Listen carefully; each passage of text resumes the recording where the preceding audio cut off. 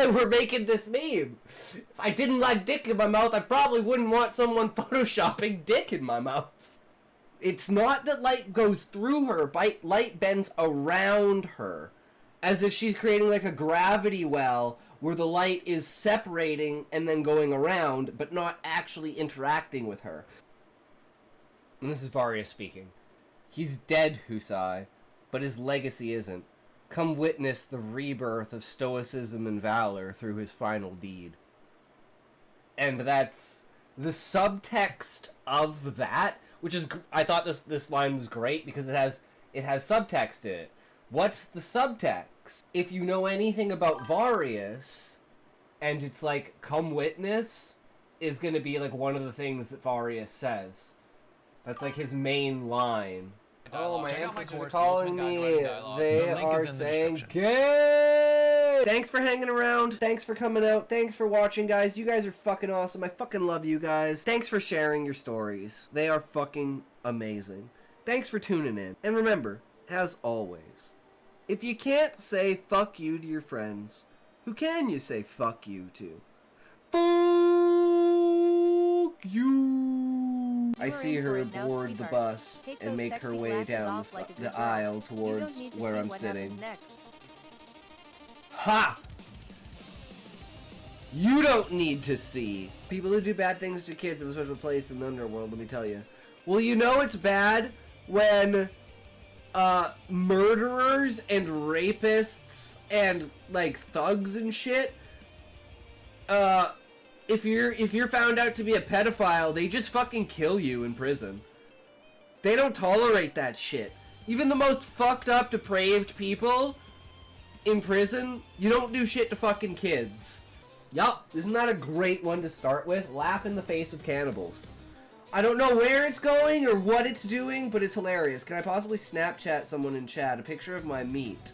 I'm trying to compare sizes, if that's okay. You can read the fanfic. Alright. So we'll read this first. Just take whatever section you want me to read, bro. Put it in a separate tab, and then link that tab, so I don't have to go through, like, all this bullshit. You human have my honor! True, Optimus. If you're Optimus, then I'm Magnus. Ultra Magnus.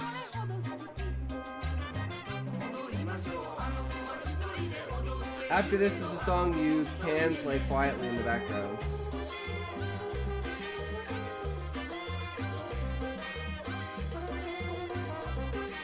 Wait, you don't know who... Wait. You don't know who Ultra Magnus is. Ultra Magnus is Optimus Prime's brother. No, I didn't look at it. Okay, so we're almost 6 minutes into the video after 4 hours. At this point, we're literally getting nothing done in this stream, guys. I have no idea how to do that, Muffin. I don't know what that... Follower goal! 330 followers! Hell yeah! Now I wonder if I've summoned Zoinko. New goal. Yeah, sometimes this happens. I don't know, but this is like, I swear someone out there is like unfollowing and refollowing, unfollowing and refollowing. Okay, I don't know. I turned it off. I don't know how to make it stop, guys. Hold on, let me go into alert. As unable to speak, cause so dumb, to so profoundly intelligent no one understands what they're saying. But remember, as always, if you can't say fuck you to your friends, who can you say fuck you to? Fuck you! And so far I can find absolutely no correlation or anything as to why some things do better than others. What tells me is that whatever is at the beginning of the video, just like, there's something about it, like, it's literally like less than 1 or 2 seconds and I lose 95% of people. So like in general, like you guys listen to those stream highlight reels, right? So I guess this would be the first time I'm asking, but what is your guys' like feedback on those? I didn't let the coffee rise. Oh shit, Callie. And we still have the same background. Should we, like, I really, really fucking love the background, but that's just me. And apparently I have absolutely no taste, so no one should ever go by my opinion. Switch it up. We could do, like, different ones for different days of the week. We could do different ones for different topics, like what, like the background, like this is the most prominent one I think of, is the background dictates what genre of story we are currently writing. Lucia, because she's on, currently, if you look here, she's playing Sekiro right now, so I was watching her. Book buyer, you're there. Muffin isn't even on there, dude. You kicked Muffin off of my search menu. I guess better way to say it is I'm chatting in the chats, I'm listening to Asmon, and I'm like watching editing or whatever I'm actually doing, right? Like whether I'm writing, I'm editing, I'm researching. There's weed in your mom, Smokey. She likes it that way. Not in her lungs. Your day. When do you the middle of the best? fucking night, guys. For me, it's the middle of the fucking night. I fucking am so tired during the day, and at night, I'm like, I can't fucking sleep. Like you said in the beginning, just set your goals. You just have to, you know, these are just tips and tricks if you're falling into these pit holes, right? Welcome. How are you, good sir? Are you a writer? Are you a reader? Are you a purveyor of ideas? Do you enjoy creativity and imagination? Okay, so this is kind of a play on a personal experience. So I have sleep paralysis, so I want this to kind of feel like a sleep paralysis moment of this character. But then they wake up and they realize that, like, they're actually, like, bound in, like, a straight suit. Like a straight jacket. And, like, their legs are bound and stuff like that. I don't know, that chocolate bar must have been bad or something. I don't know. That fucked me up. Anyways, remember, guys, you can't say fuck you to your friends. You can, you say fuck you to. Fuck you. Muffin, you're bluffing. Why would you leave the stream? You're such a scream.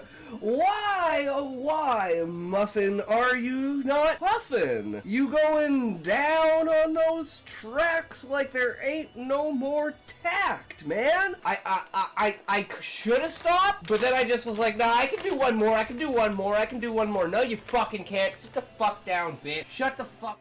Yo, what's good, everyone? We back at her again. It's another day. How's everyone going today?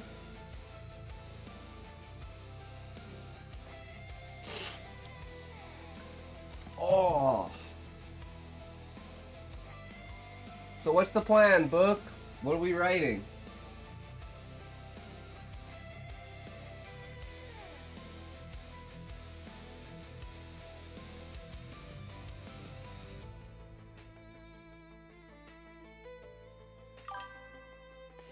A few options and it's up to you, okay?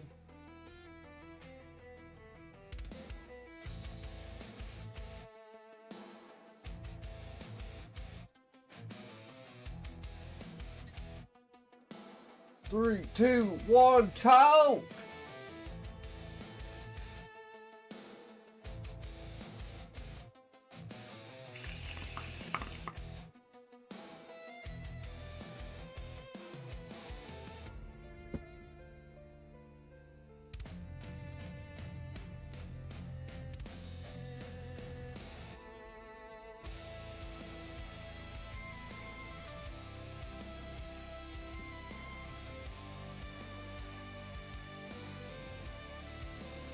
So I think I'm gonna piece you too, Buck.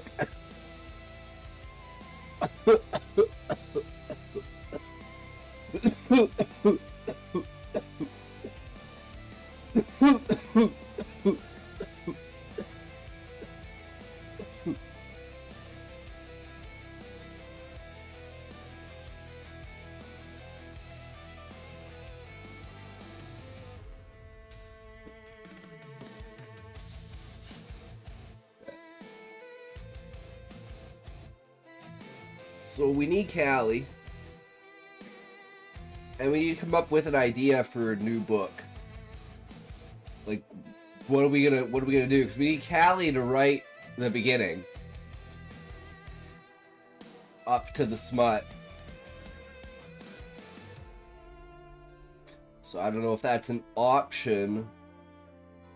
I don't know about working backwards from the smut. He's working on the jade curtain. Okay.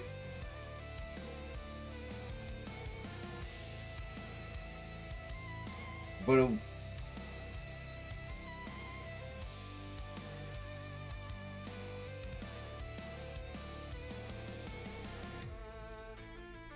we can try one, just two of us, and loop Callie in? Well, it's like...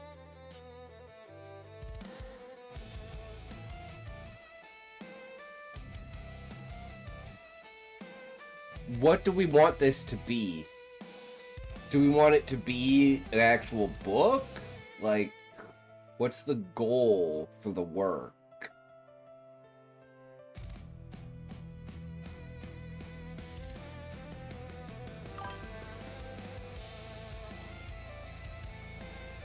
Short book?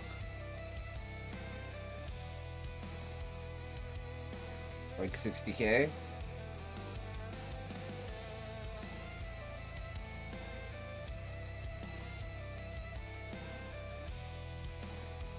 So, are we gonna do, like, the popular thing? Like the werewolf, or the vampire, or whatever? Because, like, the whole point of this is, like, to do something that sells, right? This is not a creative work, this is a monetary work.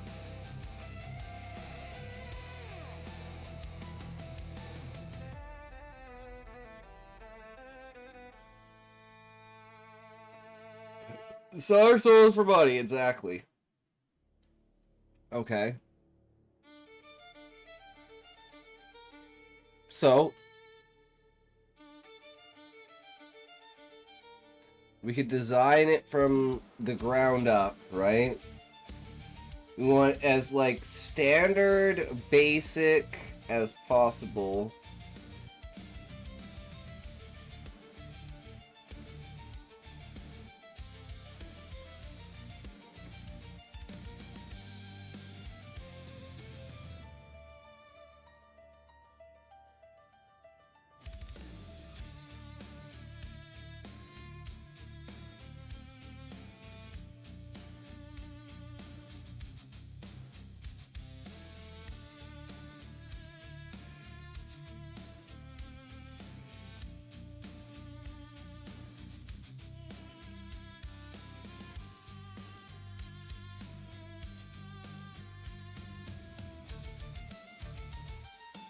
Okay, so...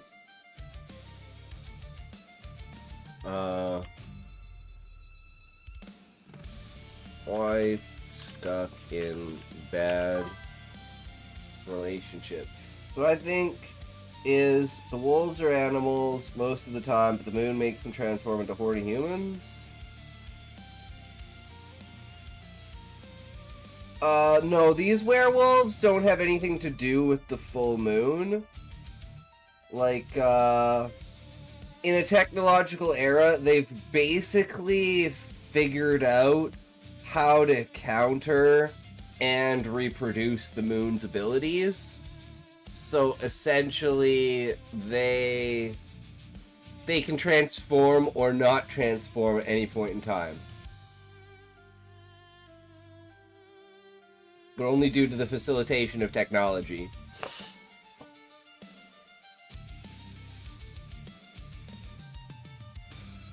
I'm not up on my smut, but that doesn't sound like what's popular.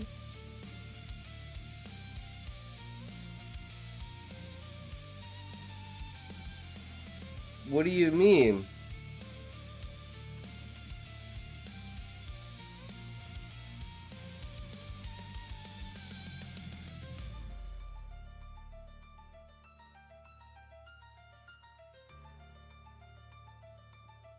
It's not sci-fi, it's just like, hey, we figured out that the moon makes light and we copied that light. So it's like, we could just, like, shine a light and turn ourselves into werewolves, basically. And it's like the same thing with like the vampires. Like, it's like, oh, we developed a sunscreen that makes it so we can go out. Go out in the daylight, right? So we're just like literally finding loopholes to make it so that, like, you know, we don't have to worry about the tropes that deal with the werewolves or the vampires.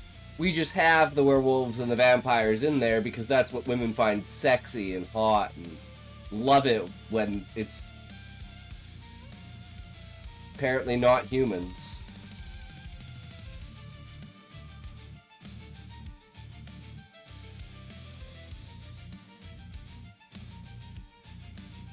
I don't know, that's the impression I get from, like, pretty much every one of the, like, top-selling things is like, hey, it's monster romantasy, right? But the question is, who's the bad guy? Is the werewolf the bad guy, or is the vampire the bad guy?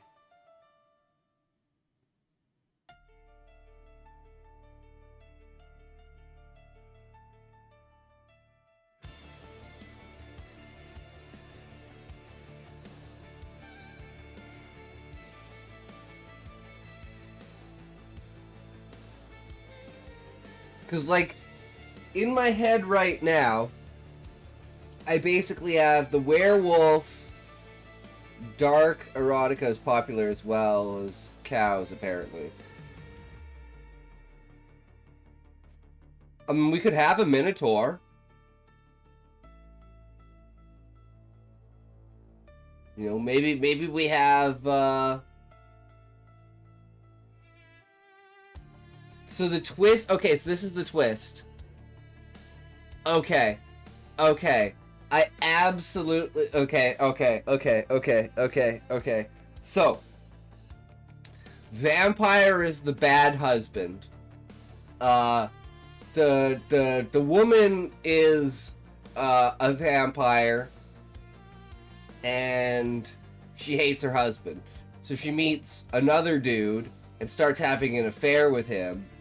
But, get this, there's a second dude that she's having an affair with, but she thinks he's, like, too good for her, basically. You know, like, oh, he would never pick me kind of idea, like the woe is me, oh, he's too good for me. And, he's gonna be like,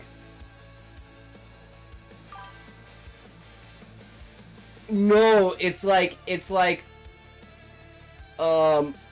this guy's pretending that he likes you, so it's like, the werewolf knows that the vampire's a dick, but he knows that, wait for it,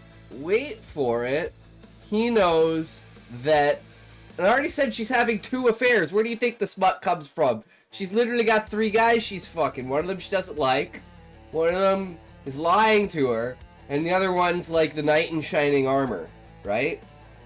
So it's like, she's a vampire. The werewolf is pretending that he's a vampire? Well, that's the whole point, Book, is that it's the emotional connection that goes along with the smut. That's what sells it. It's not the smut itself, it's the emotional connection that comes with the smut. The, he's too good for me, but he chose me. Yes, but we have to make an entire storyline around this. Yes, but there has to be other stuff there for it to be like a book, even if it's shallow. So the whole premise of the entire book is lying to get what you want. So the main character, the woman, is lying to get what she wants because she's... Wait for it.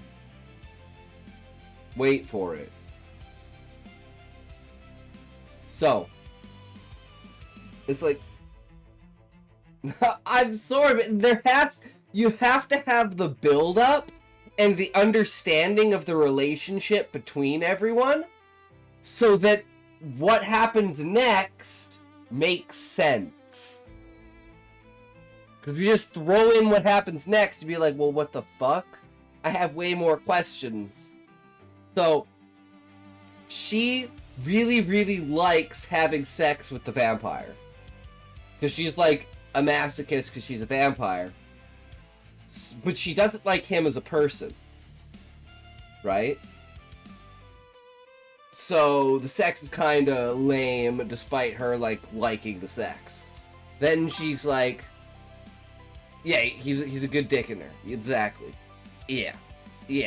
And then she has like the emotional connection with the werewolf, because the werewolf knows that she hates her husband and she's like trying to get away. So the werewolf, yo, Hybrid Ninja, what's up? Long time no see, man. Yo, what's up?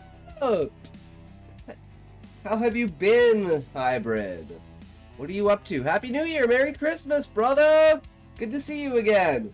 I already saw it. Damn, Void already saw everything. Shit. So she gets with the werewolf, right? But then comes the Minotaur.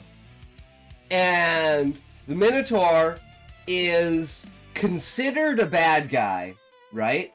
Like, everyone thinks that he's the bad guy, but he's actually the knight in shining armor. So he's trying to expose that the werewolf is pretending to be a vampire so that the werewolf can get with the chick. And the Minotaur is basically like an advocate for like cross-species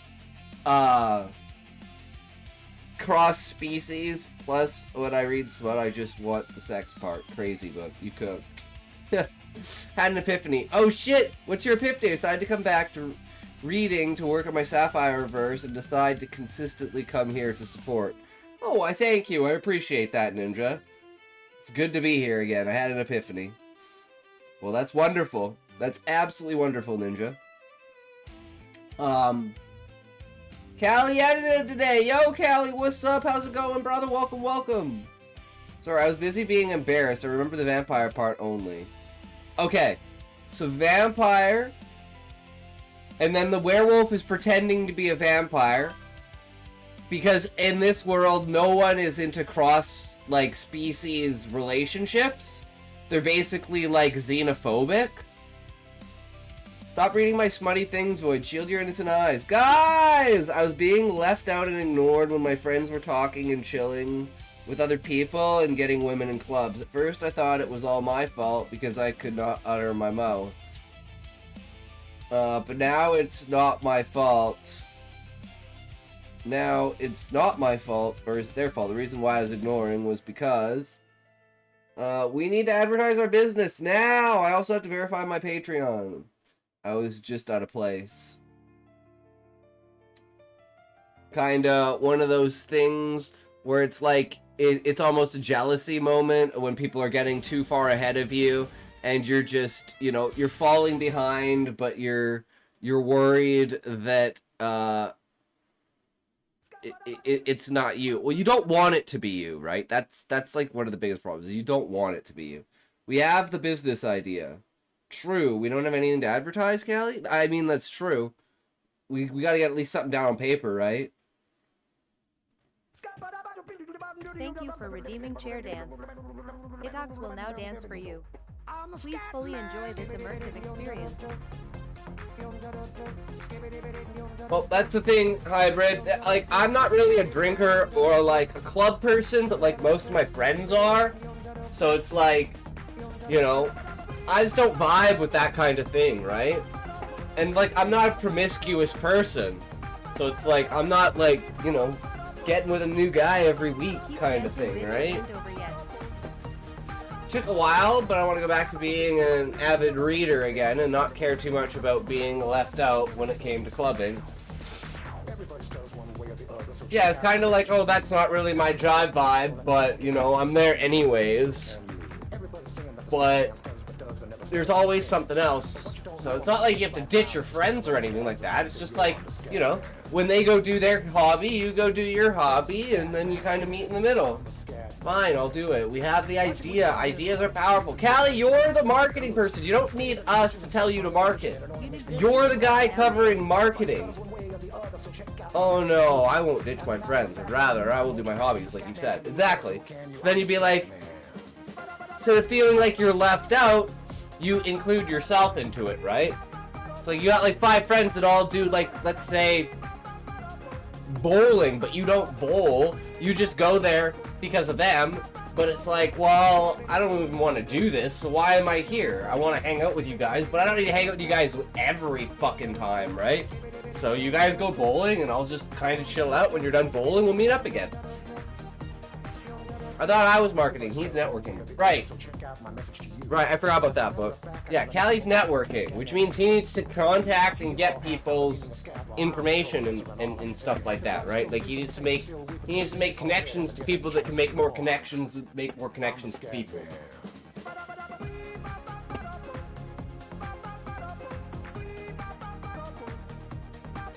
The Callie, you gotta hear our idea for our book. And then tell me what you think about it. Use the thread. I'm the loudspeaker. Yeah.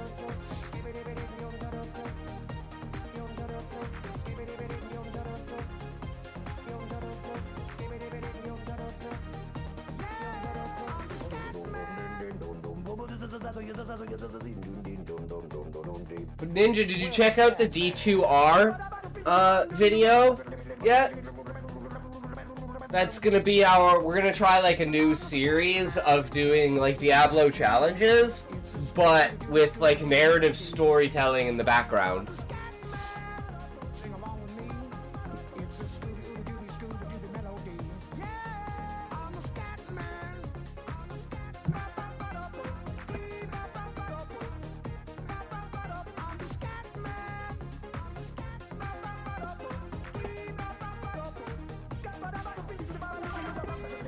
Isn't the dance and scat done yet?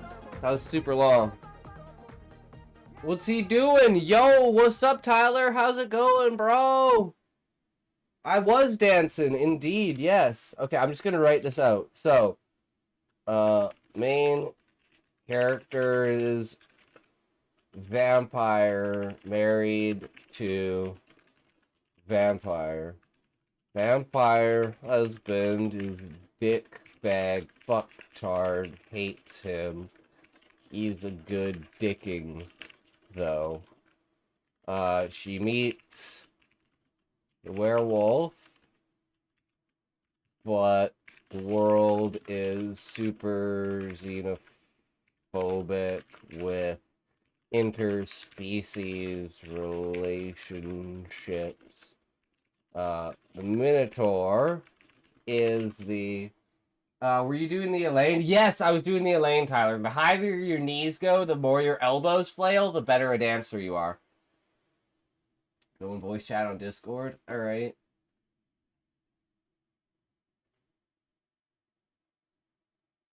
Hello. Yo, what's up? Okay, so the Minotaur is an activist. Because he has to be an activist, right? Like the Minotaur, like a main shining knight. You know the reference, right? Yeah, Seinfeld, because...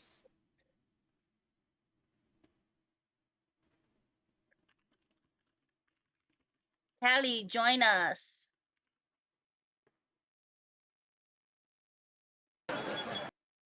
Callie. Nancy Moses.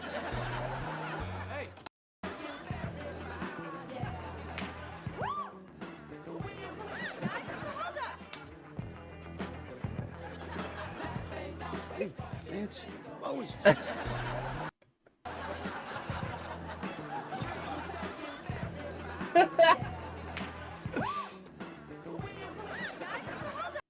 You ever felt out of place before? Wait, did I miss something?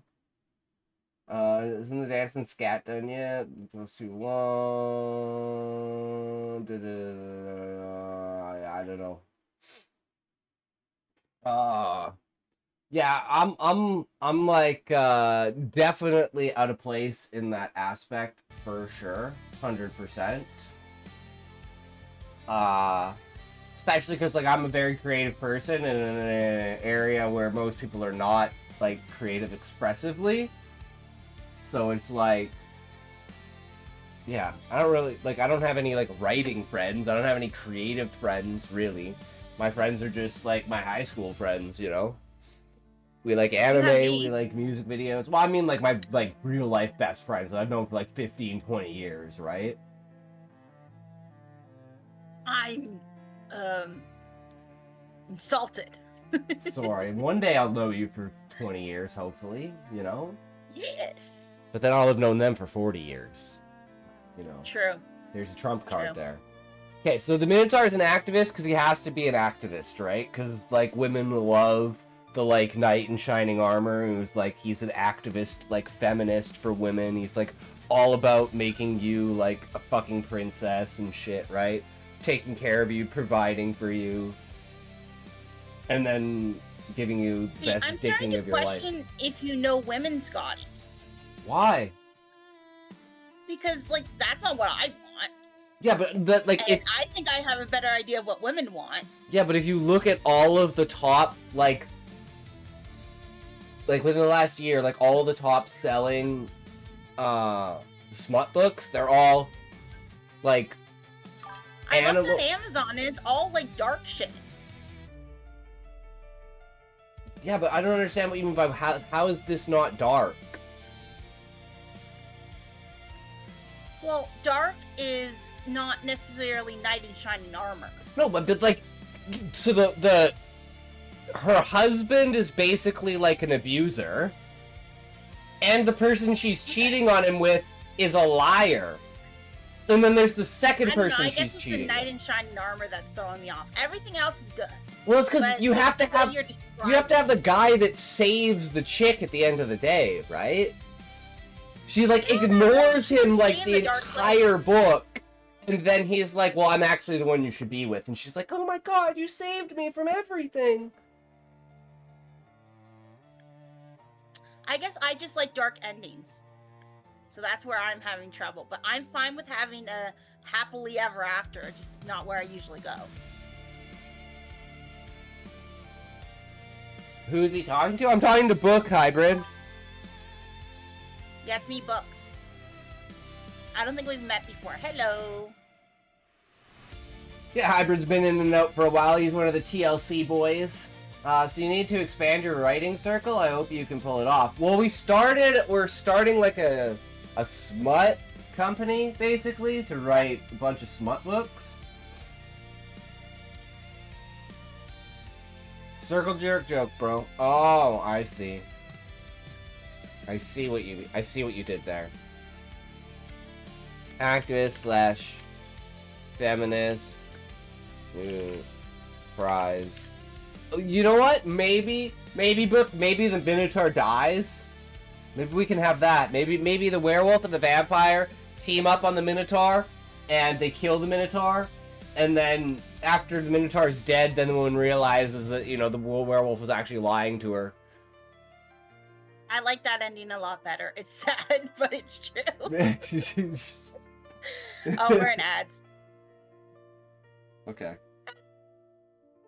And it's like he's been trying to, like, tell her the entire time, right? And it's like, you as the reader are like, come on, pay attention to him. We know he's the good guy. He's the only one who treats you right. But, you know, she's like, I like being treated badly, right? It's like a part of her that likes that, right? Yeah.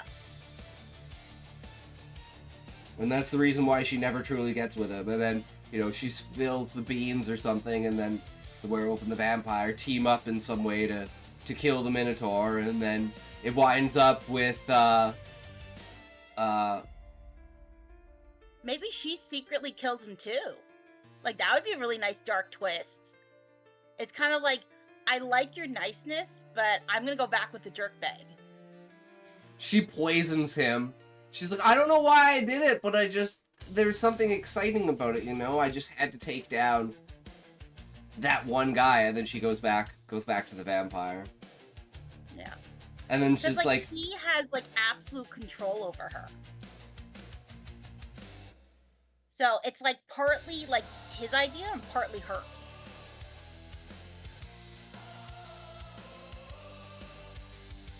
Maybe it's like she doesn't know that he knows, but he does know, and he's like psychologically fucking with her to get her to sabotage everything. Each other. Yeah.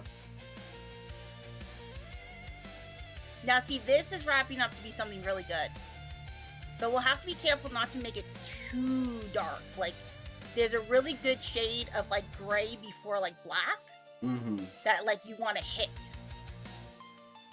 Because black is too depressing or too extreme for some people.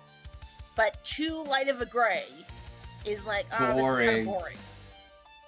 Yeah. Yeah, and, we push society to a point where we're aiming a little closer to the dark.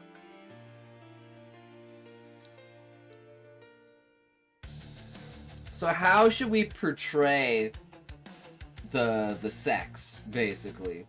Like, is this going to be a bondage thing? Is this going to be just, like, a masochist thing? Is this just going to be, like, a, like, prey versus hunter, like, kind of thing? Or prey versus predator? I think prey versus hunter is the best description of it.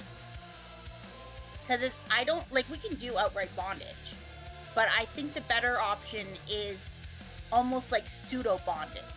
It's not literal, but it's, like, psychological. Yeah, she feels like she's tied down with him. And she can't get away, and especially because she loves the dicking so much, she's like, man, every time you just, like, he knows where the spots to press, right? He just knows how to get my heart going. And the next thing you know, pounding me, and there's nothing else I can do. Yeah.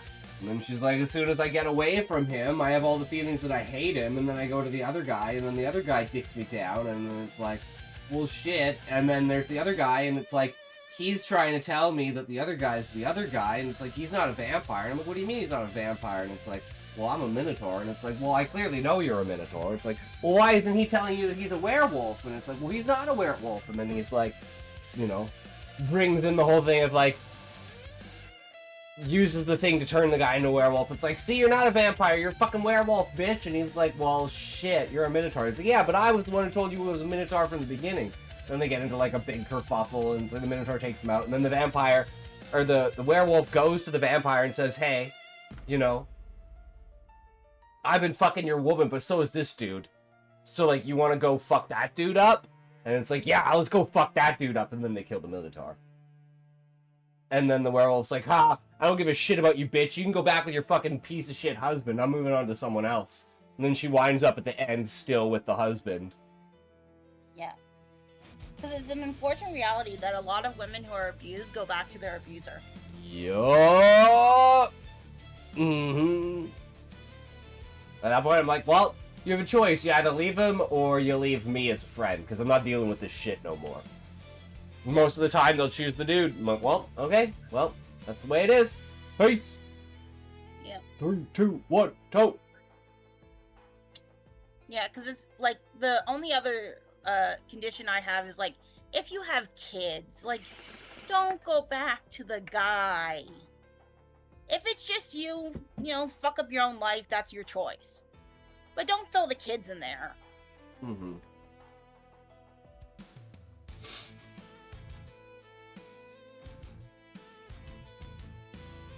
Oh. There is something about the entrapment with that. It's like, what? At what point in time is your maternal feeling for your kid's safety and your like self-worth, like, when does that clash? Yeah. And unfortunately, sometimes it doesn't happen until it's too late. Yep. But we're getting depressing, and we're talking about smut, so. True, but we are just world building at the moment, right?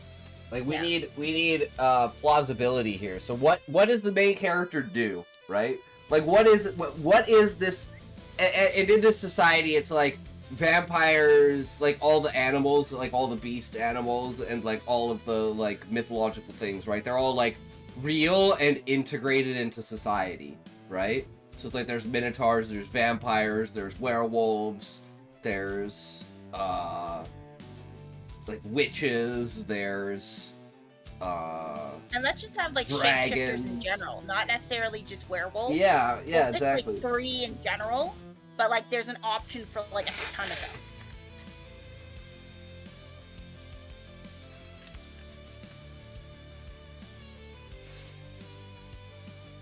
And her whole thing is, like, she doesn't, like... She's like, she wants to explore more, right? So it's like, she's like, well, you know, I have my vampire husband because I need a vampire husband. And then it's like, well, I'm fucking this vampire on the side because I don't like my husband. But then she's also going to, like, these, like, meetings of people that are, like, like, you know, they're, like, they're the race mixers of the people that are, like... freak parties. Yeah, exactly, kind of stuff. And then that's where she meets the Minotaur, and it's like, she's doing all this crazy stuff, and... That's when he's like, no, dude, I know that guy's not a vampire because he's been to these parties before. But ever since he saw you, he stopped coming here. It's like he found his target, and that's what he does, you know? But why is a vampire husband considered good? Like, let's go back to the very beginning of the relationship. Why did she choose a vampire? No, she had to choose a vampire. But why? Society. It's like... You'd be ostracized from society if you, like, cross species. So it's, like, super taboo. Yes, but she could have been with a regular human. No, she's a vampire. Oh, she's a vampire. Yeah, she's a vampire, too. I thought she was a human. No, she's... That's where my confusion was. Main character is a vampire, married to a vampire. She's a vampire herself. Oh, yeah, I see that, too. Okay. Yeah. And humans are, like, subspecies. Like, they're considered, like, lesser because they're not, like, a mythological species. So for most species, they're food, right? Like, they're food for werewolves, they're food for humans, they're food for minotaurs, they're food for, like, everyone, basically. It's like so humans what makes vampires tops? Like, the top species? Vampires aren't the top species. Werewolves, vampires, and minotaurs are all fighting for the top. Like, in society, they have, like, their factions are, like, vying for, like, political power and, like, governmentship and stuff like that. And then there's, like, the side faction of, like, the mixed people that are trying to, you know, stop, the xenophobic idea of cross-species shit. Okay, that's a lot of information to absorb at once. This is where my head just instantly goes. Yeah. And this is something, like, I can work with, but it's not where my mind goes. And then they're like super high in society too. So it's like he's like blackmailing her after he finds out about the affair and is like, yo, I could ruin your life if I tell everyone that you were cheating on me because I'm like the head dude kind of thing, right? Like, you're fucked, but, you know, I'm not gonna do that to you. Make it even better. Make it so he's the chief enforcer. So, like, he still answers to someone else, but, like, he's the main power behind the throne. And he has to, like, make the decision of being like, yo, I'm gonna basically blackmail you, so if you don't do what I say, I'm gonna tell people this, and then you're gonna be fucked. So, you better do what I say. And then he's like, she's like super trapped in there, and then the Minotaur's trying to get her out. Send me a message, Callie. Look, I need to send you a message, alright? I love when people are like, why don't people just say what they're gonna say instead of being like, hey, I need to get a hold of you. It's like, hey, you've gotten a hold of me, but now, because you didn't tell me what you wanted to tell me, you have to get a hold of me again. I don't know, it's just a pet peeve of mine. Just tell me what you want instead of saying to prepare you. Prepare me specifically, or Callie or it talks as well. Wait, what did Callie say? Why are you talking in secrets? Why is you secrets from me? It's in the chat thing in the non-group. You can look at it too.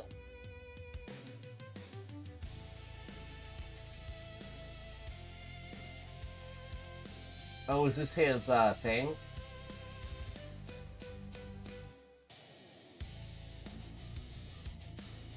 That's good, Callie. Yeah, I like it. Honestly, Callie's doing the most of us. So I'm not gonna read it out loud. He says not to read it out loud. He says not to read it out loud. Yeah, I wasn't gonna read it out loud. Okay. This is for our special people. Yes. You can't see behind the veil without paying for the ticket. Yeah. We need the monies. We're all about that monies. Yes. Okay. Honestly, I would do so much just for a penny right now. That's how cheap I am. Yeah. I'm just bored, so I'm not cheap. I'm just bored. I'll do anything for anything.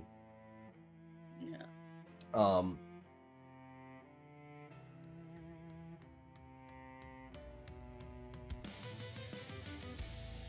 Kelly, do you want to get in on our vampire werewolf? Okay, so the Minotaur is like the leader, dude. How about that? But would a vampire bow to a minotaur? No, is the leader and organizer of the mixed race rallies. Like, he's the main big dude. That's why she looks up to him, because he's like the guy who like does everything. And I'm thinking of it like he's kind of like, think of like fuck, why am I blanking on the name? Gatsby. He's like Gatsby. He's like the guy you never see and you never interact with, but she like, and he like he pretends to be like a waiter or something like that, but then she recognizes who she is and she calls him out on it, and then he's like, oh hey, don't tell anyone, you know, kind of thing, and then they hook up, and it's kind of like their thing, because she's always looking for power, right? That's kind of her thing. So it's like she's got like the vampire enforcer, like a high level, like in the know werewolf who's actually a spy werewolf who's pretending to be a vampire, and then there's the Minotaur, and he knows the werewolf, so he knows that the werewolf is lying about everything, but he can't just outright say it, because there's this whole stigma about Minotaurs being like the brutal race, and they're like, because they're bigger and stronger, they like physically dominate the other races. There's like a it's kind of like a stigma. We have a double GT in with us. A what? It's me. Oh, yo, what's up? It's Who's Gubble? Void. Oh, Void. Okay. Yeah, I saw your text right as I came in. Yeah, and we've been talking about it ever since.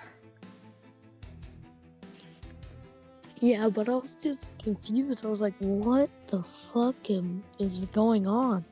We're writing a new book. It's just very adult-oriented. But it could also be a social commentary, right? On making the right choices and how, like, twisted you can get when you get so deep into the sauce that you literally wind up killing your savior.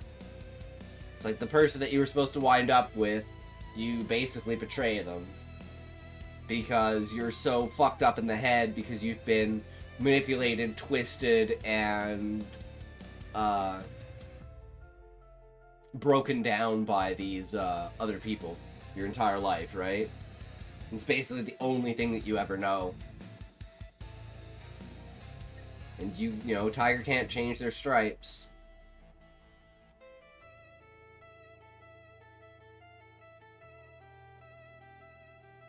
And then maybe they wind up bringing down the entire, like, mixed race organization. And then it becomes, like, a full-on war between, like, the vampires and the werewolves and the minotaurs. So I think we're going a little bit too deep for smut.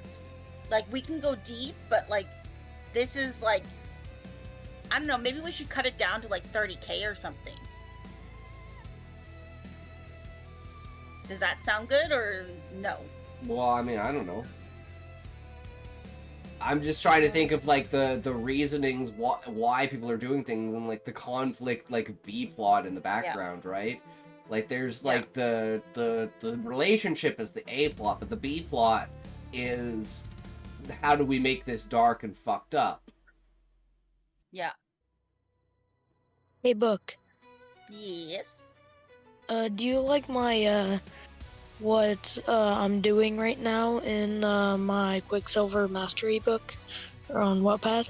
I don't think she's seen any of your book. I don't think I've seen it. You want me to send it in Discord? Sure. I'll I send won't it have in time to general. read it right away, but I'll read it as soon as I can. Okay, here I just gotta get it. Some of it. So maybe it'll end on that note. So it'll be like, it's this building tension between the races, and then basically the death of the Minotaur is going to be like the sparking moment. And then it's like the end of the book will be her standing there next to her husband at a rally of, like, making sure that all the races stick to themselves. So it's like, yeah, we've defeated these crazy people that believe that you can mix the races, and now we're only going to have minotaurs together and vampires together and werewolves together, and everyone's going to be great. But you still know in the background that the main character is still fucking the werewolf. So it's like, even after all that, you're like, how is she still so fucking... Even when the status quo was, like, reestablished, she still fucks around. It's like, what are you doing? Alright, Book, I just sent the link in general. Okay. You guys able to subscribe from here? Yeah, Brandon, nice name. Nice name. Okay, I have bookmarked it, and I will read it as soon as I can. Okay, Shut there's the some fuck up. chapters I'm not fully done with it yet, but Excuse me. I'm getting there. That's good. Yeah, I There's sometimes gonna skip be- around too. Yeah, there's gonna be 11 chapters. I think I'm on my 10th right now. Oh, that's really good. So the next chapter after this, he's gonna fight his dad. Sorry, we're not laughing at you, Boyd. There's just something someone said that was funny. But it's good that you're getting to your last chapter. Yeah. Callie, know, what I'm are only- you doing I'm with only- your life? I'm only Figure it 15. out! Yeah. Yeah, it's really good that you're starting writing this early. I just try to make. I'm sorry, stuff so Scotty Callie. can I'm read sorry, it it's and just rate too it. funny. Give me some I tips. fixed it! No, why? Oh my god. It's scary. It's Yeah, true. I wish I had someone like Scotty when I was first starting to write. Same, My I wish first I had piece of someone like writing me. was literally a long run-on sentence for like 5,000 words. Oh, dang. Fuck you guys. But I was also 12, so... Oh. You're 12 when you first saw Scotty? No, when she no, first I started was 12 writing. when I first started writing. I met Scotty like last year? This year? Mhm. No, it's not this year. it I must be met- last year. It's last year I now, met because it's Scotty. 2026. Well, Scotty's didn't meet me, but I knew Scotty One of when those lurkers. Scotty used to stream at 5 a.m. Ah, yeah. Yeah, I was here. My- That was my like the old- OG days when Kleb was there. Back in the day. Yeah. I remember- came after that then. Yeah, Kleb, like, pretended to be this, like, kind of famous YouTuber on YouTube, and he thought he was a guy that he wasn't, and then we found that out because, who is it? Who caught him? Oh, Sleepy, yeah. Sleepy Humble. He freaking made a whole investigation going. Scotty was just watching the whole thing go down. Yep. Scotty's a viewer. That's the best part about being a Mm, streamer, is being the viewer of your own stream. Ooh. Yep. Like, Scotty knows scary all stuff. about that whole fight thing that went Yeah. on. Because Kleb and Sleepy were both on Kick at the time, so... And I think it was Kleb that was threatening to ban him because he kept saying, "So you're not Wet Sasquatch." or whatever, because that was the guy's name. Was trying to be. Yep. He. I just prefer to be myself. Yeah. That's what I do too. I try. Yeah. But that's the best thing you can do. Yep. Is try. Yes.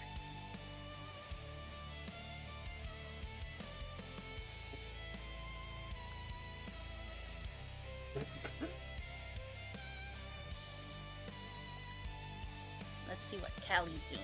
So, this is what I'm thinking for, like, event-wise, for, like, the beginning to end of the book. So, Yeah. first scene is, like, inside the character's head, and so you don't realize that, like, So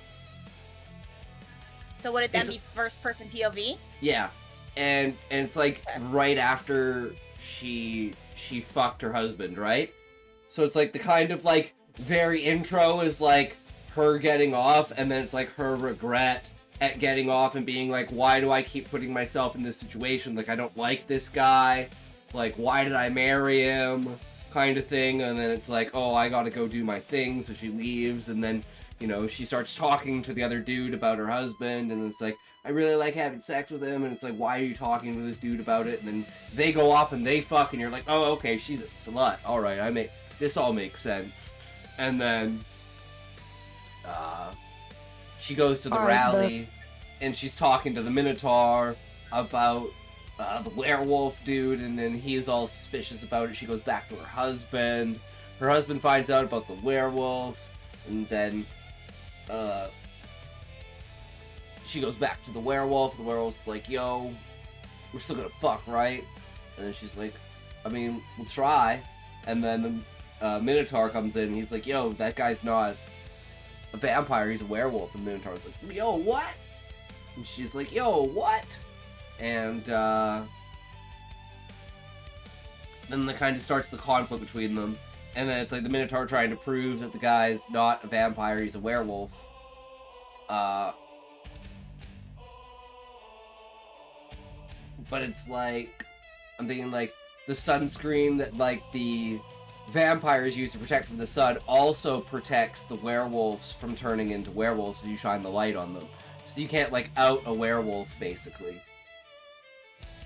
Because in this society, humans are kind of still, like, innocent of, like, the knowledge of this kind of stuff. Like, it's still kind of a hidden society. Even though there's, like, the monsters in the world. But it's like a completely different underground society compared to like what the humans are. It's kind of like the monster under my bed, but I'm choosing to ignore it for my sanity. Yeah. I mean, everyone knows that it's like, the unspoken rule. We're not the rulers here, right? We're just impeding on it. And then you can show that humans are like below vampires, and then werewolves and vampires are kind of the same, and then minotaurs are like socially higher status, even though the werewolf and the vampire don't like that. But it's because the minotaurs tend to be like nicer, better people compared to the werewolves and the vampires. They're dicks. And that's why they plan to kill the minotaur, and then the minotaur dies, and then she goes back to the vampire and is like, yo, I just love getting the dick. It's all good. And then it ends with the same way it starts, with her being like, man, why do I keep going back to this position? I want out. And then she tries to find another dude. You can do that in Book 45 and to Scotty, 50,000. I changed my name on Discord to Void, so you guys know. Okay. Yeah, it's just, it doesn't really matter. And I have a new profile picture instead of Gojo. It's my thing on my wall. Nice. Cool.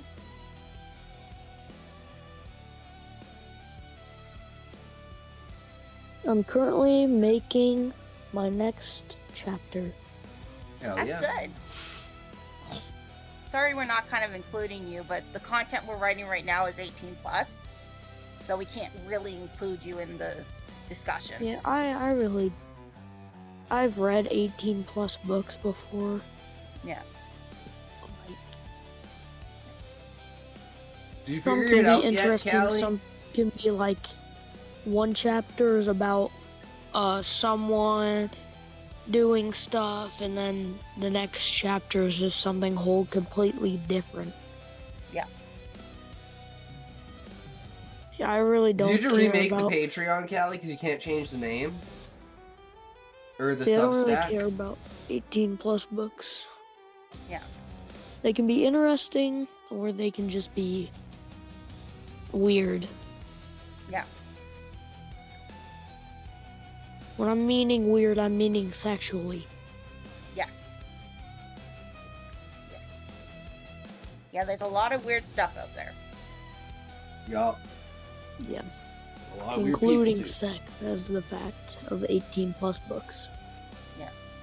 It's either someone has sex at the start, or just someone ends up doing it later in the book. Like,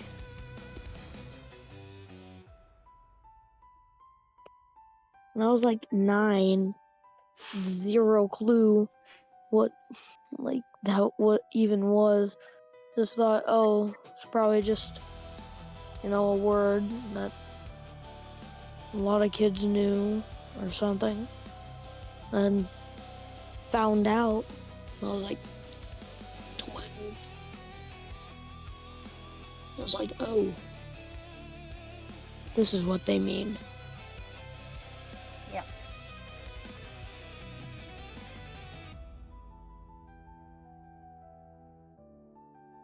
Oh, by the way, Buck, it was my birthday, I think, 5 days ago. Happy birthday. We got these, Root Adventure Tic Tacs, and they're really good. Nice. I almost know Well, how to might say as happy well have birthday in Korean. I know it ends in hamnida, but it's like set chu hamnida. That's how you say happy birthday.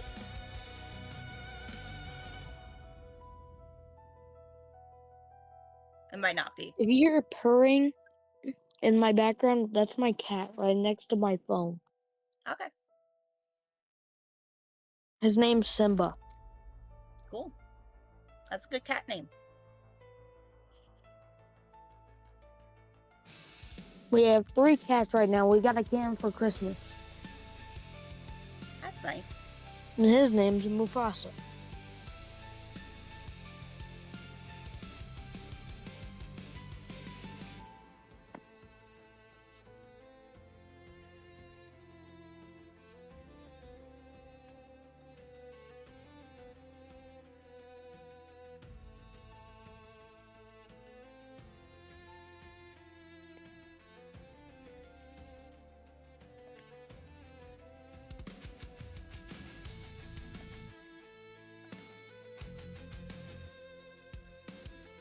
Hey, Buck. Yes. What do you think would... do you use Wattpad when you write stories? Do I use what, sorry? Wattpad or something? Like, what do you use? Oh, I used to use Wattpad a lot, but I don't do it anymore. Alright, what is like a good book or novel I should read, like, in your opinion? Tamora Pierce. Hmm? Tamora Pierce. All her books are good. By the way, to give you some ideas, I like, 17 and under book. Yes, Tamora Pierce is for a younger audience. Yeah, and, like fantasy, adventurous, type genres. Fantasy and adventurous. Yeah, and, the resolution being a little sad. I don't think most of them are too sad of endings. Some of them have some sadness, but not too much. Yeah. Yeah, I Alright, think you you'll said really what like was- Tamora Pierce's work. It's on the older end because she started writing in the 80s, Uh-huh. but it's like held up to time. Mm-hmm. Okay. What's the book called again? I would start with Alana, the first Test, I believe is what it's called. I know it's Atlanta, I just don't remember the second part. And it's by Tamora Pierce. Tamora.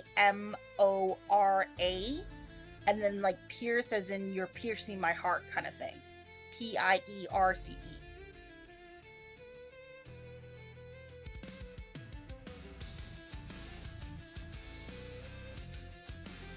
Alright. And most of her work should be easily found on like Kindle or in a library because it's so old. Yeah. So on Reddit, do you have to pay to publish something on Reddit?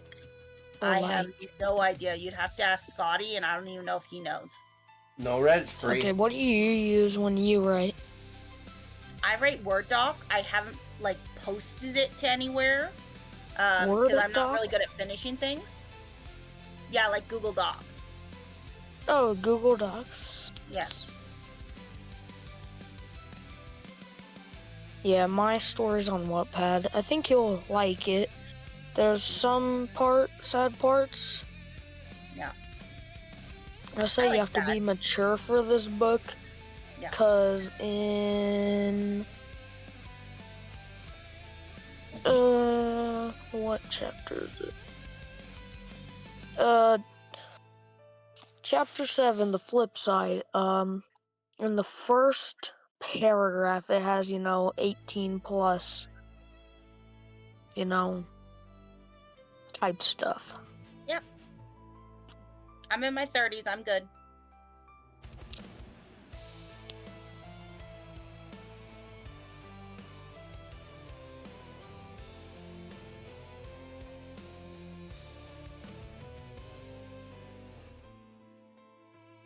Oh, just to let you know, Yeah. the main character of this book, or this little, novel, is Zuki. That's the pro tag. And the antag is David, aka the dad. Yo, what's up, of the little Fish? story. It's Void. What you doing, Scotty can Fish? tell What you you a at? lot. You wanna play a game, Fish? Are we gonna game today?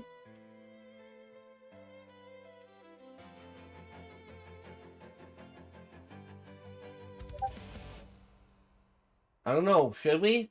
You wanna play some more Stormgate? Like, what did you find clunky about it? Cause I was trying to figure that out. Like, what did you find clunky about the game? Cause I couldn't figure out why you said that. Get off the mic. You're too young to be here.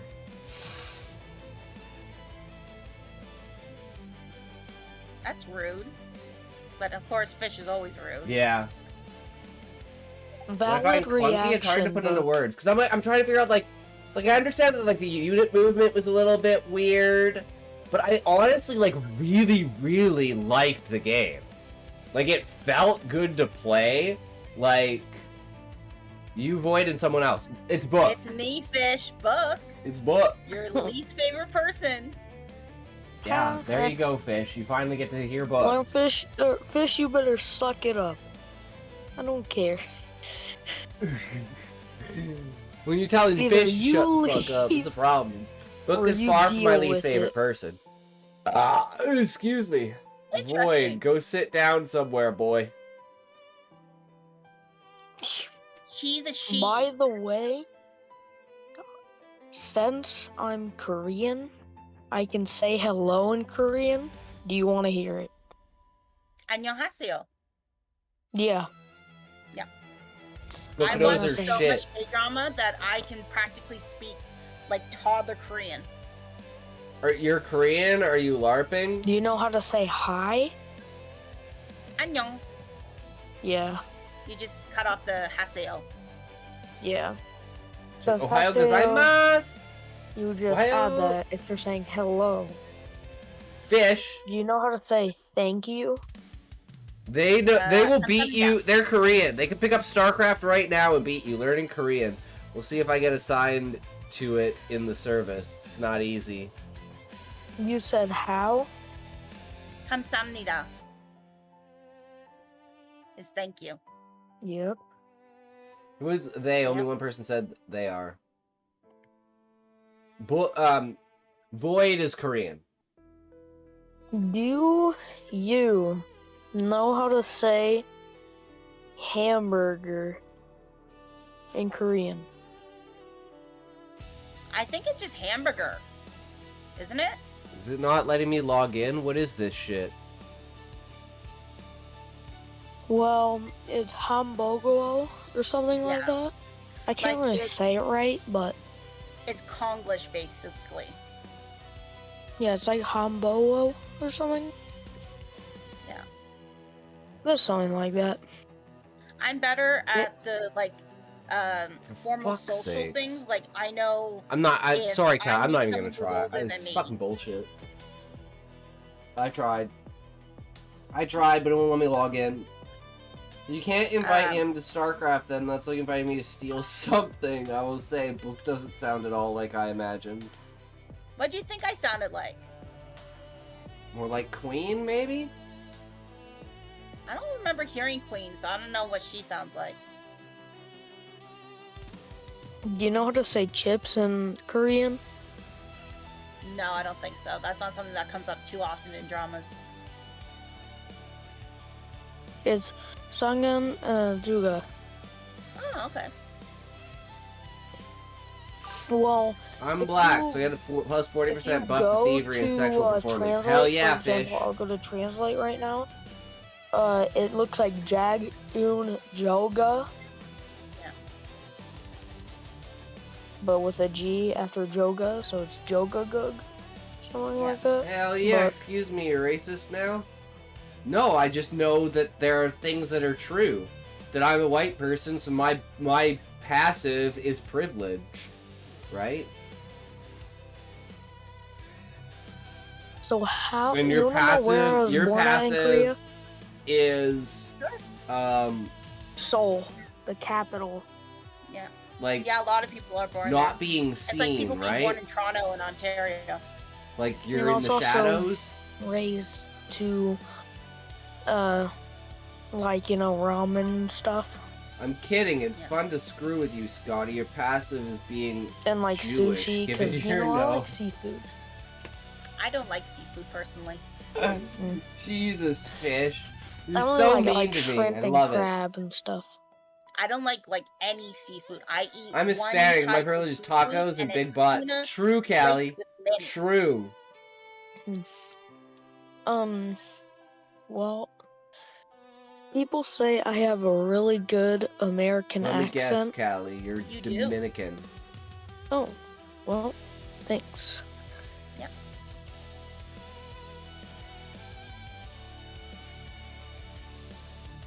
It was really nice talking to you, Void, but we do have to get back to our story. Alright, I'm gonna work on mine too. Okay, thank you. Could you maybe mute? Mute myself? Yes, please. Okay. Thank you so much. I appreciate it. No Dominican, problem. Puerto Rican. You can tell me when I I'm know mute, by the way. black. Dominican. Yes. So we can get back to our story, Scotty. We need Callie's opinion of it too. Talks, Book, and Callie are building a new literary venture focused on adult fiction designed to spotlight writers who want more eyes on their work. We're just getting started, and Substack is where you can follow along as it takes shape. Okay, I'm gonna add that, Callie, as a bot command. I'm going to see if I can get into the Substack now. It fucking won't let me log in. I'm a piece of shit.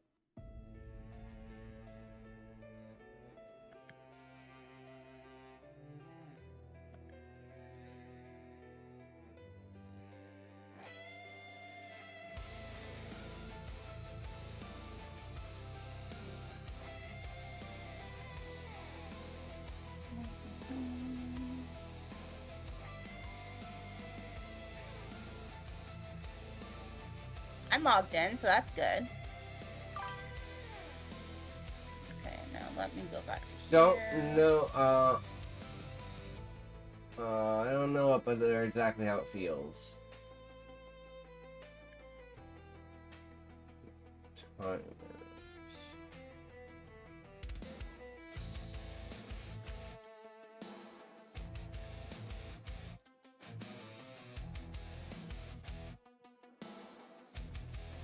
Wait.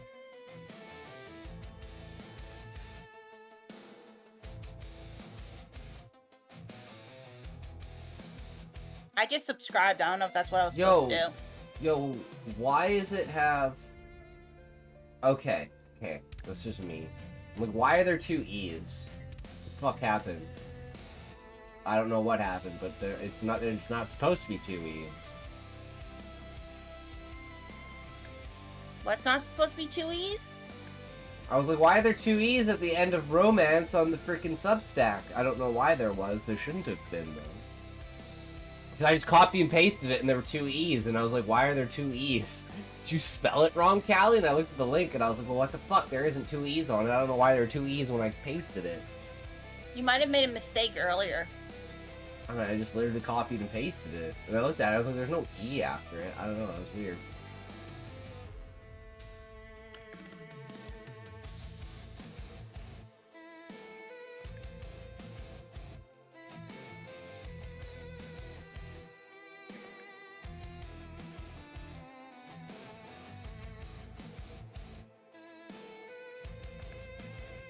Alright, there we have a new timer.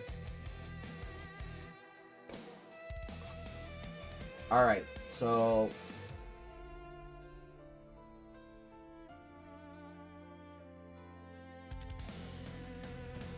yo, what's up, man? Yo, Shezzy Kazba. Well, yo, what's up, brother? How's it going? So at the moment, like, what's the plan? Like, I think we have the book built. What else do we need? Well, we need a couple of them, because what we need is like 3 or 4 samples, let's say. We could even do 2 and 3. And then we need to have something behind the paywall so people will want to pay and actually have something.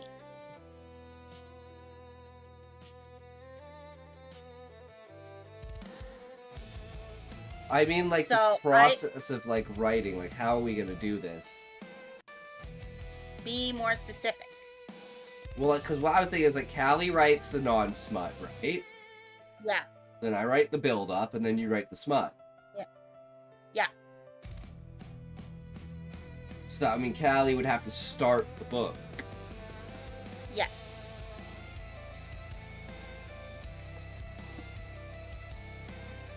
So, Callie... But the one problem we're kind of having is, like, we have such different vibes and writing styles.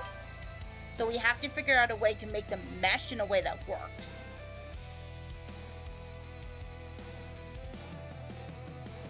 Well, Callie's gonna be poetic, I'm gonna be poetic, so that means you have to be poetic.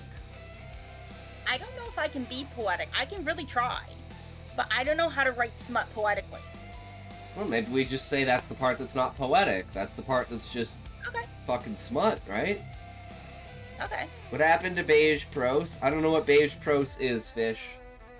Okay, so Callie says you can edit it to make it match. Okay. So, like, we might do, like, a couple of revisions where, like, I add in more smut to what he's revised, and then we find, like, a balance that works for, like, enough smut that people like the smut, but it's still prose in the form that, like, the rest of the book is. Yeah. Something in, like, in the entirety of the book, there'll probably be 9 sex scenes. Yeah. That's what I'm thinking. Yeah, that works. But we should give Callie a priority since he's the one who's starting. So do we want him to write the fish story? Do we want him to write the Jade Curtain? Or do we want him to write this werewolf one? I think the best thing to do is write chapter 5 of all 3 of them. So we have samples. Yeah, there's a fish story. It's technically mermaid, but it's a fish story. Have the first chapter be like the introduction. The second chapter have a smut, like a small smut scene, and then we redact that scene. So it's like right off the bat, you're like, hey, if you want to go see the spicy parts, you know, go see the uncensored version of this. And then we give them like a little tease of something, right? So it's like you can tell that they fucked, but it's not like explicitly saying. And then chapter 3 and 4 would be like storyline, and then chapter 5 would be the big smut scene. And then that would be like, hey, buy your thing. And then we make that as an established formula so that people know that it's like heavily erotica. Yeah. That would be my plan. So what do you think about that, Callie? And like we could have a template so that in general, like each book is, let's say, 10 to 15 chapters. Mm-hmm. So that like we know, like, okay, so we're gonna have like, let's say 1,000 words per chapter. Like it depends on what length we're going for. It could be like 1 to 3,000. Yeah. And then we'll have like 10 to 15 chapters. So then we know approximately what's working, and then we can just kind of slot in like werewolf or bondage or vampires or dragons, and then it's kind of the same. Mm-hmm. But like it's just different enough that we're not like becoming boring. Yeah. It's just people like the format enough to know that yes, this is heavily erotica, but it does have like an actual storyline going on, and the characters are And actually then, like, real. we can still submit like our individual work as well. Yeah. And that'll be like the extra stuff that people either will love or hate. Yeah, because we'll be like, this is our collaboratory overall, but then each of us has our own works on our own if you want to go check those out, right? And like with the characters, like the werewolf one, just as an example, I would be like the wife. Either you or Scotty could be like the vampire. And then like one or two of you could do like the minotaur or the werewolf too. So then like we would have like a cast of characters. Yeah. I like that. And then we'll have like one of us be like the overall narrator voice. Well, we're not role-playing, but we will be making them into videos, right? So, like, audios. Or at least audio. Yeah. It's not quite videos, it's Well, I mean, kind of... I just put, like, the background of, like, whatever the thumbnail for it is, right? Yeah. But I do want to do some straight-up, like, porn ones. Yeah. Not, like, showing, like, actual porn, but, like, you know, like, the scenarios at the beginning of porn. Yeah. And it was like, you clearly know, oh, I've watched this before. Yeah. We know what's happening here. And then that's where it's like the, all right, now, go check out the smut version. Wink, wink, nudge, nudge. Yep. Now I'm interested. All Good. right. Pay us so that we'll do it. Yeah, exactly. Go subscribe to the Patreon, fish. Callie, drop the Patreon link.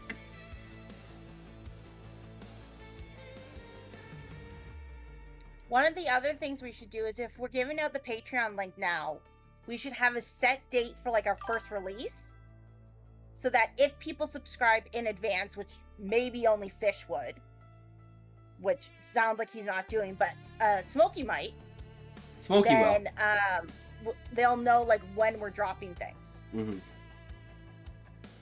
They didn't ask me to verify it yet, so we have to get a payout method. See, that's what I'm wondering how we would do. The best situation would be we'd have like a joint bank account. Yeah. But I don't know how it works with Callie being in the US. Like, you and I would probably be fine because we're both in Canada. Yeah. But I don't know how to add Callie in. Like I'm sure there's a way, I just don't know how it works. I guess it would be like an international business account. No idea. So that's something we have to figure out. It's just like, I don't want to do something like that off the bat, because then you have to pay, like, per month to keep it, right? Plus, it probably has, like, a minimum balance on it and all that shit. What if we had, like, a PayPal that we shared? I mean, I Would guess. that work? Yeah, probably. I just don't know how Patreon does that stuff. I've never used Patreon. I don't either. That's something we'll have to figure out. We might have to ask Rock or something.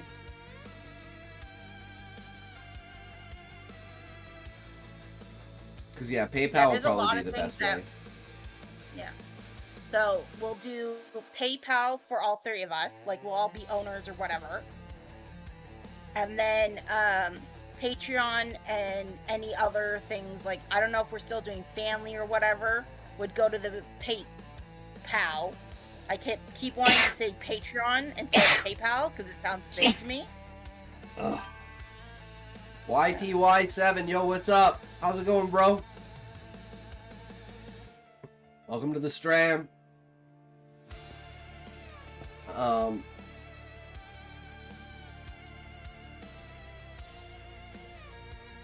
Yeah, I'm just trying to make sure we have the right order of things that we're doing. Well, I'm like, order should be like backlog of content, right? I agree with that. And that's why I think we should definitely go for turning the bondage and water sports into videos. And then we have that, and then we have this. So we'd have the 5 short stories. Plus we could add my other short stories that aren't in it, like underwear, kidnapping, and what's the other one? Because I'm pretty sure I have 3 of them. But yeah, anyways. So we have those. Then we have the 5 chapters from the three of these stories. And then if you have any of your workbook that we could do. And then I don't know. I just have that one short sex scene. That's all I have so far. Yeah. But by that time, right? Because that's going to take like a month to do all that, right? Maybe 2 months. Yeah. Depending on how long it takes for, like, the actual writing of these 5, like, I guess it would be 15 chapters in total for all 3 stories. Yeah.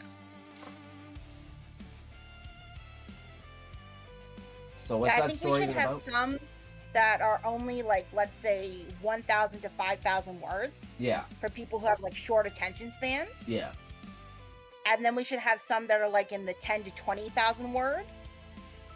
And then we can slowly build up to, like, full-length novels of, like, 60 to 80K. Yeah. But that way we can build up our back end a bit more before. Sounds good.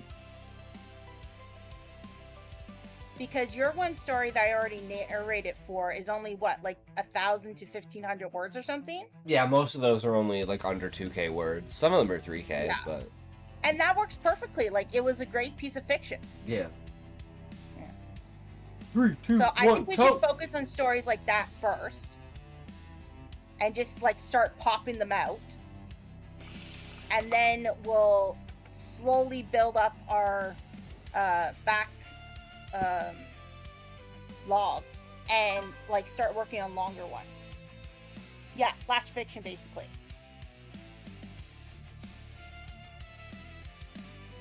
Okay, so what are we writing first? So I think for flash fiction, we'll each have our own stories, but then the other people will kind of have to conform to the story to do their part. And then, like that way, we each get to do our own thing. Because I think the 3 of us would work well on, like, the 10 to 20K ones. But for, like, 2,000 words, I don't know, like, what we would write, really. So, like, I'm just trying to find out how best to use all of our resources.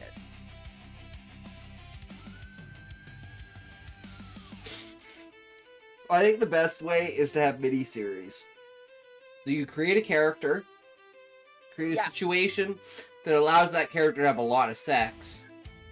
Yeah. And then just have that character have a bunch of stories about them.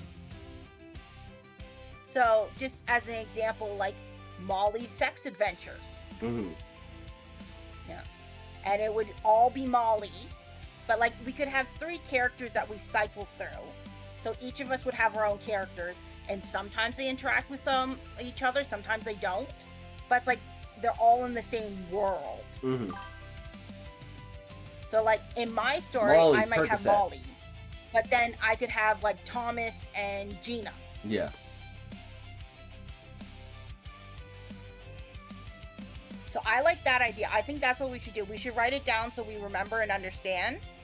So we will have we're going to use Molly as our example. We'll come up with a better name. But we'll have our Molly series.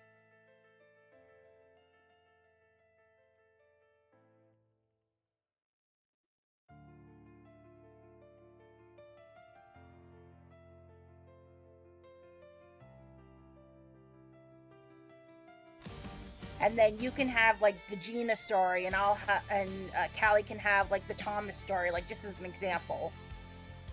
And they're all set in the Sexpedia, I don't know, world.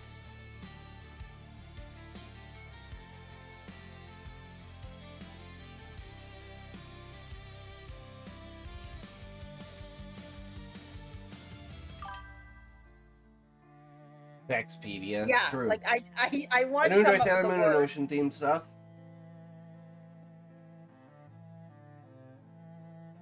And I think all of us can do approximately 2 stories a week at that rate while still being able to do our other stuff. But we'll do like a minimum of like 1 a week just in case like we're really busy or something.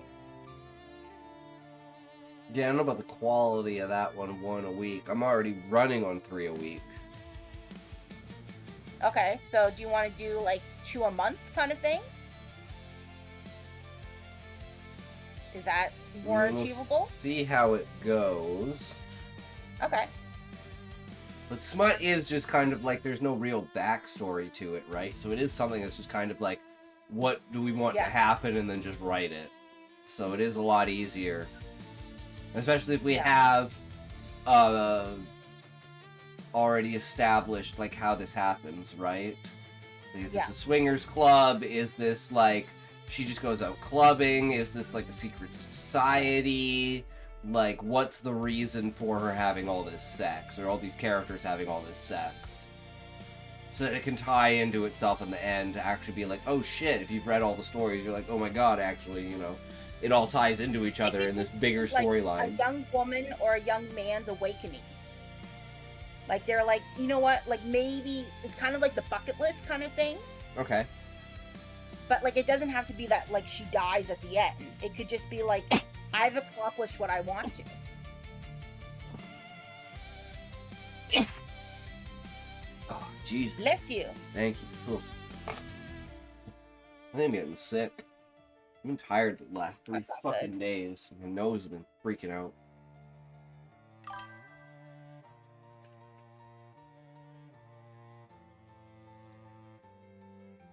Ugh. I blame fish. That night was behind the alley. You know, it was just really cold. I think I got... threw me off a little And, like, bit. we'll still each play to our strengths. So, like, if Blame me not beating your ass. Callie can't do the sex part, I will do that. Yeah. And he can flesh out my other parts that I can't do as well. Yeah.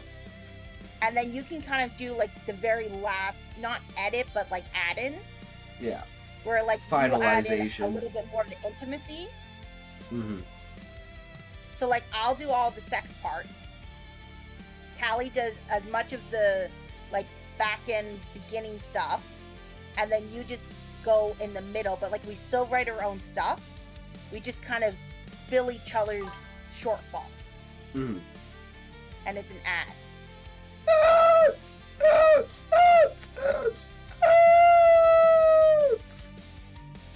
Fuck ads! This is an ad. Fuck ads! So I think we're good now. So I will focus on getting like 4 or 5 written as best as I can.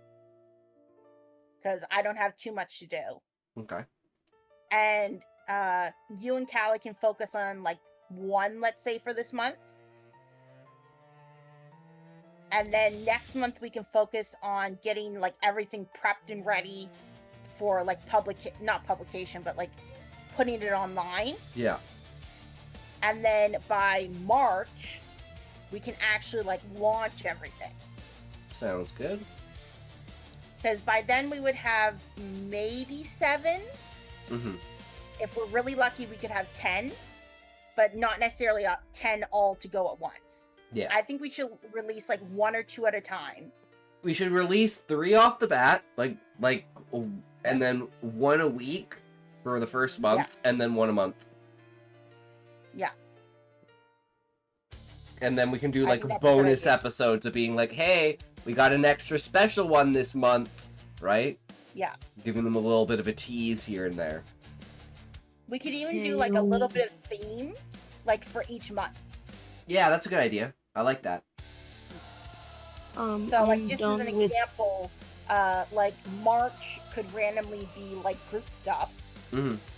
And then like April could be, I don't know. April is drugs. Related. It's 420. So it'll be like, you know, doing a bunch of drugs, being like a drug rave. Yeah.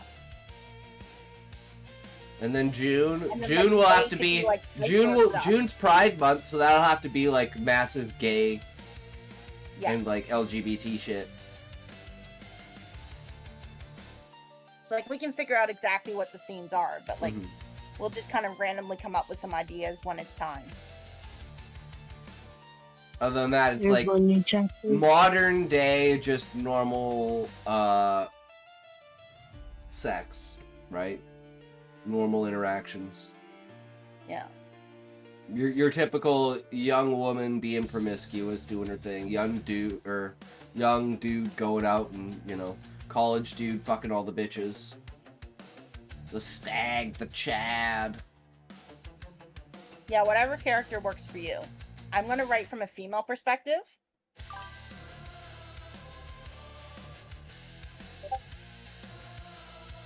Hey, Scotty, so I'm on my last chapter. Nice. Good job. So long. And now you can read it.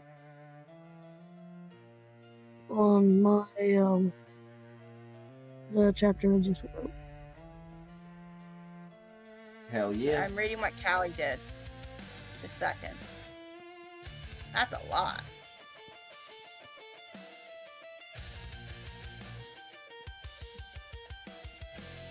This novel I wrote on Wattpad has taken 2 months or something like that to make. And I never stopped. And after I get done with bricks over the map trade, I'm gonna start back up on my notebook. Yeah, I'm not a business side guy, you know what I mean? I don't know shit about finance or business. Well, I know one of the things is we're gonna have to pay taxes, like individually. Yeah. And possibly as a business. That's why I think it's good that with the very limited seed money that we have, we get a lawyer and we get like an accountant or a business manager person to get like everything set up for us. And then like we can just continue on by ourselves. Sounds good. Yeah. So since you're the one with the money, I would like you to find a lawyer that you're happy with and some business person. I can give you like recommendations. Yeah, I'm not doing any of that. Fuck that. You do not want to trust me with anything like that. Okay. I'll just give you the money when you need it. Figure it out. Okay. So I'm the Callie and I will beneficiary. figure that out. Or the benefactor. I shouldn't have started the Patreon this early then. No, that's good, Callie, because we want it to have been there for a while, so it doesn't look like it just popped up out of nowhere, right? Age is a good thing.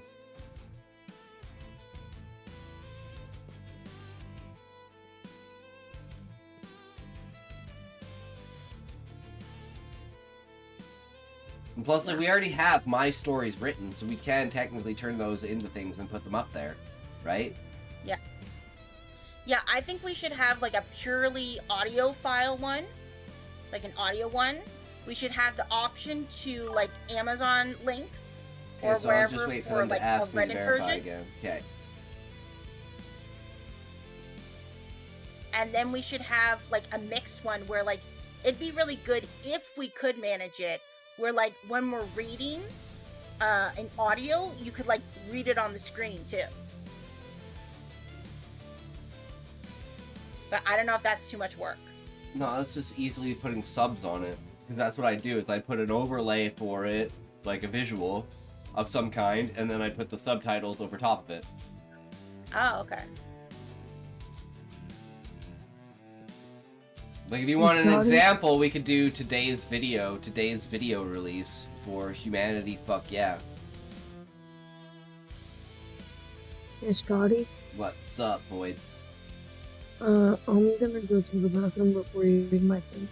Alright, sounds good.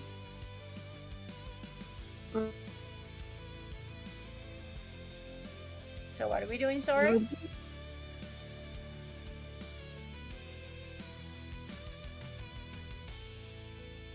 Scotty? Hmm? What are we doing, sorry? What do you mean? You said something about humanity. Oh, I said the video release for today, Humanity Fuck Yeah, HFY. It's a, like, theme series on Reddit. Oh, For okay. sci-fi. It's basically, like, any story where humanity is the biggest, baddest, most, like, feared, like, you know, when humanity enters the fray, everyone else sits the fuck down. Yeah. 3, 2, 1, toke!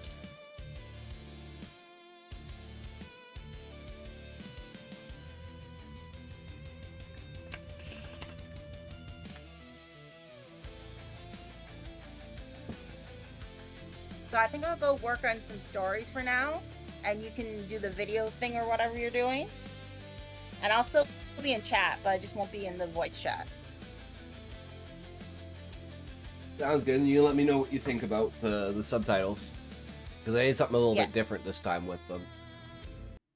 Alright then. So, video release for today. Humanity, fuck yeah. This week on ShortStories, we will be exploring the world of HFY. Humanity, fuck yeah. In this universe, humanity is the peak of existence. Let's see how the other species of the universe fare once humanity enters the equation. Christ scoffed. Your brains, yes, of course. I'm surprised they sent such an unremarkable example of your species. Intellectual prowess. Although I suppose your grasp of technology does place you in the highest quartile of incoming species. So, what is it that you do? Captain Omar Hassan was taken aback. Perhaps the translator headset provided to him by the council was speaking to had malfunctioned earlier. I'm, going to assume you misheard me earlier. I work for the United Nations First Contact Task Force, and I'm here on behalf of humanity to... No, you misunderstand me. The reptilian scientist cut him off, throat sac bobbing in irritation. Your species, humanity, what brings you here, beyond the confines of your solar system? Omar laughed awkwardly. Hopefully they couldn't yet Or is it for more translate static human subs? awkwardness. That's quite the complex geopolitical question. You'd probably have to talk to the eggheads back home to get a satisfactory answer, but, well, I suppose I'm here out of curiosity. When administration offered me the chance to meet aliens, is that an offensive term? No, that's acceptable. Right. When they offered me the chance to meet honest-to-God aliens, I jumped at it. We've always had a tendency to fantasize about what might be out there, and I read tons of cheesy sci-fi novels as a kid. Just, I'm thinking, like, Right keeping up my people's alley. attention, Book. That's always the thing that it's like, I'm trying to, carelessly like, throwing out another figure of speech. The higher-ups you know. explicitly told him to avoid anything that might be misunderstood. The scientist, Koreshk, if he recalled correctly, quivered his throat sac more intensely this time. You Understand, that is my misunderstand preference. me once again. It's my How did your preference too, species Book. achieve this? What feature allowed you to triumph over lesser beings on your home planet? Kreshik, please, the diplomat with 4 arms and stunning iridescent antenna implored him. They likely haven't even considered the concept of an X-Factor yet. She turned to Omar, who was focusing all of his willpower to repress a bemused look at the mention of the similarly named reality TV show. What my colleague means to ask is what biological specialization must you possess to have granted you dominion? You need a over the hook within the first stars 30 like the rest seconds. of Good us? voice acting If and there's sound any design. notable differences between Wasn't the yourselves hook and the fauna of Earth, it about would be wise to humanity start there. being like This badass? seemed too simple a question. Was that not a good Captain enough wasn't hook, sure Callie? How else to answer? Our Wonder if we brains? should release the audio Watson for your book and scoffed. see how it Your goes. brains, yes, of course. I'm surprised they sent such an unremarkable example of your species. Intellectual prowess. Although I suppose your grasp of technology does place you in the highest quartile of incoming species, he added, muttering. Omar didn't have a PhD in psychology, but he was pretty sure his smarts were being insulted. I'm easily Listen, influenced. he stated, in an attempt to placate the lizardman's grumpy disposition. They sent me up here as a sort of all-rounder. Alright, I'm back. If you want, I Welcome can back. request one of our team scientists to come on out and have a talk with you. We're Maybe gonna one of our start diplomats. I have a bad habit of using figures of story. speech, I'll admit, he joked. The council in front of him collectively paused. That probably wasn't a good sign. Was he too informal? Did his laugh register as aggression, like a monkey's grin signaling hostility? Did he have your scientists and diplomats? We're gonna start my Yes, sir. We've got the best story. of the best in our task force. I'm proud to call each and every one of them my colleague. The diplomat, Uliska, shot a sympathetic glance to her frazzled companion and leaned forward. You mean to we- say that your species exhibits some after sort this, of yeah. dysmorphism, yes? This is uncommon, but certainly not unheard of. Such as Hey, next division time, can certainly you aid a guys can make species a story attaining tonight. superiority. make it with you Omar guys. frowned. We display sexual dysmorphism. I but I mean, don't see how that's relevant. This I'd is kind say of what there's I'm obvious writing on split stream males right and now females is within our usually research my, and you know, diplomatic divisions and plenty of others who don't subscribe to that sort of a Stoner binary. Girl evolution right now. Liska pursed Yeah, lips. but I'm saying like the Perhaps next it would story, be best maybe. if we met your team members. We seem to have found Nope. ourselves Sassy, in cocky impasse. attitude. The species Can you is let a the mockery guy who of got the every most scientific views on his principle we hold YouTube within a dear, month Captain. direct the audio? Kreshik hissed as loudly True, as he dared. Callie. True. I was given readings on the capabilities of each of the creatures we just met. I'd have guessed them all to be members of entirely different species. Kreshik, please. We don't want a repeat of that time with the... Would you two, for once in your goddamn lives, stop sending Uliska into a telepathic overload with your bickering? As commanded, Kreshk made an Who is being annoying sassy? grunt No, in Callie response, is. but he wasn't He foolish he enough to said risk he's doing that angering with the that attitude. impenetrable tower of a muscle that was For glaring this video, at I'm him. gonna go practice my There was a voices. reason the brutish rise was their security detail. Whatever ameliores you and your companion. It was an open secret that Eza and Uliska had a romantic entanglement, and Kreshik was not above petty remarks about it. He shuddered to imagine the interspecies depravity they surely got up to off duty. Nauseating. Crash, might this not be an opportunity to publish groundbreaking research? The I'm Cabbage certain Patch your Kids insights are will off bring mic now, I magic rain, see. Should you choose to share them with the Speaking of academic YouTube, are we Uliska making offered a weekly one from the for all couch, three of us? Massaging revealers. Yes, I'm making a new Platitudes YouTube at meant some to point in time, mollify book. him, no doubt, but her honeyed words still soothed his raging And infuriated then we'll all have complex. access to it. Yes, of course. I'm already drafting Not a Cabbage paper in Patch my Kid. head. He stared blankly at the airlock, not bothering to focus his eyes, and certainly not drafting such paper amidst the frustrations rattling at his skull. The four of them sat there in uncompanionable silence as their detachable module was reeled backwards. Its mother. I never said I liked you, them book was chump. grating Ooh, to one another. damn. Sure, Damn, but it fish, was you getting up there. predictable. Don't get Crash comfortable. Knew what to Ooh. expect from the people he worked with, as different Never said I as liked they you may either. have Oh, been. shit. But these upstarts, he But found I'm them gonna deeply say uncomfortable. The first one. I can barely hear you, because voice. it's true. He seemed like Look, an You used to inferior play back representative when, of the but species. now you're all Kreshik grown up like was willing Rudy to suspend his Huxtable. disbelief and take the man at his word when claiming I his like species Meeseek. as a Yo, unified Sataran, trait what's was up, not brother? How's it intellect. going? Clearly didn't stack up to his own, but that was to be expected from just about any species. And then book. came the I'm charge. Good, gonna then shut the say fuck up and that stop talking to me, lame ass bookshelf. Bodyguards. Damn, Fish, you were doing so well. Why do you have to be? Why do you have to be? Inferiority complex. So aggressive, And then the bro. commander and the engineer and the were here, as a grumbled.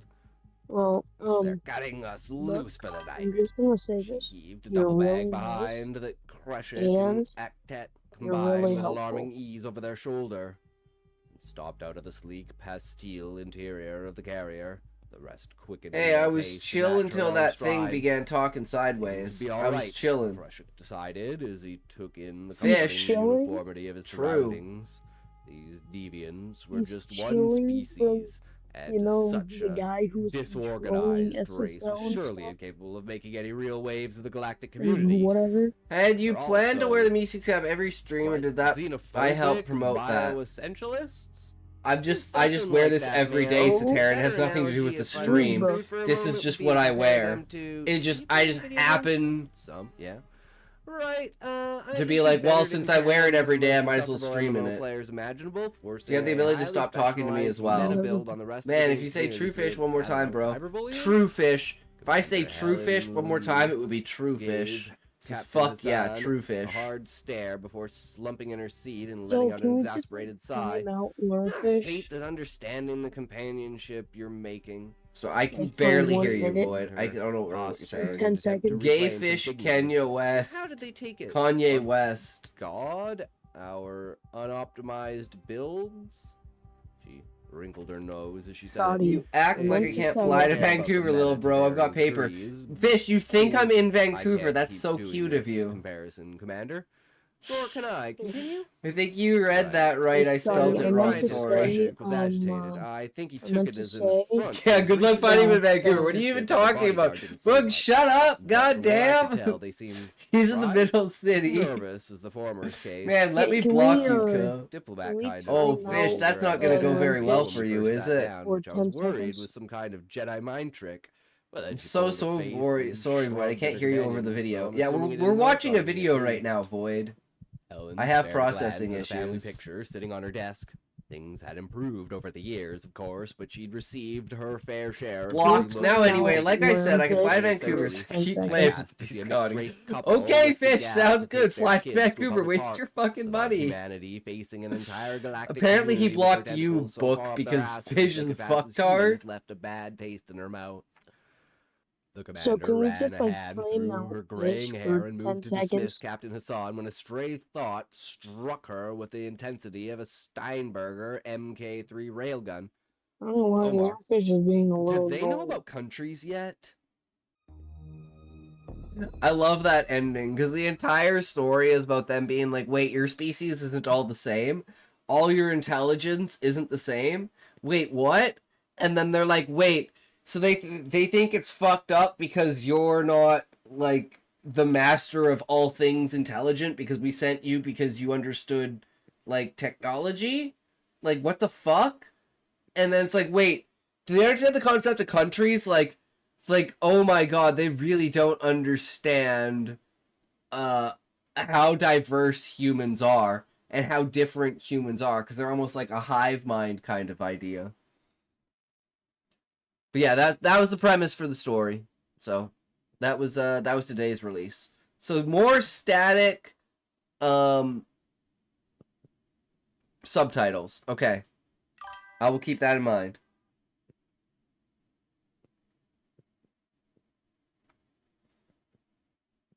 How diverse and stupid humans are. Well, I mean, it's true, Fish, because there's the lower end ones where they're pretty retarded, like me, and then there's like the high end ones like Callie and Book that are like the supreme of like humans. Shut your bitch ass up, you dirty bitch, bro. You probably look like a Discord mod, bro. Also, your fat ass Fish is the definition of obesity, like you, for example. Damn, Fish. Void hitting you up, bro. Void hitting you up. Alright, well.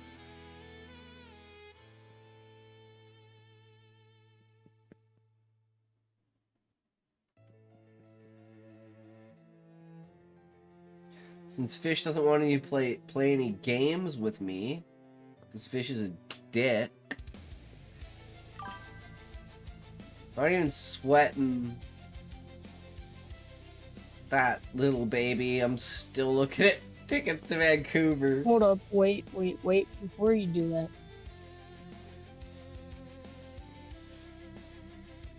I'm just laughing I never said I wanted to play Dipstick.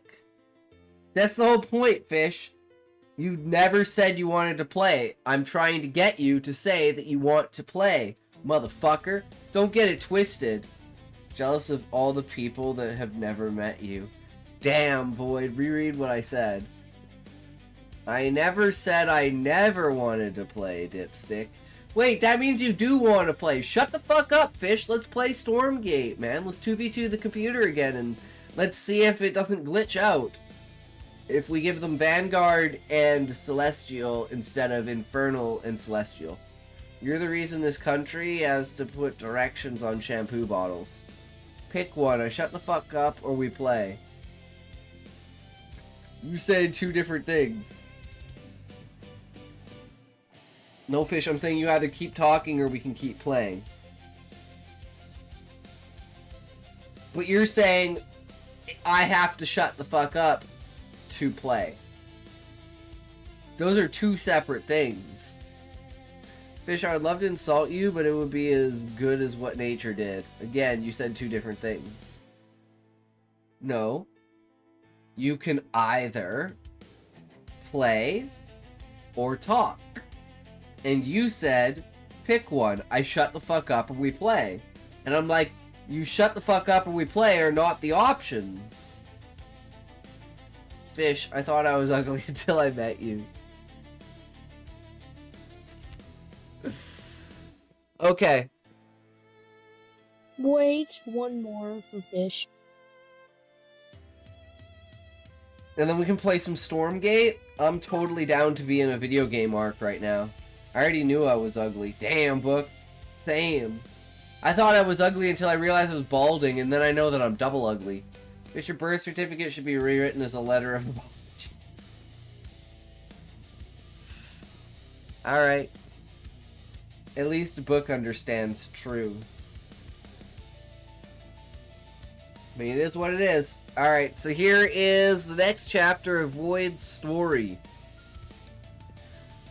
Zuki wakes up in the hospital bed and realizes that there is a doctor looking straight at him, and the doctor looked very surprised at Zuki. Doctor called in everyone in the room, and Zuki got scared and ran away. He put on his own clothes and just ran away. On the way running, Zuki saw a familiar face, and that was David. He stared at David, and they started fighting, and then Zuki ran to a nearby spaceship, and David got in it, and they started fighting in space. Just because I know I'm ugly doesn't mean I think you aren't ugly as fuck as well. True. Oh, look what I said before. Huh? After one of Fish said at least book understands truth. And then look at what I said.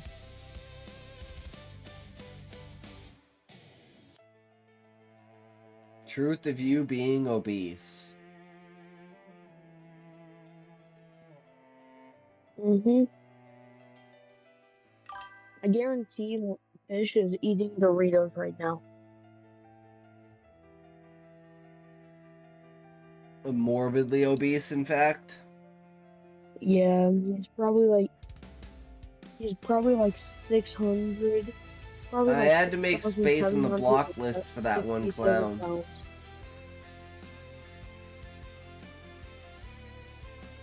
So you had to make space for yourself to fit in the chair?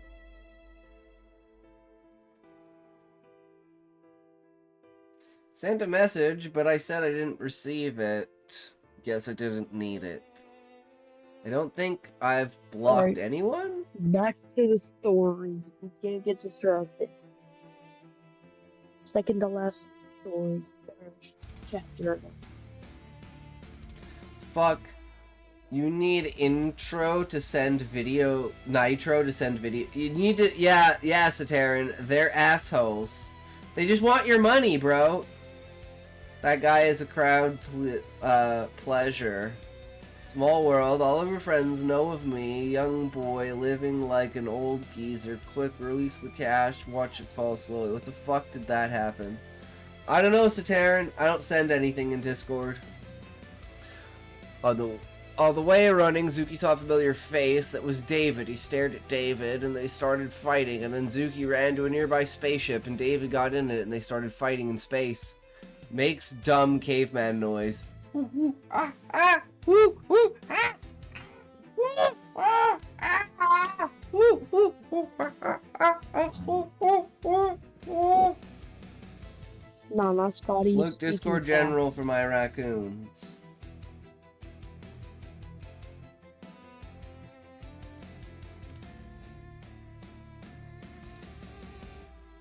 Oh, little raccoons! They're just chilling. They're just chilling, the baby raccoons! Wait, are they fucking? Pebbles? What the fuck? There's a mom and her 4 baby. Alright, enough talking from you, Scotty. No, those are very I know, I'm just making a joke. It's horrible. The Rakens! Them there, the Rakens! Get the Rakens going! Rakin', Rokin', Rackin' Rose! Sataran, are you rehabbing them? It's a song, Scotty. Black Beatles by Ray Smurrand. True. David threw a punch. Zuki dodged it easy and said, "Nice try, Boomer. Shut up. I killed your mom for a reason. I just wanted to have a good family, and you didn't let that happen. Guess what, David? I'm going to kill you now. Nice try with that." Zuki starts to have gold particles around him, and he had just summoned his power. He has been holding in, and after that his eyes turned gold, and David looked at him and got scared, so he jumped away, and Zuki grabbed him and threw him against a space rock, and then Zuki choked him.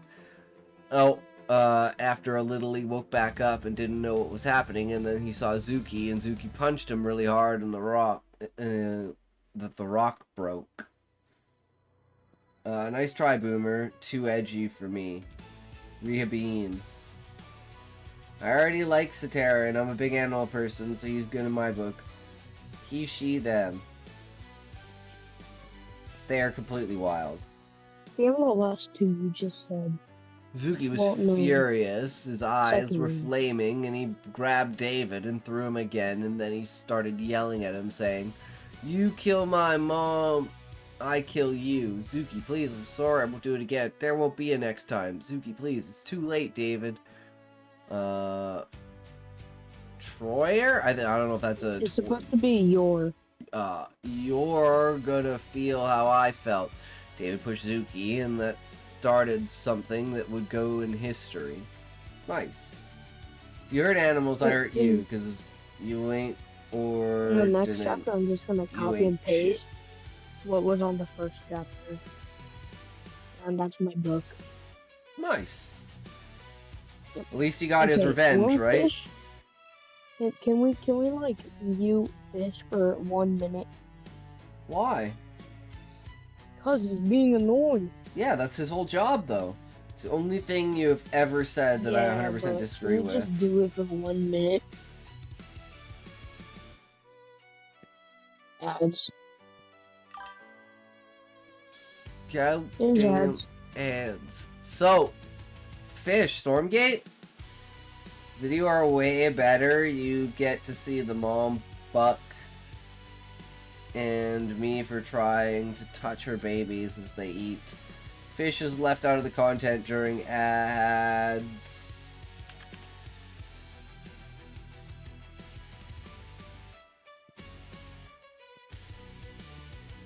Only good ad is the one with this pitch. Perfect guy. How can I send you video?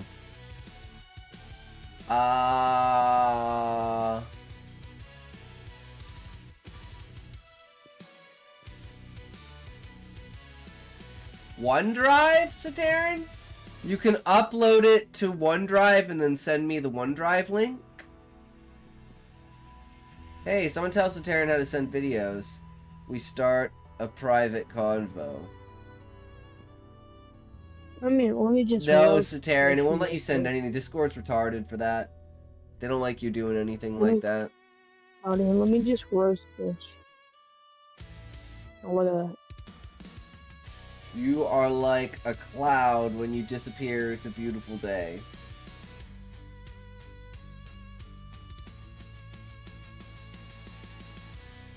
It's literally how me and my friends used to send videos. Yeah, no, it's total bullshit. I'm gonna roast you, but I heard burning trash is an environmental hazard.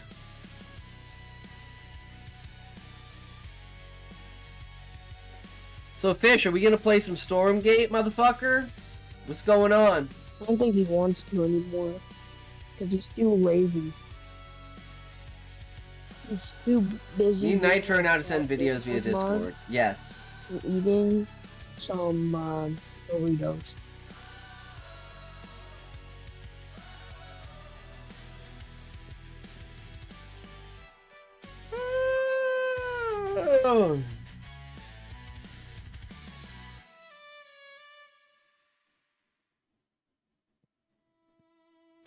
Capitalism reaches even here in our hidden corner of the internet. I believed in evolution until I met you. A fish, by the way. He ain't gonna evolve out of anything. Fish gonna evolve out his mom. I was gonna evolve into a more obese Discord mod. Laughter is the best medicine. Your face must be curing the world. Mom joke, good one, Scotty. I don't even know what I said, Fish. All I know is get on Stormgate, motherfucker. Let's play this game, bitch.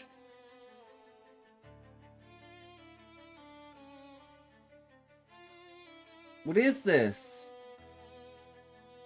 I want to take you down, Fish. Yeah, man, we should get a woman to perform fellatio on you, bro. Oh my god, bro. Are my roast good? I didn't tell you, Fish. I don't know what to tell you. Are they? Hey, Scotty, I have a question. Yes, just ask the question. Don't say you have a question, because you just asked a question. So you just asked your question. So what? Do you have a second question? Shut up, damn it.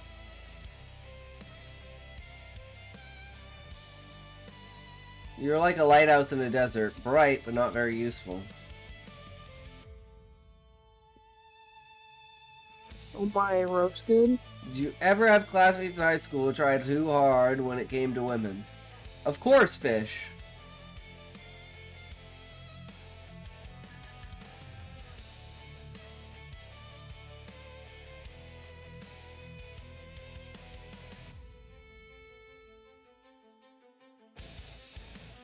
You automatically see the chance come up. Including the ones who try to be super macho for no reason. Yes. You bring joy to every room you exit.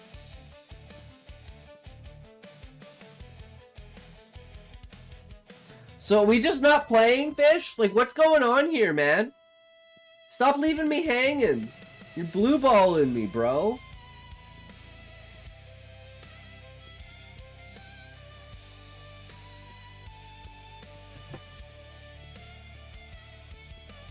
Ones who would try to fight as soon as you told them to chill. You wanna go, bro? You wanna fucking go?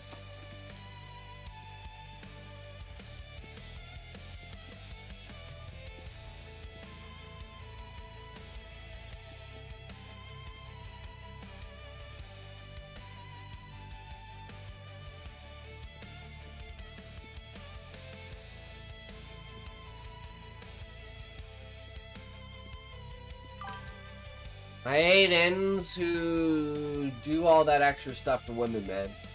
True, Fish. Just be yourself. Yo.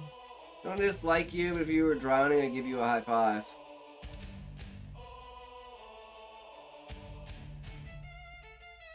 The N-word is crazy, so you're allowed to say the N-word around here now?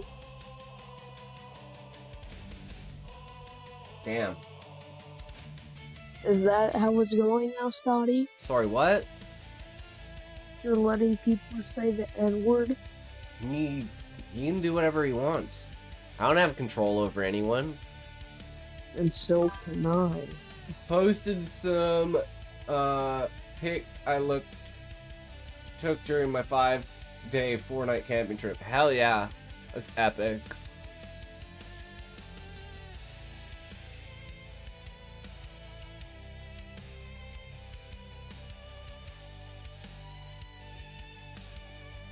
Satarn's the man.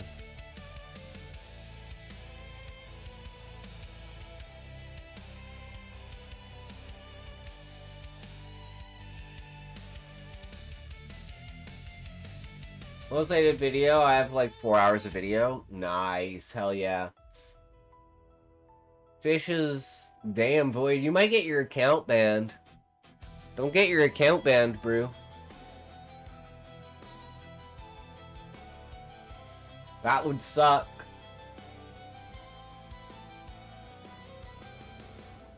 Brew, talk, yo, what's up, ninja? Random knowledge I got. Ooh, tell me. I only did pics of the night sky over exposure for the stars. Hey, it's Ninja. Yeah, Ninja's back. Kiss my ass. I don't care right now. That's my name. I'd like to see more of around here. Found a reason why Yuri is so rare in Korean manhwa, but yaoi is more encouraged. Because of the 4B movement at one point.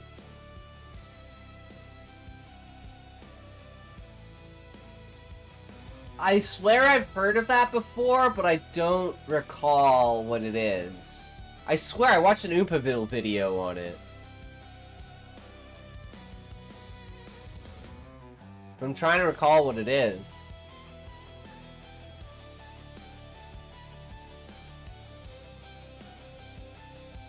And Fish, I'm gonna ask you one last time. Are we playing Stormgate or not, bro? Like, what's going on here?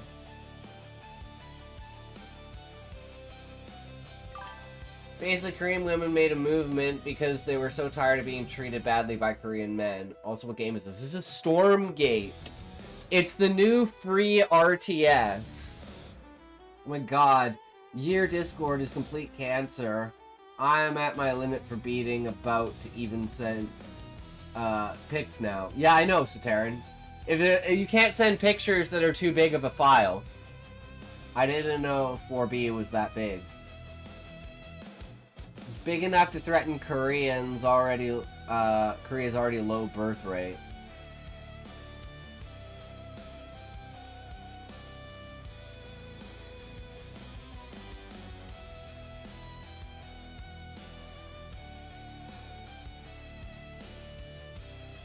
Napi Tam Numel.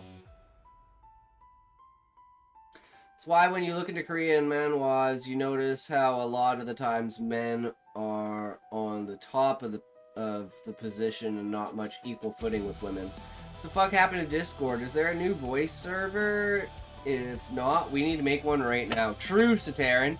Discord's become such a fucking paywall joke. When you look at Korean Yuri, which exists but is rare, the art style is very contrasting to mainstream art and common manhwa in Korea. Damn, that's crazy. It says a lot, actually.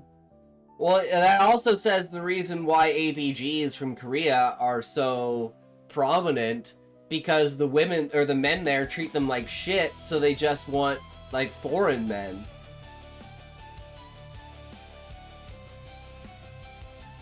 That was like, I'm pretty sure that was the video was about. It was about 4B and like foreign investment and ABGs in Korea.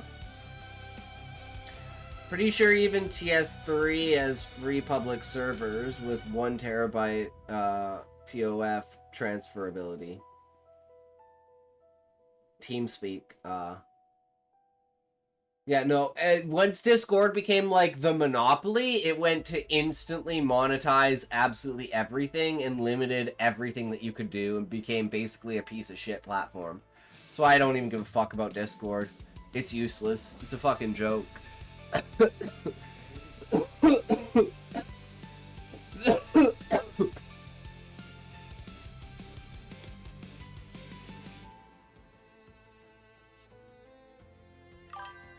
Discord tried to kill me, guys!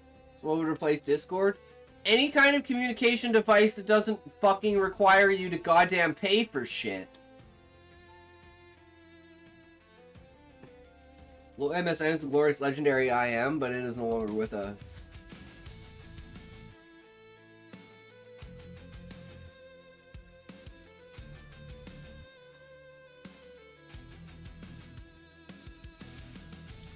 Fish, I'm starting to think you don't want to play Stormgate. That I could be sending files free over Google Mail. But I don't want to give my email. Just make a random new email, Satara. Just like a throwaway email. A burner email.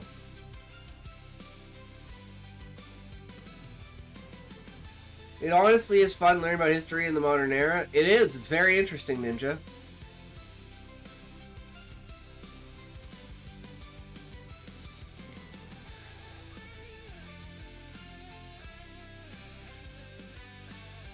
Makes sense as to why common manhwa are so comfortable with putting yaoi subplot and implications, but Yuri is a big no-no. Well, I mean, look at something like 5 Hearts Under One Roof, right? Or like all of these, like Korean dating sim, like, games, right? We all should love history, indeed.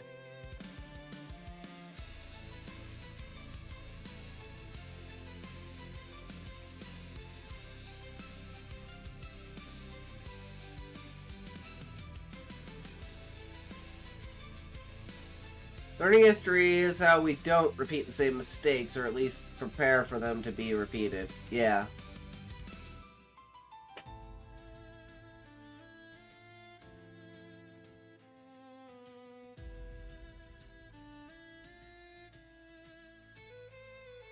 Guys, we're all waiting for Fish's answer. I hope you all know that. Like, the stream is basically paused until Fish gives us his answer.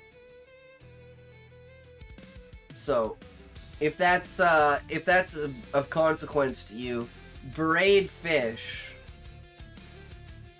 Fish is trying to have fun? Leave him alone, stop the argument. I just want to know if he wants to play Stormgate or not!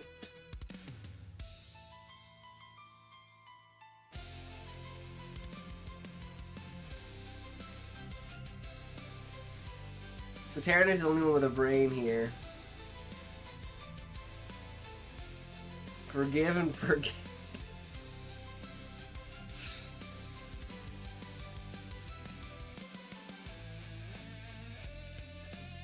Don't get blocked. I already put 2 of you clowns on that list. Don't do it, man. It's not worth it. Wait, Fish, are you talking to me? Wait, you're gonna block me?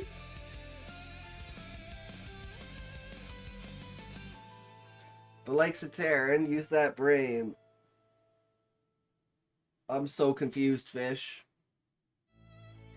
I'm pretty sure the streamer wanted to block me after a night from last year. I was an ass. Why would I block you? I meant the viewers. Well, I mean, Fish, does that mean you want to feel like you're the only viewer and it's like a monopoly where you're like, you're the only one who can interact with the streamer? Everyone else is a loser, but Fish is the big man on top? I mean, I can get behind that. Or I guess in that case, in front of that. Define monopoly. You're the only person that has any say or control or whim or power of any kind. Coriolanus, no.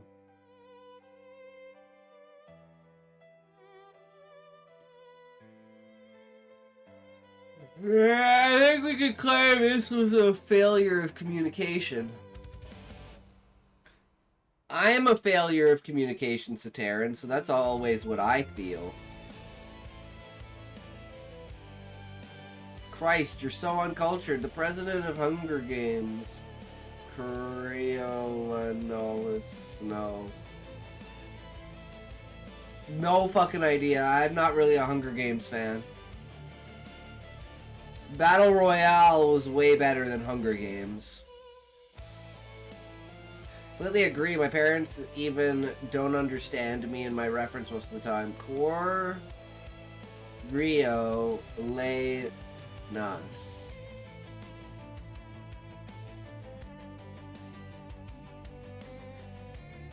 What a name.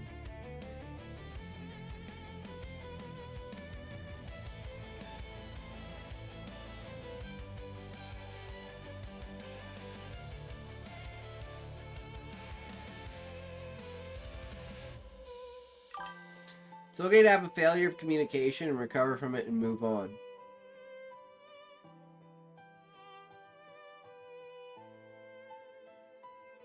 Okay, well, I guess we're moving on then.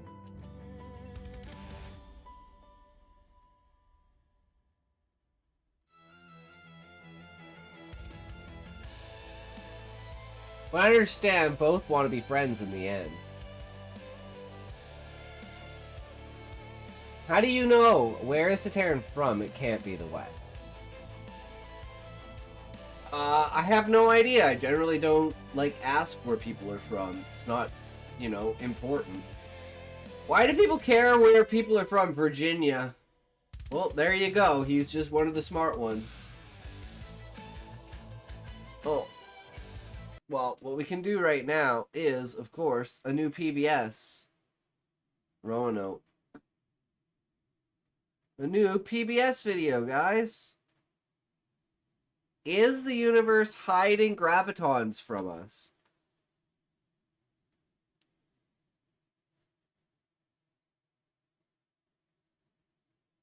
Let's do some big brain here. Thank you to Brilliant for supporting PBS. To progress to the next level in understanding reality, we need to combine... 39, I see my state go from blue to red to blue. Most physicists believe we need a theory of quantum that gravity, shithole? No which way. means we need I love my state. gravitons. But it also seems like the laws of physics make it impossible to ever detect this quantum particle of gravity. Almost like the universe is set up to keep the final answer forever out of our reach. So, can we outsmart the universe? I think the fact that people think that red and blue are a fucking thing is retarded to me. Because you should be purple. Everyone should be purple. You should have a little bit of red and a little bit of blue. We've got a couple of quick because they have good ideas on both sides. First, our eternal battle against the algorithm continues. The best way to encourage YouTube to share our videos is to like and comment. Doing both really makes a difference. String theory bullshit. And if you're new here, subscribe, hit the bell, and introduce yourself. You should opt out of the two-party illusion. We're also offering 20% off the entire merch store. You should opt out of any kind of anything that's not policy. So if there's anything you had your eye on, there's a link in the description. This is my main theory I studied in college. In 2012, the legendary physicist Freeman Dyson gave a talk in which he speculated on huge the dark matter possibility nerd of ever detecting gravitons. He was not optimistic. In his Poincaré Prize lecture, he laid out how the universe seems to conspire to make the detection of the quantum particle of gravity impossible. In some cases, it seems to be impossible for all practical experiments. The experiments are just too outlandish to ever happen. But in other cases, graviton detection seems to be in principle and fundamentally impossible. We're thwarted by the appearance of black holes or by the quantum vacuum from ever glimpsing a graviton.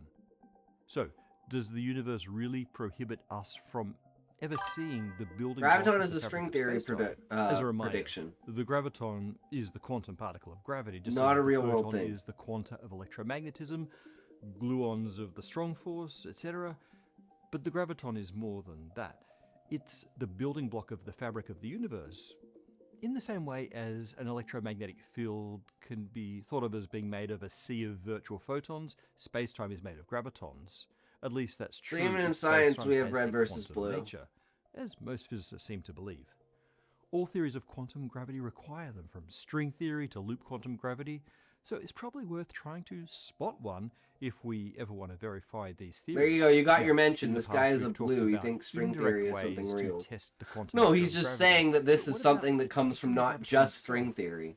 Well, there are two broad ways we can think A about fundamental graviton detection. aspect to the On the one basis hand, of we reality, can like take what we space-time. know about Red, I detecting think all string classical theory is shit gravitational math. fields and try to apply it to a quantized field of gravitons, basically to detect the gravitational effect of a single graviton. On the other hand, we can treat gravitons like every other particle and use the same techniques we once used to, say, squeeze photons out from the electromagnetic field. By tackling both perspectives, we can get a reasonably comprehensive sense of how impossible We did find the Higgs graviton boson. detection may really be. That's So free. Let's start by trying to detect But the what did gravitational finding the frequency of Higgs graviton. boson tell Well, us, think really? about this in terms of right? the most sensitive Like, gravity That detectors to of me the is like the fields, biggest the thing, is laser that we found the interferometer Higgs boson and it and never really observatory went anywhere. LIGO. This pair of detectors It's like, tracks oh, well, the now we subtle have color differences in theory, phase with, laser like, beams quarks and traveling stuff, along right? 4-kilometer perpendicular arms. When those phases fail to line up, Higgs is something it that adds indicates a mass to relative atoms. change Yeah, in the lengths it's of those arms. it's A the possible signal collapsing. of a passing It's the idea that the gravitational wave. collapsing We've of used these the observations to spot the gravitational field waves from is like hundreds an of emerging black entanglement is what holes and causes neutron stars mass to since be the a first detection thing. in 2015.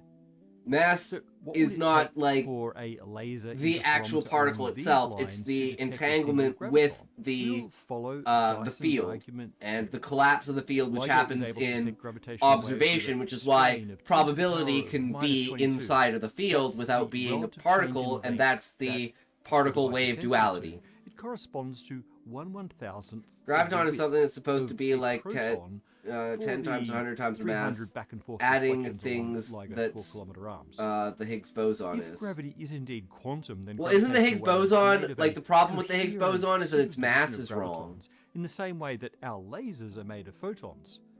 A wave at Right? LIGO's strain limit Like would contain at least 10 to the it power doesn't have the same 36 mass we thought it gravitons, would have, which means fucked that up a single everything. graviton, so in principle, we'd need a detector that's 10 to the power of The mass 36 was way times lighter more than we thought it was sensitive. going to be. The Yeah. critical So question like, we how need to does it ask do is this how if it only precisely has this do mass? We need to measure Like the 1,000 times variation less. in Yeah. the length of detector So that's where arms we're like, to pick well, up that single graviton then event. shouldn't there be something It like turns the out that the graviton answer is that maybe the Higgs boson independent doesn't of the give type of mass to? gravitational wave. Or it's like the Higgs boson just For gives optimal sensitivity, like, we need to be able to measure a presence length to it, difference whereas something of the else order gives of a mass. single Planck We don't length. know This they should already add raise to each concerns, other. because Well, the Planck isn't it length like is the they're two distance where our canceling current understanding of factors? space Like the breaks reason that we down. measured the Thus, Higgs boson so low the limits of measurability is of because literally we're actually everything measuring a is combined defined by the factor Heisenberg of something that's like a principle. The negative principle sets an absolute limit on how precisely we can know is 1 complementary plus pairs of 1, properties 2 simultaneously. for it, For example, or does it the become position 3 or or 4? momentum of something. Let's start simple by imagining one LIGO arm as a pair of free-floating mirrors. A gravitational wave causes the distance between them to change, and we want to measure that changing distance. That's effectively measured by bouncing a photon between them.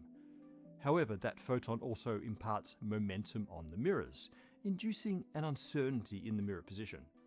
The more precisely we want to measure those positions, the higher the frequency of light we need, therefore the more momentum we have to impart.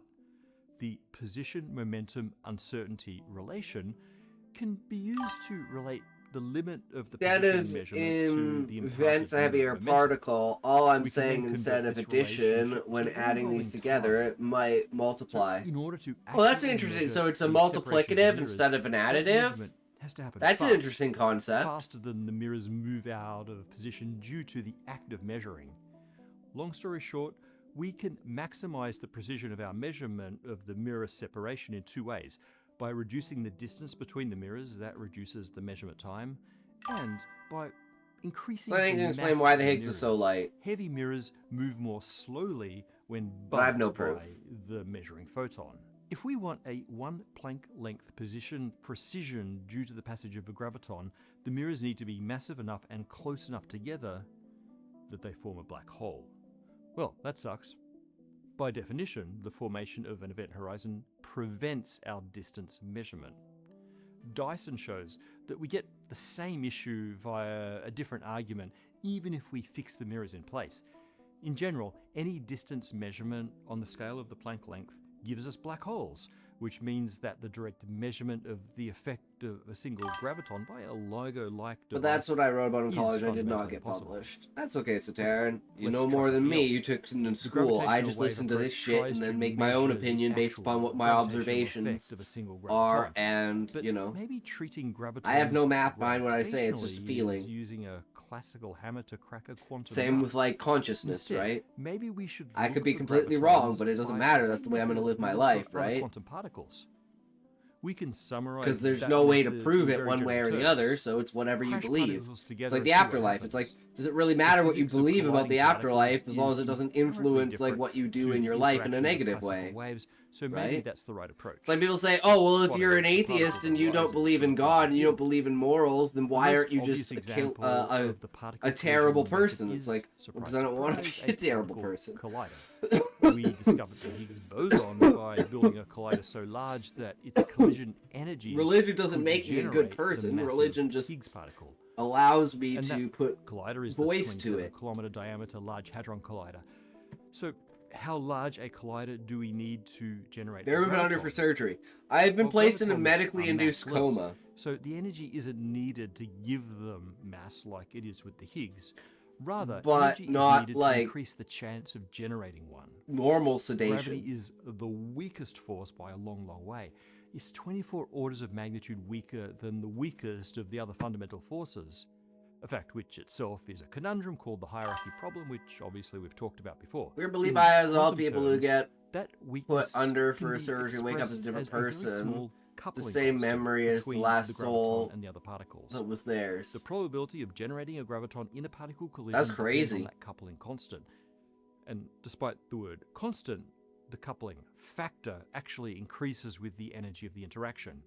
So it's like the Around effect a of going billion under joules, completely the changes your coupling for personality. Gravity reaches the Do you not think ballpark state of consciousness the is other needed to forces. live? So that's So the energy that we need if to put reach close enough to in our death, the brain collisions to delete have the a old fair souls. chance of producing gravitons. Kind of like a And factory how big reset. An accelerator do we need to reach 1 billion joules? Well, the LHC collisions Like reach you a blue whopping screen? millionth of 1 joule. Now, for a fixed magnetic field strength, Interesting. collision energy scales Interesting. directly with collider size. To get It's a to the energy fascinating needed theory. To generate a graviton, a Never go under collider is with all the I same got to magnet say. as the 27 Kills your kilometer soul. LHC would need to be around 3 light years in diameter, much bigger than our solar system. That sounds insanely difficult, but it's in principle possible. And once we built this graviton factory, we then get to the real challenge. It's not creating gravitons, but actually detecting them. Now, massless gravitons are stable, so we can't rely on looking for their decay products. We need to see one via its gravitational effect, which we just saw may be impossible, or when So if I ever absorbed turn by into or an scattered asshole, another particle. So the OG ask me example if of I got discovering put a down. particle this way is the photoelectric effect. Shouldn't be called being An put under. electron Should be is called ejected putting from a down. Be conducting putting plate down. by a single Be photon. put down. Einstein used this Being effect to put demonstrate the down. existence of photons as quanta of the electromagnetic field. So, can we use a similar test to detect gravitons? An equivalent gravitoelectric I'm effect. sure a lot of people would Well, choose in not to principle, do yes. it because A of the sufficiently wording. high-frequency graviton will 'Cause carry people are enough fucking energy to emotional keep pieces an of shit. electron out of an atom or out of a conducting plate. We could also imagine a graviton equivalent of the Compton effect in which electrons are ejected from atomic orbitals. Either way, we shift the problem from detecting gravitons to detecting electrons, which is pretty easy. Now, the probability of an electron absorbing a graviton to produce one of these phenomena depends again on the coupling strength of gravity. What's up? What's up? Why you gotta do me like this, Sataran? It's an electron, a particle, or a wave.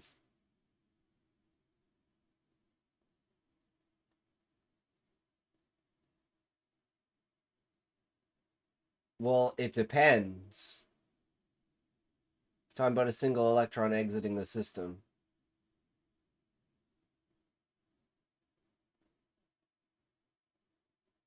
Well, it's because we can detect individual electrons.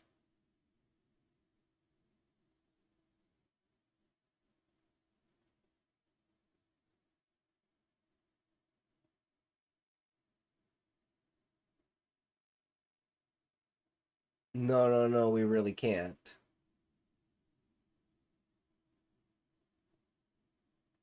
Where is Book? Book is writing, Fish. We have never viewed the electron, period.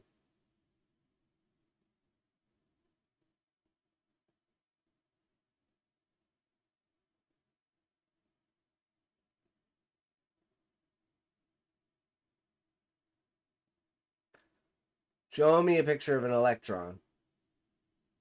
Darren is smarter than you, so shut the fuck up.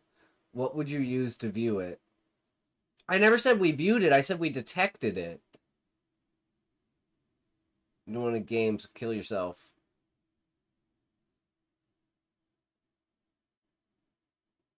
He's just as smart as me. And Fish, I asked you 100 times. You never gave me an answer, so shut the fuck up, Fish. You're the one who didn't want to game, okay? No, he isn't, Darren. Well, clearly you're not, Fish. You never asked once. Nice try, kid.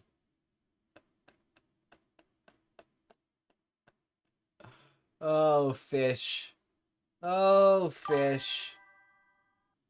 We have it recorded, so you might want to stop breathing my oxygen. Granny didn't like Pablo Torre, but I bet you don't either. I don't know who the guy is. It's not that I don't like him, it's that I don't know who he is. I've never watched him before. And I have, like, massive issues with news shit. Because no one's ever telling the truth with news. So I just stay away from it. I got nothing against the guy or anything. People who don't make stuff up, Sataran. I just don't like news people. That was for Fish. Oh.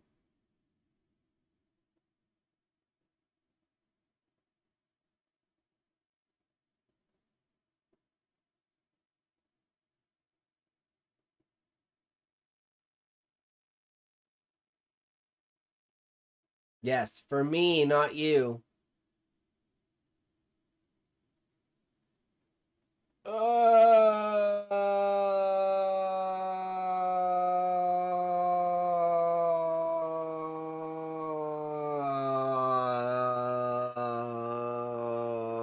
Make things up, I agree. See, I try not to make things up, but so the information that I have might be made up.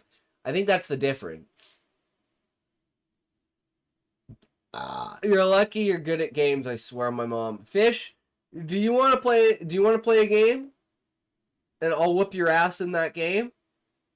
And then we can have a chat? There. I asked you to game, motherfucker. Are you gonna say yes or no, bitch? And I don't think he said see, Sataran. I think he said detect. And detect is one of the main words there.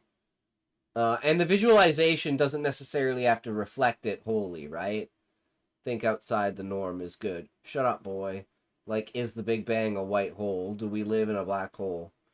You look like a broke-ass Asmongold. Wait, I don't look anything like Asmongold. The fuck are you talking about?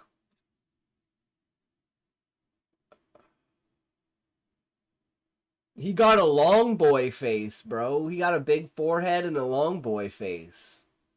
I don't look anything like Asmon. No, I don't. Like, I've got a wider face.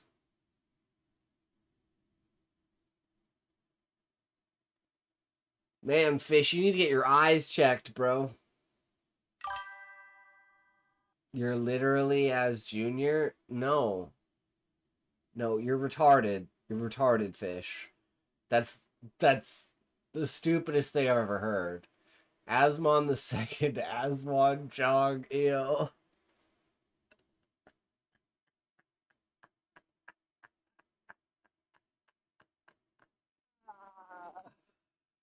Truth be told, I like you because you look a lot like one of my best friends from high school before he got heavy into cocaine. Damn, Sataran, that sucks. That sucks, bro. Yeah, I feels that kind of shit.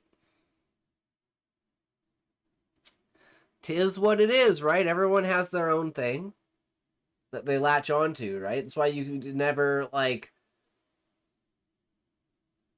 capitalize on just one thing. Your speech pattern, look, everything.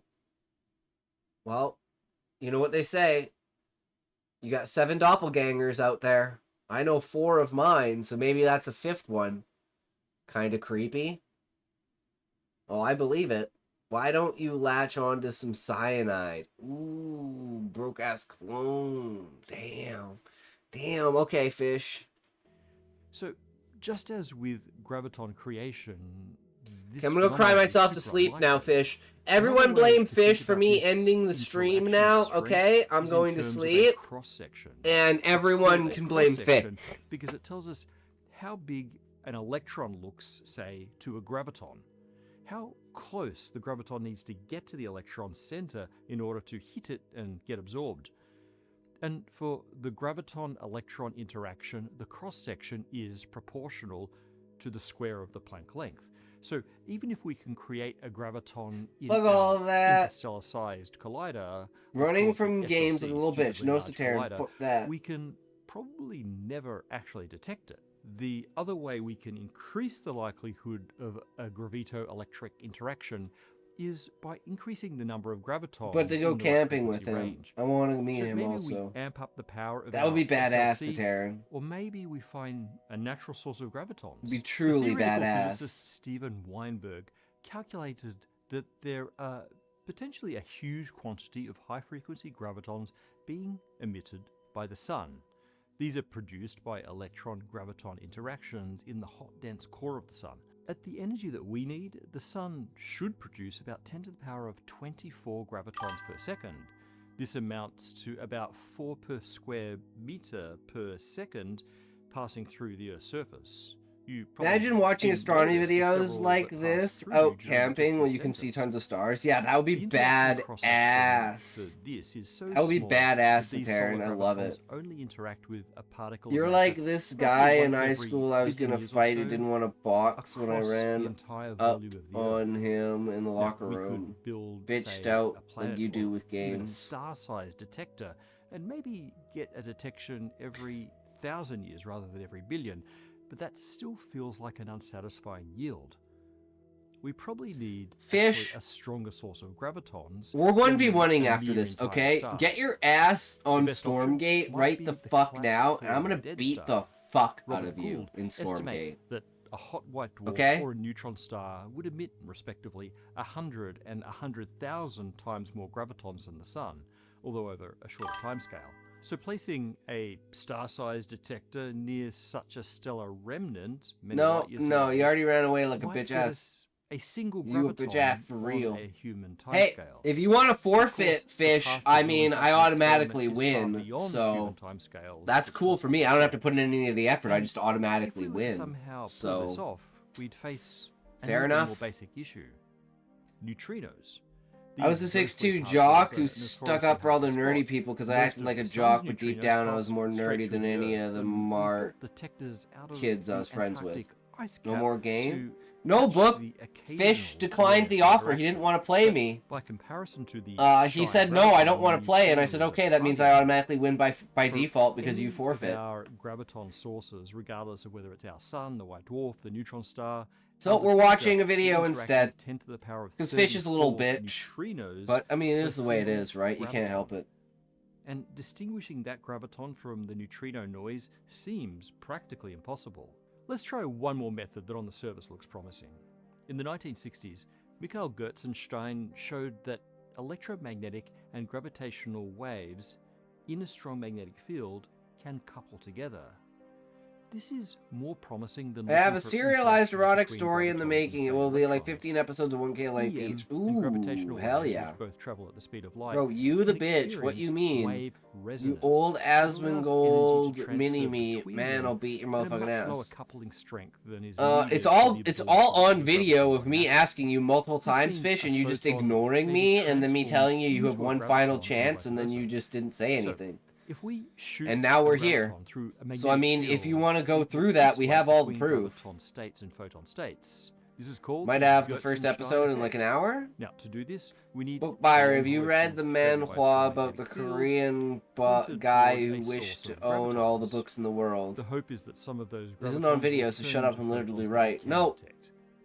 And as you may have guessed, the No, universe Fish, you're wrong. again conspires Provably against wrong. us. The magnetic field needs to be quite strong for the Gertzenstein effect to work. No, what is it How called? strong? Well, strong enough that we have spontaneous creation of matter-antimatter pairs inside the tube. Mostly The read vacuum yaoi. polarization resulting from this limits the coherence of EM waves in the tube, preventing resonance with gravitational waves and shutting down the Gertzenstein You can effect. say you're right all So you we are want, at Fish, strike but 3 for you detecting can't gravitons. deny It seems that reality. the universe really doesn't want us to see its deeper structure. But is it really Reality impossible, or is just the whole nearly thing. impossible? In a right? couple of the cases we looked at, the answer is that it's impossible. So, the barrier you to can graviton try, effect seems but fundamental. that's The not how formation the of black world holes, works, the breakdown bro. of the vacuum Sorry. tells us that the laws of physics You can deny it, but that doesn't make it graviton not detected real. by You can these deny methods. gravity all you want, but that In doesn't mean other you're gonna cases, it's fly just off of the astonishingly planet. difficult. We need star-sized graviton sources Right? and detectors, and some yet unknown way to filter neutrinos. But next to impossible is still possible. I'm saying there's a chance. And maybe the problem is actually just that we haven't come up with a smart enough experiment yet. Or maybe we have. Since Dyson's 2012 lecture, we've detected gravitational waves directly, and we've made major advancements in quantum technology. This I has don't inspired know a new what to generation of tell physicists you. to come up with a new generation of proposals. For example, we may be able to combine the two broad approaches that I mentioned, using a LIGO-like interferometer combined with absorption of gravitons, this time by a detector with novel quantum properties. How does that work? Well, that's for an episode coming soon, when we'll find out how we really may be able to detect the particle at the heart of space-time. Thank you Hell to Brilliant yeah. for supporting PBS. That was a good Brilliant video. is where you learn. What we got next? What do we got next, guys? What's on the list? What we doing? What we at? What we got? What we doing? Where we going? Would it be? I'm not seeing anything here. Is there a new Oompaville video?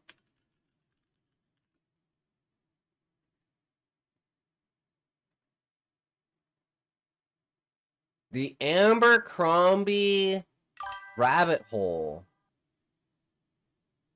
Manhwa you're looking for is likely I'm really not the demon god's lackey. Barrett Paul was 22 years old when he arrived at a mansion in the Hamptons in 2011. He was an aspiring model recruited by an older man who had promised him an Dear God, that opportunity, was hard to something link. about meeting the executives at Abercrombie & Fitch, one of the most Google sucks recognizable now. clothing brands in the world. Everything For a sucks. young, It's in aspiring shitification, model, Sateri. that is the chance of a lifetime. But what happened inside that mansion would break him. He couldn't leave. There was no transportation. He was pressured into situations he never agreed to, like kissing an elderly man. He also watched as other young men were exploited by the people who had promised them careers. In interviews with BBC, Paul described the experience as something that stole his innocence and left him mentally scarred for years. And the elderly man orchestrating all of this in that mansion was Mike Jeffries, the former CEO of Abercrombie & Fitch and one of the most powerful figures in American retail. He's a man who transformed a failing outfitter into a $4 billion empire built on exclusivity, sex appeal, and the worship of youth and young bodies. For over 2 decades, Mike Jeffries operated at the highest levels of American fashion. He decided who was cool and who wasn't, and according to federal prosecutors, he was running something else behind closed doors. An international sex trafficking operation. Of course he was. That's where he got all his money from. It wasn't the actual business, it was the sex trafficking that got him all the money. Designing a scheme that allegedly lured dozens of young men with promises of modeling careers, he flew them to luxury locations around the world, then confiscated their phones and wallets, drugged them, and coerced them into situations prosecutors called events. And Mike Jeffries' partner, Matthew Smith, was arrested with him, and so was their alleged recruiter, James Jacobson, a man victims describe as having a missing nose covered by a snakeskin patch. The youngest victim of this operation was 19 years old, and a class action filed against Jeffries and Abercrombie & Fitch could involve more than 100 victims. I disagree. He made his money from the company. He used the money for this. Exclusive brands became a front for exploitation, and how a brand god used his empire to prey on the vulnerable. Before Mike Jeffries came along and made Abercrombie & Fitch cool, the company was dead. Founded in 1892 in Manhattan, Abercrombie & Fitch spent a century as an elite sporting goods store. At this point, it was not a clothing brand for teenagers. This was the outfitter of choice for America's elite adventures. Teddy Roosevelt bought his safari gear there. Ernest Hemingway purchased his fishing equipment. Charles Lindbergh shopped there before his famous. What do you mean, why watch this, Sateran? I got nothing else to do. Madison Avenue was a monument to masculine adventure. 12 stories of guns, fishing rods, tents, and taxidermy. I love me some rabbit holes and conspiracy theories. And Americans didn't need, especially when they're true. Gear. They wanted convenience, and discount retailers were eating into the market. And in 1977, Abercrombie & Fitch declared bankruptcy. It's all Fish's fault because he won't play me in Stormgate. Because he's fucking, he's a little bitch and he knows I'm gonna whip his ass. You definitely recognize Les Wexner with the Epstein files as well. Olex bought the corpse in 1988 for $47 million. And it was a bet on nostalgia and on the power of an old name. But for years, nobody at The Limited could figure out what to do with it. The brand was completely dead. The stores were half empty, and the identity was confused. Then, in 1992, Mike Jeffries entered the picture. Jeffries at the time was 48 years old and a retail veteran who'd worked for Paul Harris Stores and Alcott & Andrews, which was a brand that filed for bankruptcy in 1989 with Jeffries as president. He wasn't a fashion icon, he wasn't a household name, but he had a vision for what Abercrombie could become, and that was something completely different from what it had been. No outdoor gear, no camping equipment, not nostalgia for a bygone era of American adventurism. Throw all of that out and instead introduce a lifestyle brand for teenagers. He wanted to create something aspirational for the youth. He wanted to build something exclusive, and above all, he wanted it to be sexy. What is this?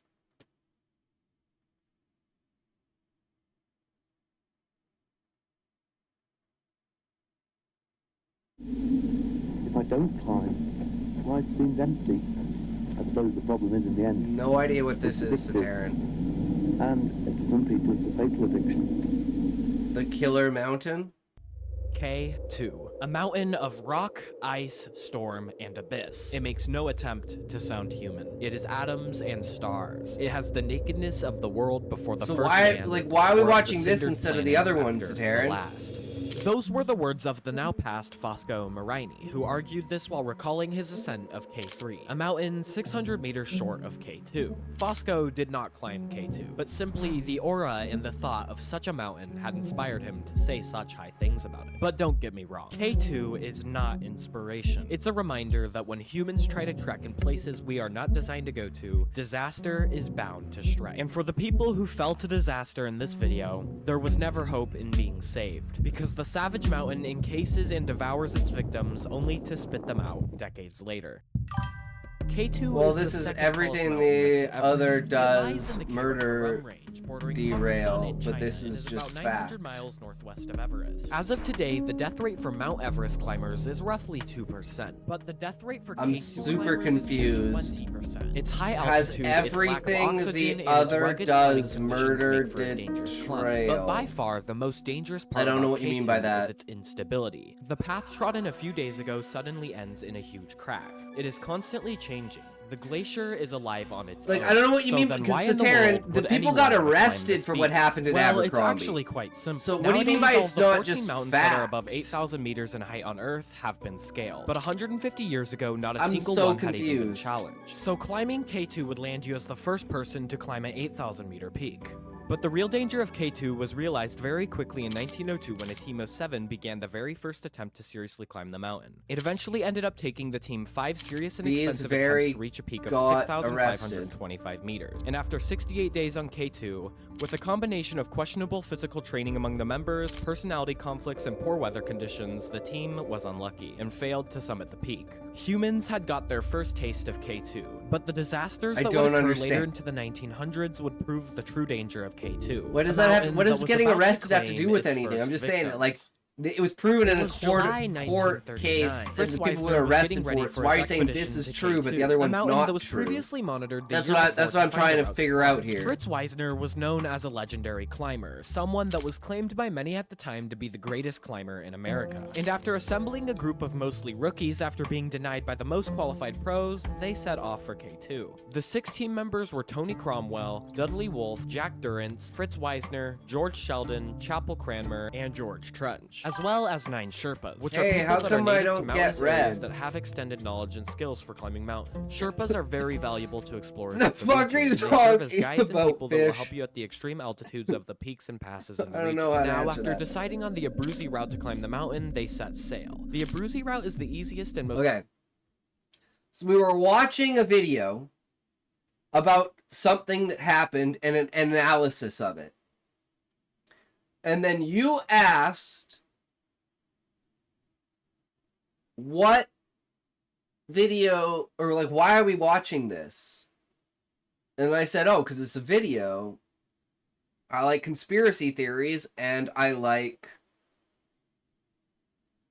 you know, and then it's like, you're like, oh, well, to do this. And it's like, oh, so it's like, what's the difference between this and that?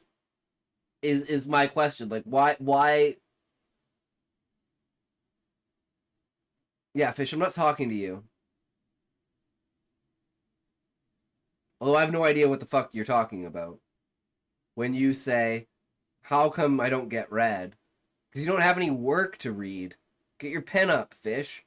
Post something, and I'll fucking read it. practical way to climb K2. It consists of the safest and most physically viable route. But there's So, one Sataran, problem I'm with just the trying to Abruzzi get route you to admit that determines you the didn't fate like of the most other climbers. video because it's It's the content and you section wanted near to the watch top this of the video mountain instead. called the bottleneck. I'll just the say it. bottleneck is a narrow vertical crevice which is overhung by a column. I'm not of mad. I glacial was just, ice. I'm trying. It is I'm located only 400 I'm trying to meters below the get summit, and climbers have to political and traverse about biased to 100 one side or meters the other. exposed Okay, to that's hanging fair enough, glacial ice Sataran. to pass it. And as I mentioned, the unstable nature of K2 calls for lots of heavy falling blocks. And I'm like, okay. So then I'll ask this, Sataran. How is something political and biased when it's reporting on something that has been taken to court and people got arrested over? So there's no ifs, ands, or buts. It's like, these people were arrested for these things that they did, so we're talking about the things that they did. I don't see how that's political or bias. Do you think the American courts get things right all the time? No, Sataran, but I'm going to side with the courts when you have multiple witnesses and victims that come forward and say that they were sexually abused by people inside of this company. So, like, my question is, why do you automatically assume that the courts are wrong? This is no American court where you can buy the jury or hire the best lawyer. Doesn't that... But Sataran, the billionaires went to jail.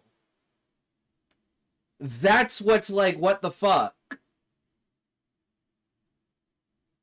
So you're saying whoever actually was responsible for it blackmailed them? And because it's something that has to do with a court case, it's something that's...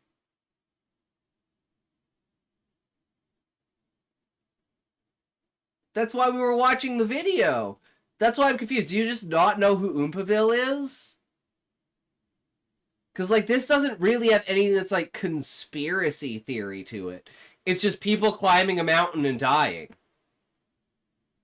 Which, I mean, yeah, sure, it's interesting, but, like, there's no supernatural aspect, right? There's no, it's just, think there were billionaires back then. When they were arrested, they were billionaires. Abercrombie was worth about $2.5–3 billion in, what was this, like 2013, 2012? But I mean, Oompaville was spitting facts. I mean, it's not, so it's just like, I'm just like at a cognitive dissonance of being like, why is this video, like, especially when I said, like, conspiracy. So I'm thinking that this video has something to do with a conspiracy.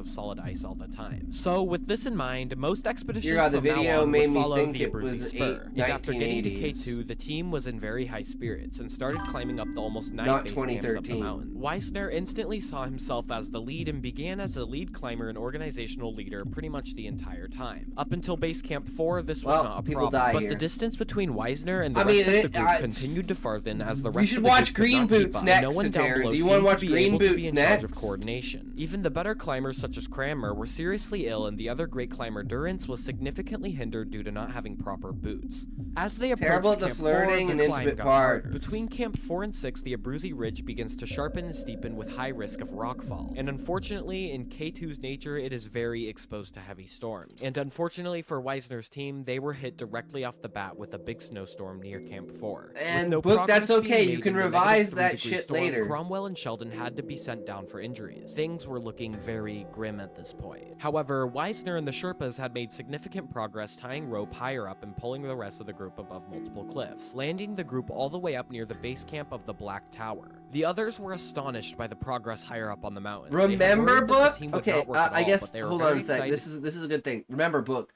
what makes sexual tension?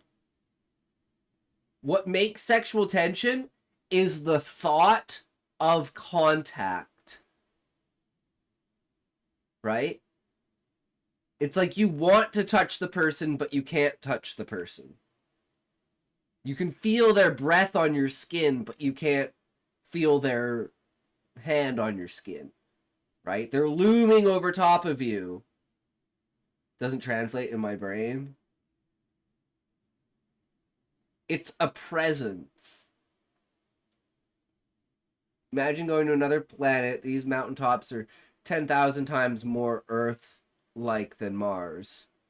I don't want to be touched, so I'm either you or touch me now, Daddy. See the progress of the others still going strong. But at this point, I mean, there fair was enough, a serious organizational problem. Weisner, Wolf, and Pisang Lama, one of the elite Sherpas, were up at 7,700 meters getting ready for the bottleneck, believing that the others were sending supplies up to the high camps to support them. But down at the lower camps, it's not clear that they understood or really grasped the situation. I'll need your But build-up even with in the this lack story. of confidence No in having worries, but supplies, Weisner, Wolf, and Pisang Lama trekked forward, confident of success. The weather was perfect, I don't but think it it's seemed Wolf long was having enough troubles, that we and it was need clear Callie. he could go Okay. on no further. So he descended to the nearest base camp 8 to wait his support. Weisner and Pisang Lama reached a point of decision. 1K They with had reached 15 the of them. bottleneck. They had to decide between traversing the bottleneck and be exposed to the falling ice or to take an alternate rocky climb that would ultimately be safer with the current conditions. But a climb that Pisang Lama would have a very high difficulty doing. Weisner ultimately decided on the rock climb, and they climbed rocks at an unprecedented difficulty They for left 9 him hours out. straight trekking for the summit. It They was left now him almost behind. sunset on the top of K2, and Weisner and Pisang Lama were only 240 meters away from the summit. They were so close.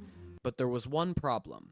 Pasong refused to keep going. Wisner had insisted that he wanted to travel through the night to reach the summit, but Pasong refused to do so and would refuse to dish out the rope, assuming it was too dangerous. Because if they had summited now, not only would they be in a bad spot on the mountain in an area hard to climb back down at, they would be doing so in the middle of the night. Pasong knew how dangerous this would be, and it would likely end in both of them getting seriously hurt or killed. So he advocated not to summit. You never Being leave so a man. close, it was a decision of pride versus safety, and ultimately, Wisner decided not to question his skilled Sherpa friend, because the mountain is not a matter of pride and ego. It's a matter of skill and trust. That day, Wisner and Pasong were a hand's reach from making history. But due to the nature of the Savage Mountain K2, a hand's reach would be the difference between summiting and not. Ultimately, they climbed back down to base camp exhausted beyond belief, and Wisner regretting his decision not to go through with it himself. However, when they arrived to base camp 9, no supplies were given to the two climbers after their long trek.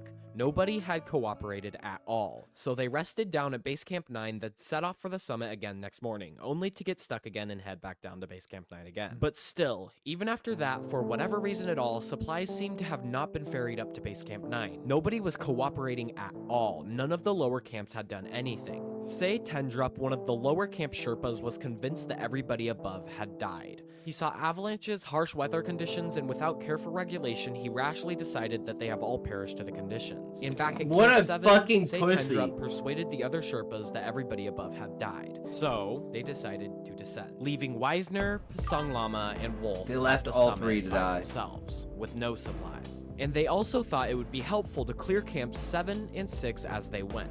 Finally, Wisner and Pasong had descended down after 2 failed attempts at the summit, and to their absolute horror, they found Consider Wolf, leaving one who to had die. been sitting at the base camp all alone this entire time without any supplies since the others had never sent supplies up. Base camp He had left ran all out three. of matches, and he had no way of cooking food or even drinking water. And Wisner was furious and couldn't understand where the reinforcements were or where they went. So they had no choice, they had to keep climbing down. So all 3 men went down to Camp 7. But on the way down, Wolf moved so clumsily that he had a serious fall when roped, almost sending all 3 of them down. This resulted in injuries around the waist for Pasong Lama and the loss of Wolf's sleeping bag. Finally reaching base camp 7 at dusk, they were met with yet again another shock. Not only were there no supplies, but the tents had collapsed under the snow. There were no mattresses and only 1 sleeping bag, and the food was scattered around.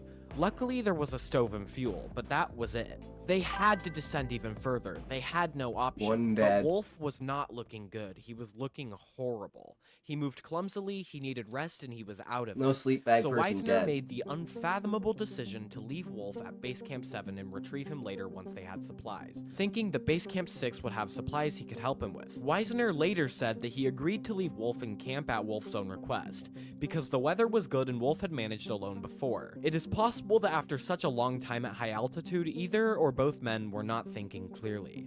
Wisner and He was the Pasong person who descended slept without to a more sleeping shock, bag. finding no food and no supplies at every camp on the way down, until they finally reached base camp, exhausted, unable to walk, and injured beyond belief. With no supplies for Wolf, Wisner was furious, accusing the others for attempted murder, threatening to sue them. Then Cromwell was appalled, and in turn accused Wisner of abandoning Wolf. Cromwell and Wisner became enemies for life. But this did not excuse the fact that one man was left up at Base Camp 7, still 7,500 meters into the sky, all alone, with no supplies, little warmth, and little hope. So thus, this began the 3 rescue attempts for Wolf. Rescue attempt number 1 started with Wisner hoping for another summit attempt after saving He was Wolf. dead. This was an absurd idea, and all the other team members were strictly going up to save Wolf. Jack Durance's party of Sherpas I mean, even if he's Pasong dead, you're Lama going up managed there to get make the trek body. Camp 4. After this, Jack and the already exhausted Pasong Lama had to return back to base camp on strict orders, where all but 2 Sherpas had the strength to continue up the mountain and make it to Camp 6 to rest for a while. With Wolf at Camp 7, they were very close, but rescue attempt number 2 started with extra support leaving base camp. Some elite Sherpa Pasong Kikulu and Sering Norbu left base camp and climbed an incredible 2,100 meters all the way to Camp 6 He was in in the one death day, zone. a feat that wouldn't be achieved again for decades. Nonetheless, the Sherpa were very close to Wolf, and in the same day, Kikulu and Kitar and Finzu, the other Sherpa that had trekked to Camp 4, had luckily reached the isolated Wolf. But to everyone's surprise, Wolf was entirely apathetic, completely uninterested and showing a complete lack of concern for the situation. Not Wolf had been covered in his body own in feces K2 and above urine from Camp being trapped in 6's his tent recovered waiting for period. multiple days for a rescue attempt. Without water and warm food for almost a week, Wolf was completely uninterested in the letters that they brought to him. And to everyone's surprise, Wolf refused to climb down the mountain, telling the Sherpa to return the next day when he was ready to go down the mountain. So the Sherpa left, but the Sherpa were stormbound in their tents with no hope of climbing back up to Wolf for almost 2 days. So after 2 days after being stuck, the Sherpa attempted the rescue for Wolf again, and trekked back up to the 7th camp on the mountain, leaving Sering Norbu behind as support. But unfortunately, this would be the last time that Dudley Wolf, Pasong Kikulu, Pasong Kitar, and Finsu were ever seen alive again. Norbu, the last Sherpa left at Camp 6, would wait a few days before descending the mountain to relay the information of all men being gone. But Wisner had thought that the Sherpa men were very capable. He was certain that they didn't perish only at Camp 7. But at this point, no one in the team had any level of physical capability left, and certainly not enough to trek all the way up to Camp 7 from the base anymore. Everybody was exhausted, but nonetheless they attempted a third rescue, in which they had made it to Camp 2 where Wolf was literally in that camp 6 days and shit on himself for 6 days. On the mountain. And after a week of no information, sounds like he was not in his right mind. The rescuers were all dead, atop the mountain of K2 forever. 544 to this words day, now. It is a complete mystery as to what happened to Wolf and the 3 rescuers. Perhaps they were caught in a snowstorm or a nasty avalanche. Maybe it was a simple matter of slipping and falling. Who knows? But nonetheless, one thing is very sure. The 4 men had perished in a place that they had put their all into. By no means was Wolf an experienced Why climber. didn't Wolf He had go back climbed the mountain first off of time? purely Like, buying he literally himself killed in, wanting to himself impress when he his went back the ex-wife. first. But He wouldn't had go back the followed first great time. Pasong Lama and Wisner to base camp 8, an entire Add 7,700 this kind of story to your meters into book. the sky. A feat that even most climbers nowadays severely struggle to accomplish. And for the Sherpa that most people Why, don't know the name Sataran? of, they had shown great concern for the stranded wolf. So much concern that they climbed 7 camps back up the mountain again to save Wolf. The men who attempted to climb the world's most dangerous mountain in 1939 showed the rest of Brain was history dead that after human the night intervention he is slept possible, with no even sleeping atop bag. such a beast as K2. And while Wisner didn't exactly get to the top, if he had just taken the bottleneck route, he might have been able to achieve history many years early. But I'm going to have to stop this right here. Because while the story of Wisner and his group atop K2 is one that should be remembered, it is not by any means a standout or particularly isolated case of tragedy among K2. K2 is a relentless beast that treats all members with similar dread. There are a plethora of tragic events among the K2 timeline that all deserve respect due, for all those people that have put their life into this mountain. But there are a few cases Wolf of killed true and himself, utmost agreeing to sleep tragedy, outside with no cases that sleeping truly bag do at that stand out situation, among the and he knew timeline it. of events. Fast forward an entire 47 years since the 1939 disaster, and a lot has happened. A French team in 1954 completed the first summit with a relatively safe ascent. Wasn't and he the K2 one had who gained slipped a lot and of attention fell, in the though? coming years after it was first summited. So Some wasn't other it teams his had own actually fault? summited K2 from other routes and sides of the mountains, which was previously unheard of. And while some casualties had ultimately happened throughout the years, K2 was a relatively quiet mountain. So in 1986, in the summer season from June 21st to August 10th, it Yeah, felt so like a he relatively normal sacrificed season himself summit to save the K2. other two, But it 'cause he came to knew the they would all disaster of 3 die if he went 1939, with them. normal would be the last thing K2 is capable of. In 1986, the government of Pakistan granted an unprecedented number of climbing permits for K2, allowing almost 66 people to attempt to summit K2 that summer. Since K2 had been active in the past He is few the best decades, a climber. lot of the routes had been Knew he climbed by was many dead. different teams hoping to put their name on the mountain's history. But by far the most coveted prize on K2 this year was its unclimbed South Pillar, known as the last great problem that was nicknamed the Magic Line. The Magic Line demanded more steep technical climbing at high altitude, more than anything previously done at the time. There were an entire 10 teams attempting K2 that summer. One of the teams that year was an American expedition under the leadership of John Smolich. On June 21st, John Smolich and his partner Alan Pennington were climbing an easy approach gully at the base of the route. When far above them, they noticed that the sun had loosened a truck-sized rock from the ice, sending Magic it Line killed careening down the 75% of mountainside, this form. striking the very top of the gully they were climbing. And as soon as it struck, a 15-foot deep fracture line shot 20 across the have died low-angle since this slope, triggering video. a massive avalanche that engulfed both men in seconds. Climbers who witnessed the slide moved quickly and located and dug out Pennington, but it was unfortunately not in time to save his life. Alan had been taken by the mountain. Smolich's body, still buried under tons of avalanche debris, was completely unfindable and too dangerous to look for. Smolich was never found. The surviving members of this American team called off their climb and went home. But the other expeditions on the mountain regarded the tragedy just as a freak accident, simply a matter of being in the the wrong place at the wrong time, and didn't call off their expensive climb to K2. So just 2 days later on June 23rd, Maria Brego and Josema Casimiro, and 4 members of a French-Polish expedition, Maurice Berard and Lillian Berard, Wanda Rukiewicz and Michael Parmentier, reached the summit of K2 via the Abruzzi Spur. Rukiewicz and Lillian Berard thereby became the first women to stand on top of K2 in history, and they did so without even using bottled oxygen. This was history, however, their celebration would be cut short when they were forced by darkness to bivouac high on the summit pyramid. Bivouacking happens when you're forced to make a temporary camp without shelter. It's essentially just finding the best spot to lay down your sleeping bag right where you are. But for this team, they were atop the world's most dangerous mountain.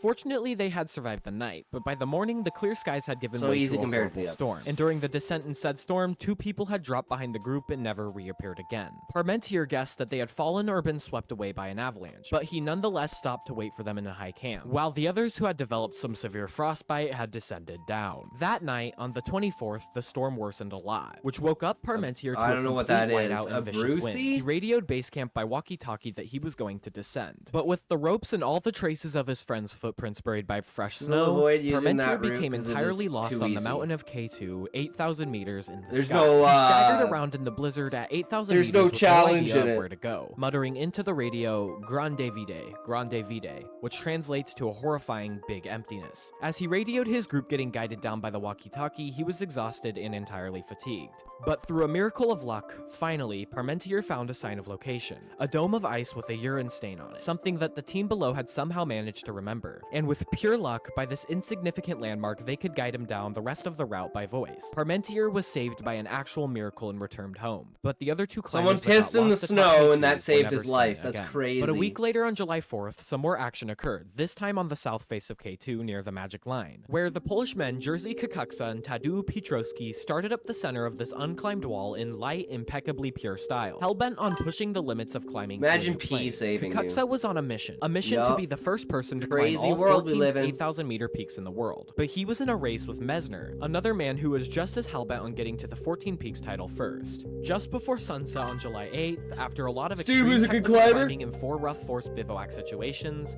Kukuksa and Piotrowski struggled to the summit in a howling storm. They immediately began to descend the Abruzzi Spur. However, Piotrowski had unstable gear because of his frostbite that made it hard for him to put on his gear correctly. Ultimately, this led to him stumbling due to lack of gear control, and in an attempt to stay upright, he wrenched his ice axe out of his hands, and he was soon hurtling down the steepening slope, out of control. And Kukuksa could do nothing but watch helplessly as his partner bounced off some rocks and disappeared into the clouds. By now, the summer's death toll was beginning to make some of the climbers on the mountain hesitate climbing, but for many, the lure of the summit proved stronger.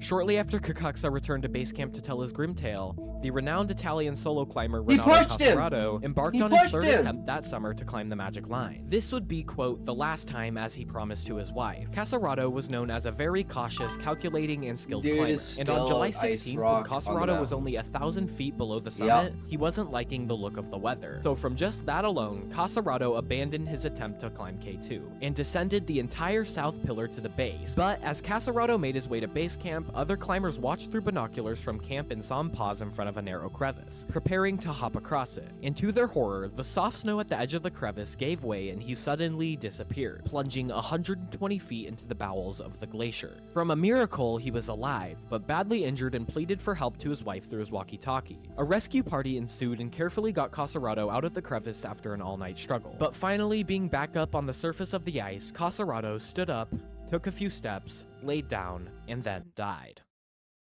Roughly a week later, a team entered the range to attempt K2, a team that had no interest in climbing K2 in a rough or new way. The Koreans cared little about how they managed to get to the top, as long as they did it. And being nationally sponsored by South Korea, they used everything they could. They hired 450 porters to haul a small mountain of gear and supplies to base camp, and then methodically proceeded to string miles of fixed rope and chain of well-stocked camps up the Abruzzi Spur. Late in the day of August 3rd, in perfect weather, 3 of the Koreans reached the summit using bottle oxygen. And after starting their descent back down the mountain, they were overtaken by 2 exhausted Polish and a Czech who were using siege tactics and no oxygen to climb the Magic Line. After watching them pass, they realized that the men who had passed them had just succeeded in making the first ascent of the coveted Magic Line. So, in nature of being so close to each other, both parties descended together into the night. And as they descended into the night, a famous Polish alpinist had his attention dullied by hypoxia and fatigue. and accidentally fell off the end of a fixed rope into the dark, marking the 7th casualty of the season. The next day, Muhammad Ali, a Pakistani porter ferrying loads near the base of the mountain, became victim number 8 after he was hit by a falling rock.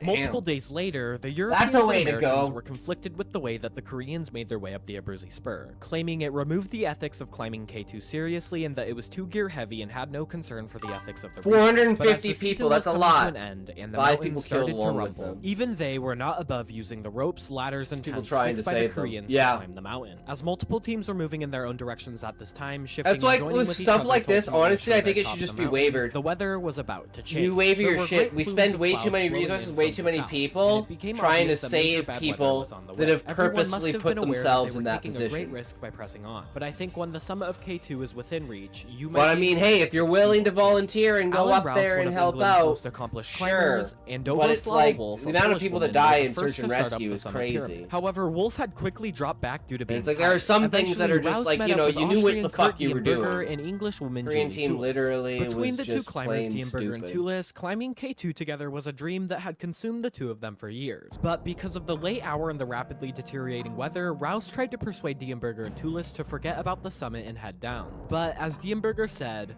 "I was convinced it was better to finally try it after all these years." And Julie too said, "Yes, I think we should go on. There was a risk, but climbing is about justifiable risks." At 7 p.m. when Diemberger and Tulis got to the summit, that risk appeared to have been justified. They hugged each other and Tulis yelled, "Kurt, our dream is finally fulfilled. Bad weather, K2 go is home." now ours." However, almost immediately after leaving the summit, Tulis, who was above Diemberger, slipped. For a fraction of a second, this I thought I mountain, could man. hold us, Okay, I'm but then done we part both one. started Nice sliding book, down hell the yeah. steep slope, which led to a huge ice cliff. Go I thought, on my god, means this you is don't it. have enough This is money the and end. can't They take had this reminded again. themselves of the many people who had died in the weeks prior to them, and they both thought, the same thing. The same thing is happening to us. But somehow, miraculously, they managed to stop before shooting over the edge of the ice cliff. They had been saved, but fearing another fall in the dark, instead of continuing For the down, video, they simply can you hacked read out it? a Yeah, shallow sure, hollow book. in the snow and spent the remainder of the night there, at 8,200 meters on the top of K2, shivering together in the open snow. They survived the night, but in the morning the storm was upon them. Tulis had developed frostbite on her nose and fingers, and she was having So problems you with her trying eyesight, for the possibly summit indicating caused you cerebral got edema. to do But they it had this survived time. the night. So they Okay, trekked down the agree mountain. you like And by this. noon, when they reached the tents of Camp 4 in the company of their 5 fellow climbers, they thought the worst was behind them. And as the day progressed, the storm worsened, generating Drama? insane I amounts don't know of what you snow, mean winds by in excess drama of with 100 this, miles per hour, Sataran. and sub-zero temperature. If this is drama to you, this is just people being retarded, in my opinion.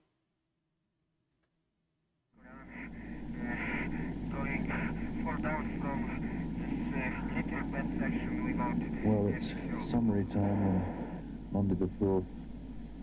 Alan, Maruk, are now on the No. mountain. Okay, Sataran. If you purposefully put yourself in a situation like this, that's not drama. Drama is conflict with things because of situations. Everyone who climbed that mountain knew what the fuck they were doing. I'm gonna make food. I shall be back in a bit. Okay, I'll wait until you're back to read the thing book. Does that make sense, Sataran? I think your definition of drama is wrong. Kurt and Julie are on the mountain to the 7th. I honestly don't know where the 3 Austrians, how long they've been there, but what I do know is... Slept in 31-degree Austrians have spent temps 4 during my nights 5-day, at 4-night Belgium camping Meeting. trip. Was it drama or My doubts and explain worries over the what next I couple was of days, doing? for the fate of You were the enjoying yourself. are just enormous. You're having a good time exploring The tent nature. Diemberger and Tulis Like, were there's a in had difference collapsed between, under the like, brunt of the storm. So they trying to crowded into conquer Rouse nature Wolf's and tent. drama. But unfortunately, due to the nature of the storm, sometime Like, during drama the night, is August 6th, while the storm hyperbolic. continued to Drama build, is over the combined top. effects of the cold, the Drama altitude, isn't Tulis's real. fall, and the forced Drama overnight is stay atop fake. the Drama's mountain, it had all people. caught up to her.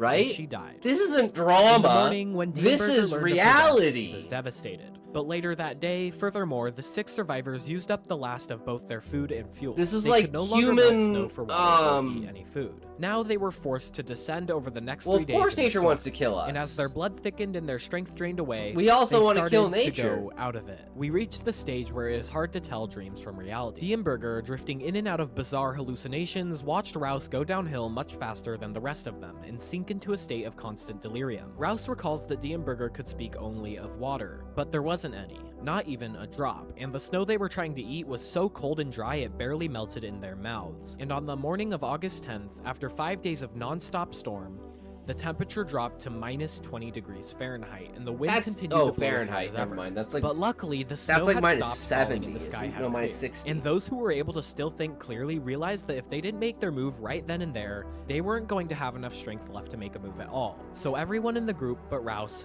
had left to base camp, because there was no chance of getting Rouse down the mountain, not in his comatose state. So they made Rouse as comfortable as they possibly could to ease his work, and left him in Now you're his being sleep. so stupid you can't Nobody think the would have snow any is hope melting of in your ever mouth. seeing Rouse ever again. But in the current state on K2, it was now a case of every man for himself. Within just a few hundred feet of leaving camp, two That of whole the members, sentence is Weiser stupid. and Amitzer, collapsed from the effort of struggling through the waist-deep snow. We tried in vain to stir them, says Diemberger. Only Amitzer reacted at all. Weakly, he murmured that I don't he know what you couldn't mean see by that, them. Sataran. Weiser and Amitzer were left where they laid. The other 3 kept fighting I their feel way like down. your A grasp few of hours English later, is Wolf had slipping with dropped these behind last and couple of never appeared. sentences. Diemberger believes that she fell after inadvertently becoming unclipped from one of the fixed ropes, and the team was now down to 2 members. Bauer and Diemberger made it to Camp 3 at 24,000 feet, only to find that it had been destroyed by an avalanche. They pressed on towards Camp 2, in the dark of night where they would find food and shelter, then press on to base camp.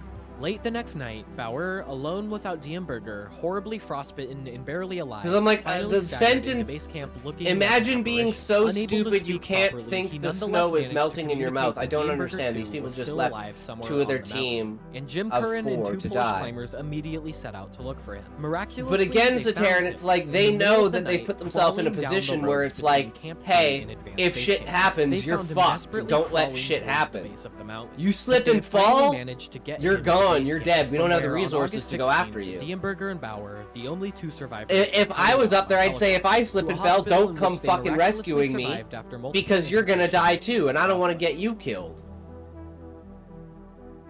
So I think there's more nuance to it than that.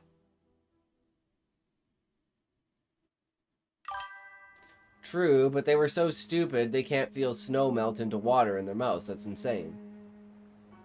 The Gilkey Memorial is a Sataran, collection of all of the people who I'm confused at this sentence. Let's take a step back here. When you say they were so stupid they can't feel snow melt into water in their mouth. But Sataran, this is what the video said.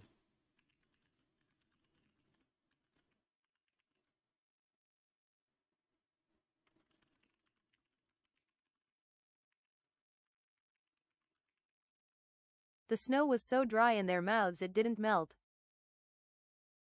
Like, there was no moisture in their mouths for the snow to melt in their mouths. No. The snow isn't, it's not necessarily the snow is dry, it's their mouths are dry. And without moisture inside of their mouths, there's no, like, compounding effect to melt the snow, right? It's like you have heated water inside of your mouth. That water covers the snow. No, it makes perfect sense, Sataran. If there's snow, but there's no... Yes, but the moisture inside of your mouth coats the snow, heats up the layers of snow, and melts that, and then heats that water up, creates a cascading effect that melts. But if there's no moisture in your mouth, and there's no water to melt... No, I'm saying it's so cold. Sataran, it's so cold their mouths can't melt it because there's no moisture in their mouths. That's what he was saying. Not they couldn't feel the fact that it was melting in their mouths. So I'm just confused.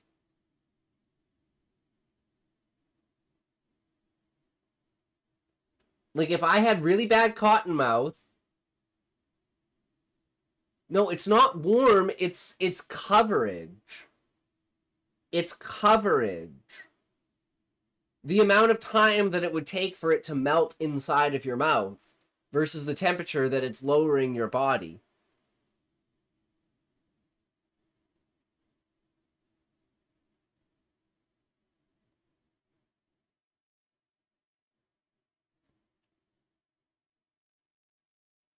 Like, I don't know, to me it makes perfect sense.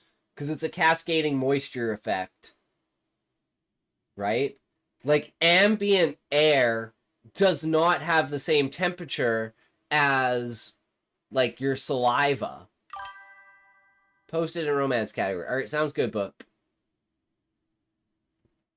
So, like, without that added bit, then the snow would never melt in your mouth. When Art Gilkey's team gathered stones together to honor their heroic friend's death by avalanche in I've had dry 1953, mouth. a morbid tradition was started. Now, all It's of rough, the people but that it's have very passed first through the opening varying cereal things I'm on going to write, but K2 it's lay near the from Gilkey Memorial. And to snoring keep all the night. campsite sanitary and clean, climbers started to use the Gilkey Memorial as a place to dispose of all the fingers, bones, arms, legs, heads, and bodies found in the glacial melt. In their eyes, burying these scraps of body was better and felt more respectful than leaving it to the ravens. Climbers that attempt K2 visit the Gilkey Memorial before they climb to remind themselves of what they are getting themselves into. On cold days, it is quiet, and on hot days, the mound of rocks stew with the scent of defrosting flesh, and that odor clings to the climbers' and mourners' hair and clothing. The memorial acts as a barbaric reminder that Imagine climbing bring K2 is home no a human joke, and that skull. corpses rarely make it down the mountain in one piece. Gilkey and the 90 others that lay here peacefully today were all intense stories of struggle, perseverance, heroism, hard work, passion, and death. Some more remembered than others, and some forgotten as easily as they disappeared. But nonetheless, the people who died and the people who survived lay as an example of collective effort. They lay as an example of true and utter perseverance in the face of a beast. They lay as an example of pushing limits of discovery just a little bit further. And they will continue to push them. But K2 won't change for us, because K2 is not a savage mountain That's any more something than you're Everest supposed to is do a if you killer hike peak. here. K2 is an inert mass of rock, Take ice, home a storm, skull? and snow. As you watch this video, the winds will howl around the Abruzzi Ridge. The crevices and glaciers will crack and shift, and the mountain will be choked by its own debris. But K2 for now is harmless, for nobody is Yo, there. Hellcat, But humans, yo, as what's ambitious up? How's as they it are going? fallible, What you will return to doing? K2's weak Happy and New harsh Year, abyss Merry with their own Christmas, self-imposed Hellcat. challenges. And all I do is pray that they heed the mountain's history. We're watching something about a mountain called K2. Yeah. Huge 2026. Okay, book, are you ready for this? Thought Ice Age 6. You know what it is, K2. No idea, Sataran.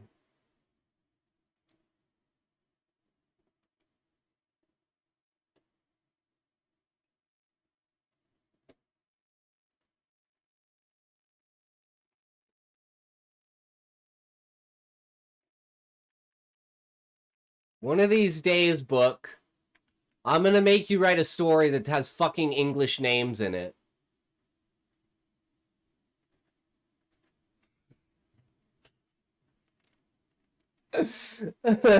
Eating my porridge. Oh, nice. Hell yeah, book. It is the most famous mountain in the world and has no name. Well, I mean, K2 is a name. So this is the second mountain in the K Edge that was surveyed by the British. There's K1 to 21. But I mean, Sataran, by definition, K2 is a name. It may not have a proper name, but it has a name.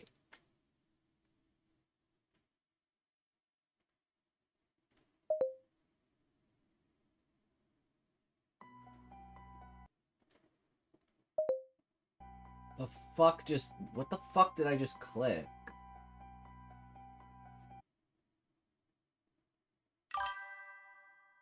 I made 3 packets. Damn, 3 packets. That's a lot. That's a lot. What are they? Are they just plain? Or you got like some fancy like cinnamon, apple, and... Okay, so any mountain that had a local name for it has that name out of those. K2 was never seen. No maple sugar. No name from any locals. But how do we know that, Sataran? How do we know there wasn't an ancient name that nobody knew? And nobody knew the mountain was there, so nobody cared to name it, right?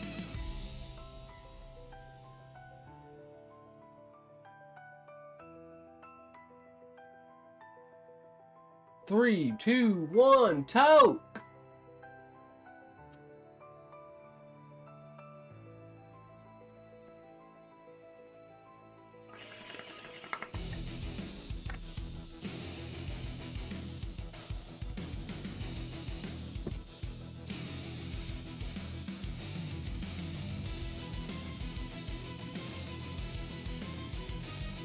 Mountain climbers care about this, and we actively look for people and ask. I don't know what you mean, Sataran. You're not gonna be able to find someone from 4,000 years ago that named the mountain Huba Juba. You know what I mean? Like you're never gonna know if there was some ancient human that stared up at that mountain and went Big Hooja Booja. You're never gonna know. It's impossible.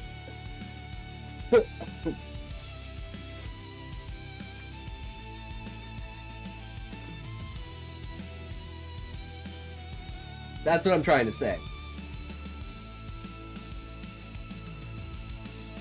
Now, if you're talking about known civilized people, that's different. But hey, so does that mean, Sataran, if I named the mountain, if American who named a mountain 2K years ago and still live there,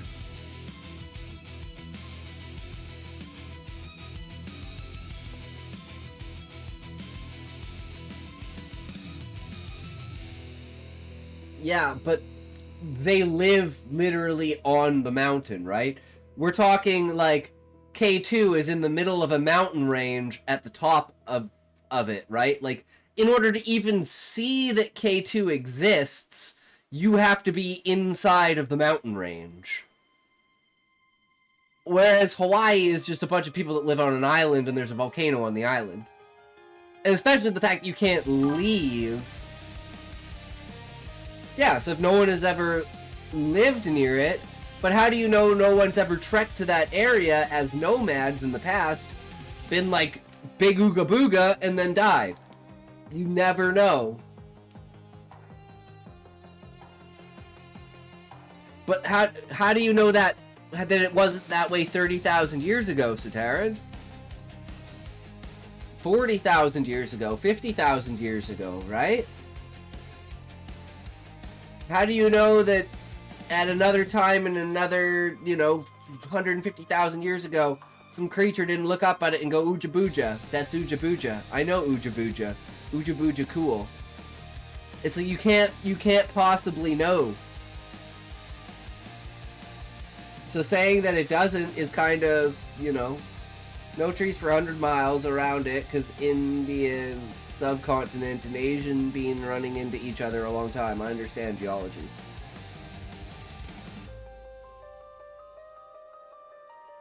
But I'm just saying, like, don't you think that it's kind of ridiculous to say, oh, this has never had a name? Do you see where I'm coming from with that?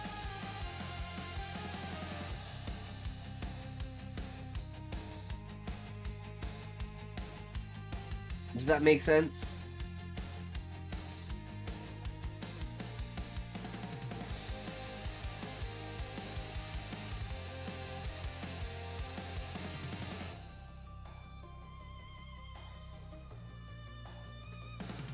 So what you're saying, Sataran, is that there is absolutely no chance in all of reality, in all of existence, in all of everything, that there has never been a sentient being that has looked upon K2 and thought of a name in their head.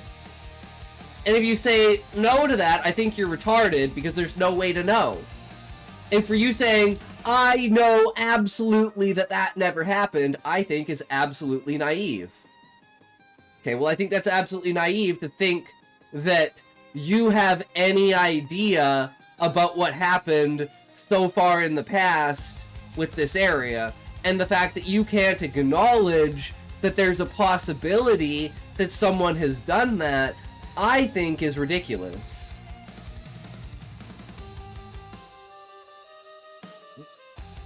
You think a DNA is complex enough to cause lizard people? Like, I'm so confused how you get that extrapolation. So here's my logic, Sataran.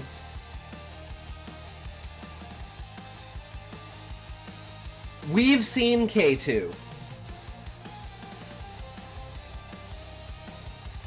If we've seen K2, other people have seen K2. If other people have seen K2, someone has looked at it and said, that's what that is.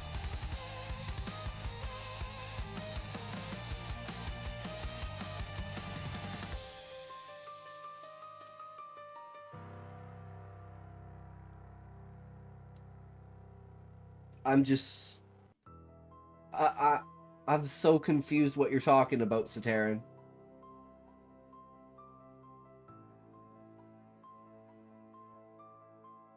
Like, what?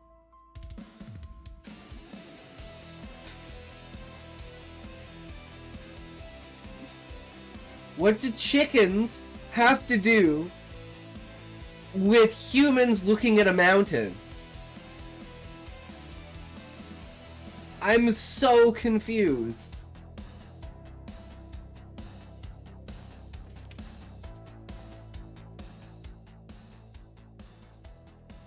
First, you got an all-purpose hole. It's like stubbornness and idiocy meet and had a baby, you two.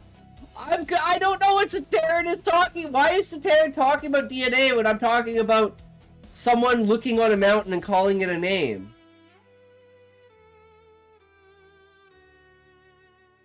And it's not like... Wait, I'm so... What? I'm so confused, Sataran. DNA had to evolve to have eyes. What? You can't skip steps. Think. Sataran? I have no idea what you're talking about. Or why you're talking about it. I'm so confused. Why are you talking about chicken sex organs and fucking DNA? What? To have a dick. Okay, so Taryn, I'm just gonna say you're trolling me, and yeah, I'm just gonna move on.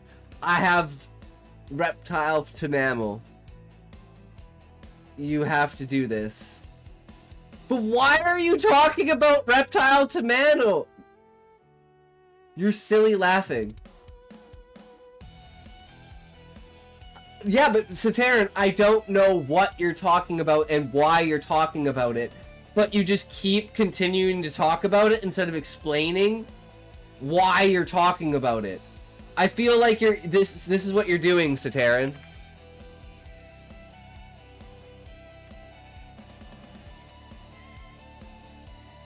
And then it was black and blue.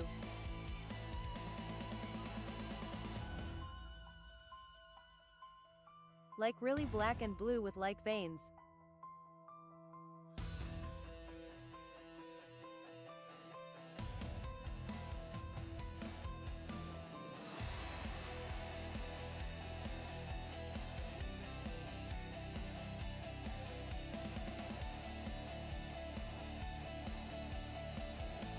I tried.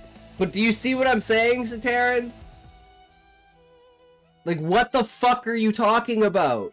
Why are you talking about... What does this have to do with the conversation that we're having?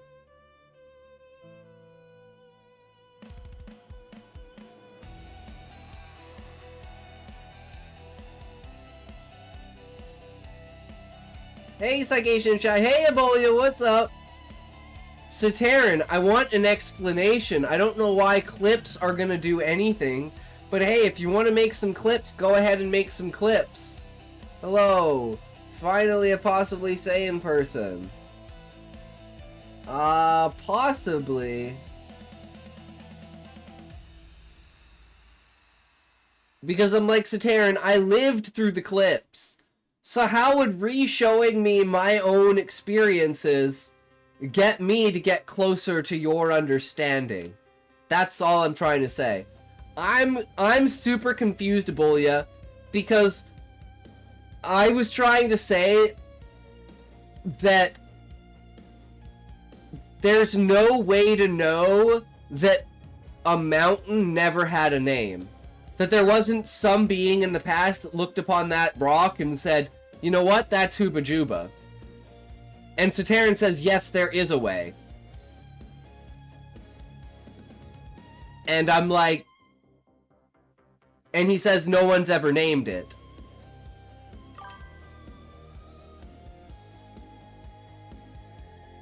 And then he started talking about DNA, dickless chickens, and reptiles turning into humans. And I'm like, okay, well, how do we go to talking about looking at a rock?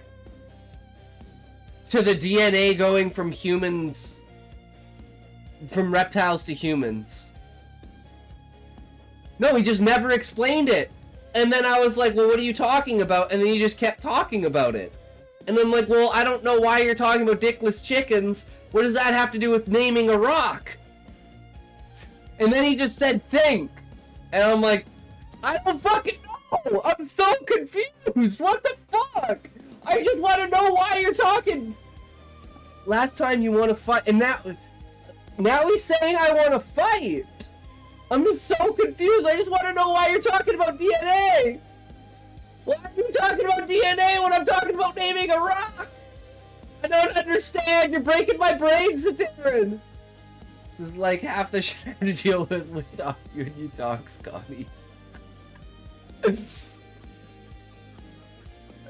But I try to explain myself. I'm like, this is why I think this. This is how I got here. But Saterin's not even doing that. I mean, I may be bad at it, but at least I'm attempting to do it. Saterin's just like, no, you're dumb. Try to use your brain. And look, what the fuck do you mean use my brain? What does DNA have to do with talking to a rock or naming a rock? Like, how am I so far out of the loop? What the fuck? And notice, Ebola, Saterin still isn't answering the question of why he was talking about dickless chickens and DNA. I don't even think he knows why he was talking about it. Just accept the idiocy and read my shit.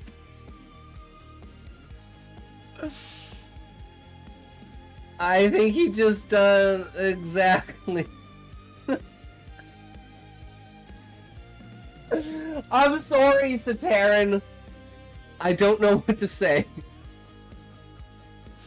Okay, so this is Book's new work. Part 1 of 15. Juyin felt a wave of chaos surround her as Hailren proclaimed he was going to marry a wife. As the queen of the Fox clan, she didn't much care what happened to the immortal court. She was just there to see the show. She lounged on a cloud high above the ruckus, eating pumpkin seeds and hearing the twittering of the Phoenix clan and Peacock clan's ladies as each vied to be the one to petition for the spot of Empress of the Immortals. Sudden shot of power to the cloud she was on brought her somewhat gracefully falling from down to the level of the others were on. She flailed for a few seconds, but ended up gracefully landing on her feet as if she had meant to fall. She carefully arranged her clothing as the different bird clans stared at her, agog. Haoran hid a smile as she moved towards her.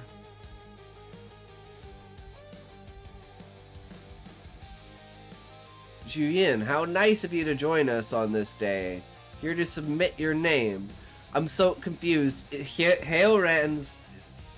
Is that supposed to be him? I was like, wait, Haoran's a chick? He moves towards her. Oh, okay. Okay. Okay. He had her toe in a snare. She couldn't admit having come to spy on the spectacle, but she couldn't submit her name to marry this young pup. No, wait. It's Haoran. Hide a smile as he moved towards her. Hid a smile?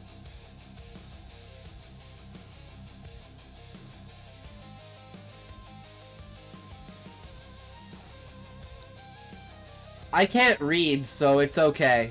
We're just two halves of the whole there. She was thousands of years older. Fucking shit. I was merely on my way to the Fox Den, Your Highness. I don't know how I fell from the sky. Maybe a rogue power shot from an inexperienced caster, she said casually, a little lift of her lips jabbing the point home. Well then, an experienced caster needs your years of expertise then. Why don't you point him out and we can teach him together? Like his bravado, Juyin carefully looked him up and down. Long flowing black hair and a top knot.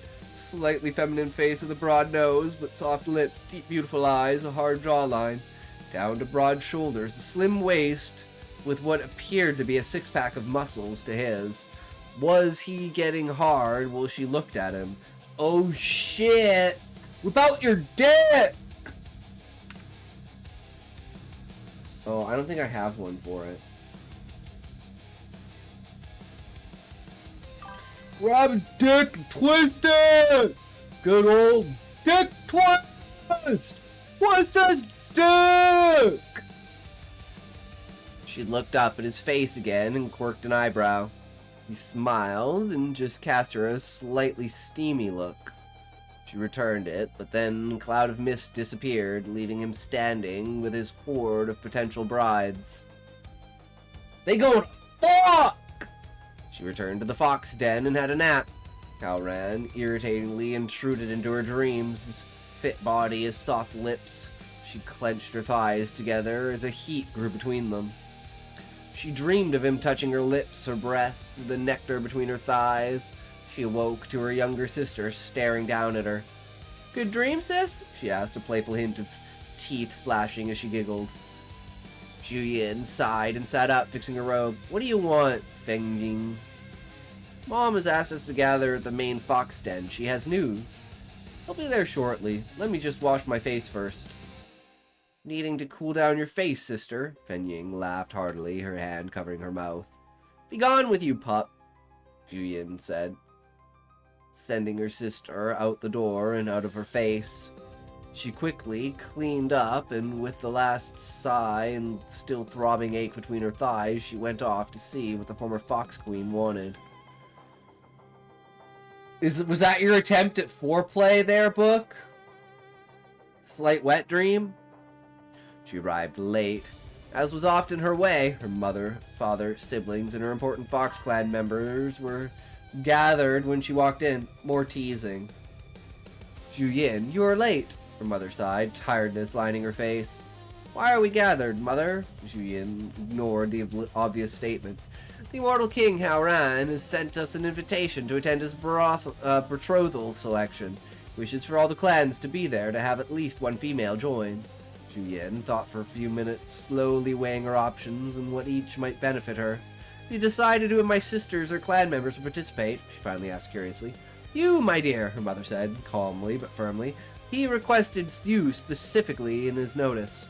Me? Juyin said slowly, the sheer audacity slowly hitting her. But I'm the Fox Queen. I can't marry him. Apparently there is a precedent, her mother said, gesturing to her grandmother, Juyin's great-grandmother. She was a frail old fox, never leaving the den much. When I was a little girl, she said, her voice raspy with disuse and age, the Fox Queen married the immortal emperor and they lived very happily.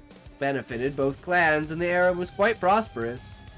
Jian paused, letting her thoughts reset and assemble the bits and pieces of information she had. She could have a hot body to play with during the betrothal selection. She could still be queen and also empress.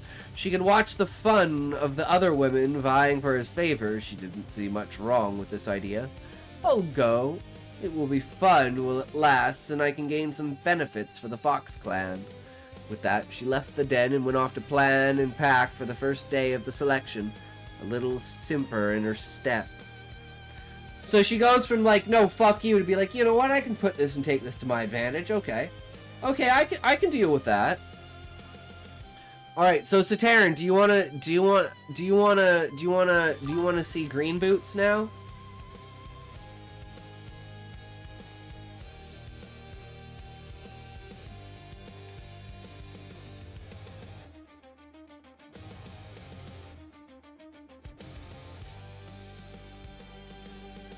They're like a full one. Was it a good first episode? Yes. Very intriguing, brings in a lot of world building, very subtly, book. They're immortals, they're gods, they're, you know, clans, different animals. I don't know if they are actual different animals or if they're just like the clan of certain animals.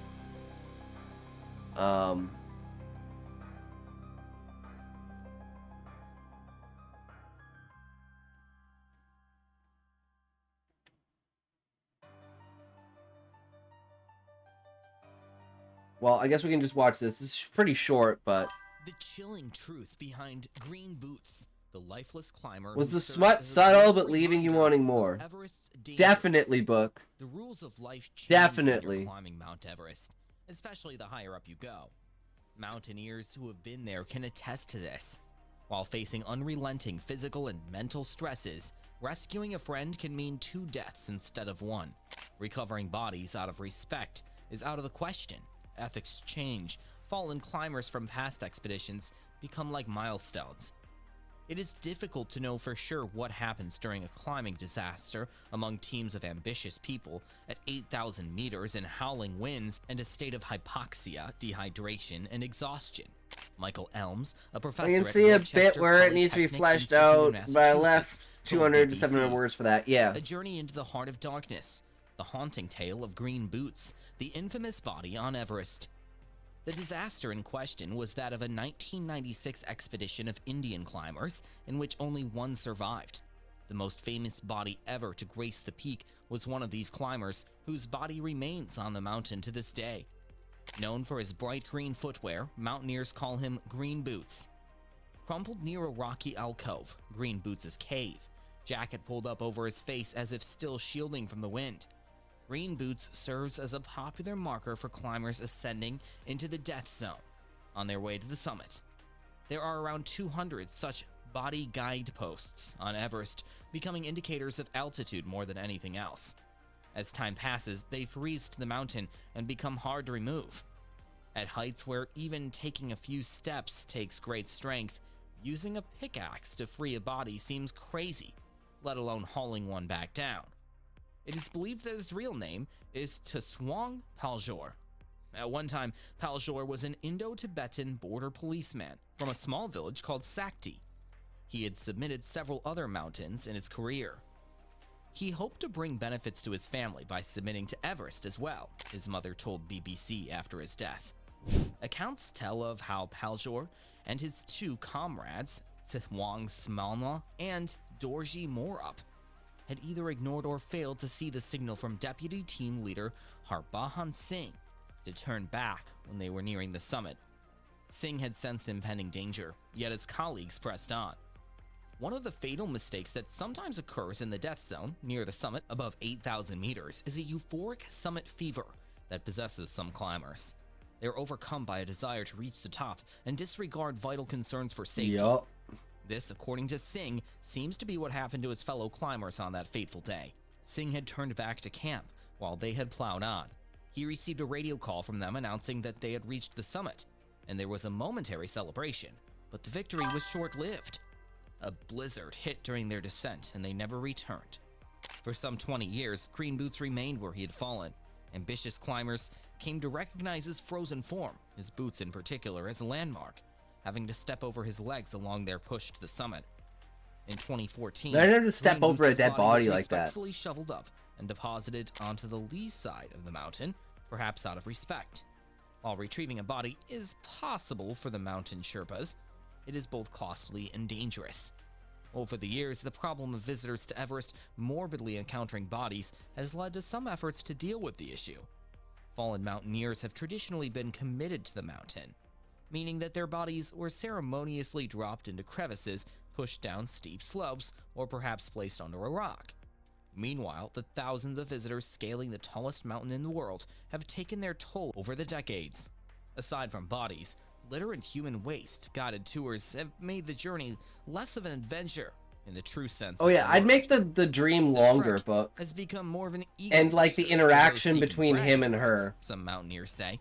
That's definitely what I would add. Him like doing this whole seductive thing with her, and then that makes it go from her being like, I don't like this dude, I'd never marry this dude, to literally having a fucking wet dream about him. 64 pounds of human waste are a more impressive achievement worth bragging about. As climbers continue to push the boundaries of what is possible on Everest, the legacy of Green Boots serves as a cautionary tale of the price Green Boots! But yeah, good old Green Boots. Alright, back to the original video we were watching. That's like their whole thing. And when Jeffries took over, Abercrombie had 36 stores generating about $50 million in annual sales. The company was completely bleeding money. Most retail executives would have tried to stabilize things to then stop the hemorrhaging, but Jeffries did something else entirely. He burnt it all down and built something completely new.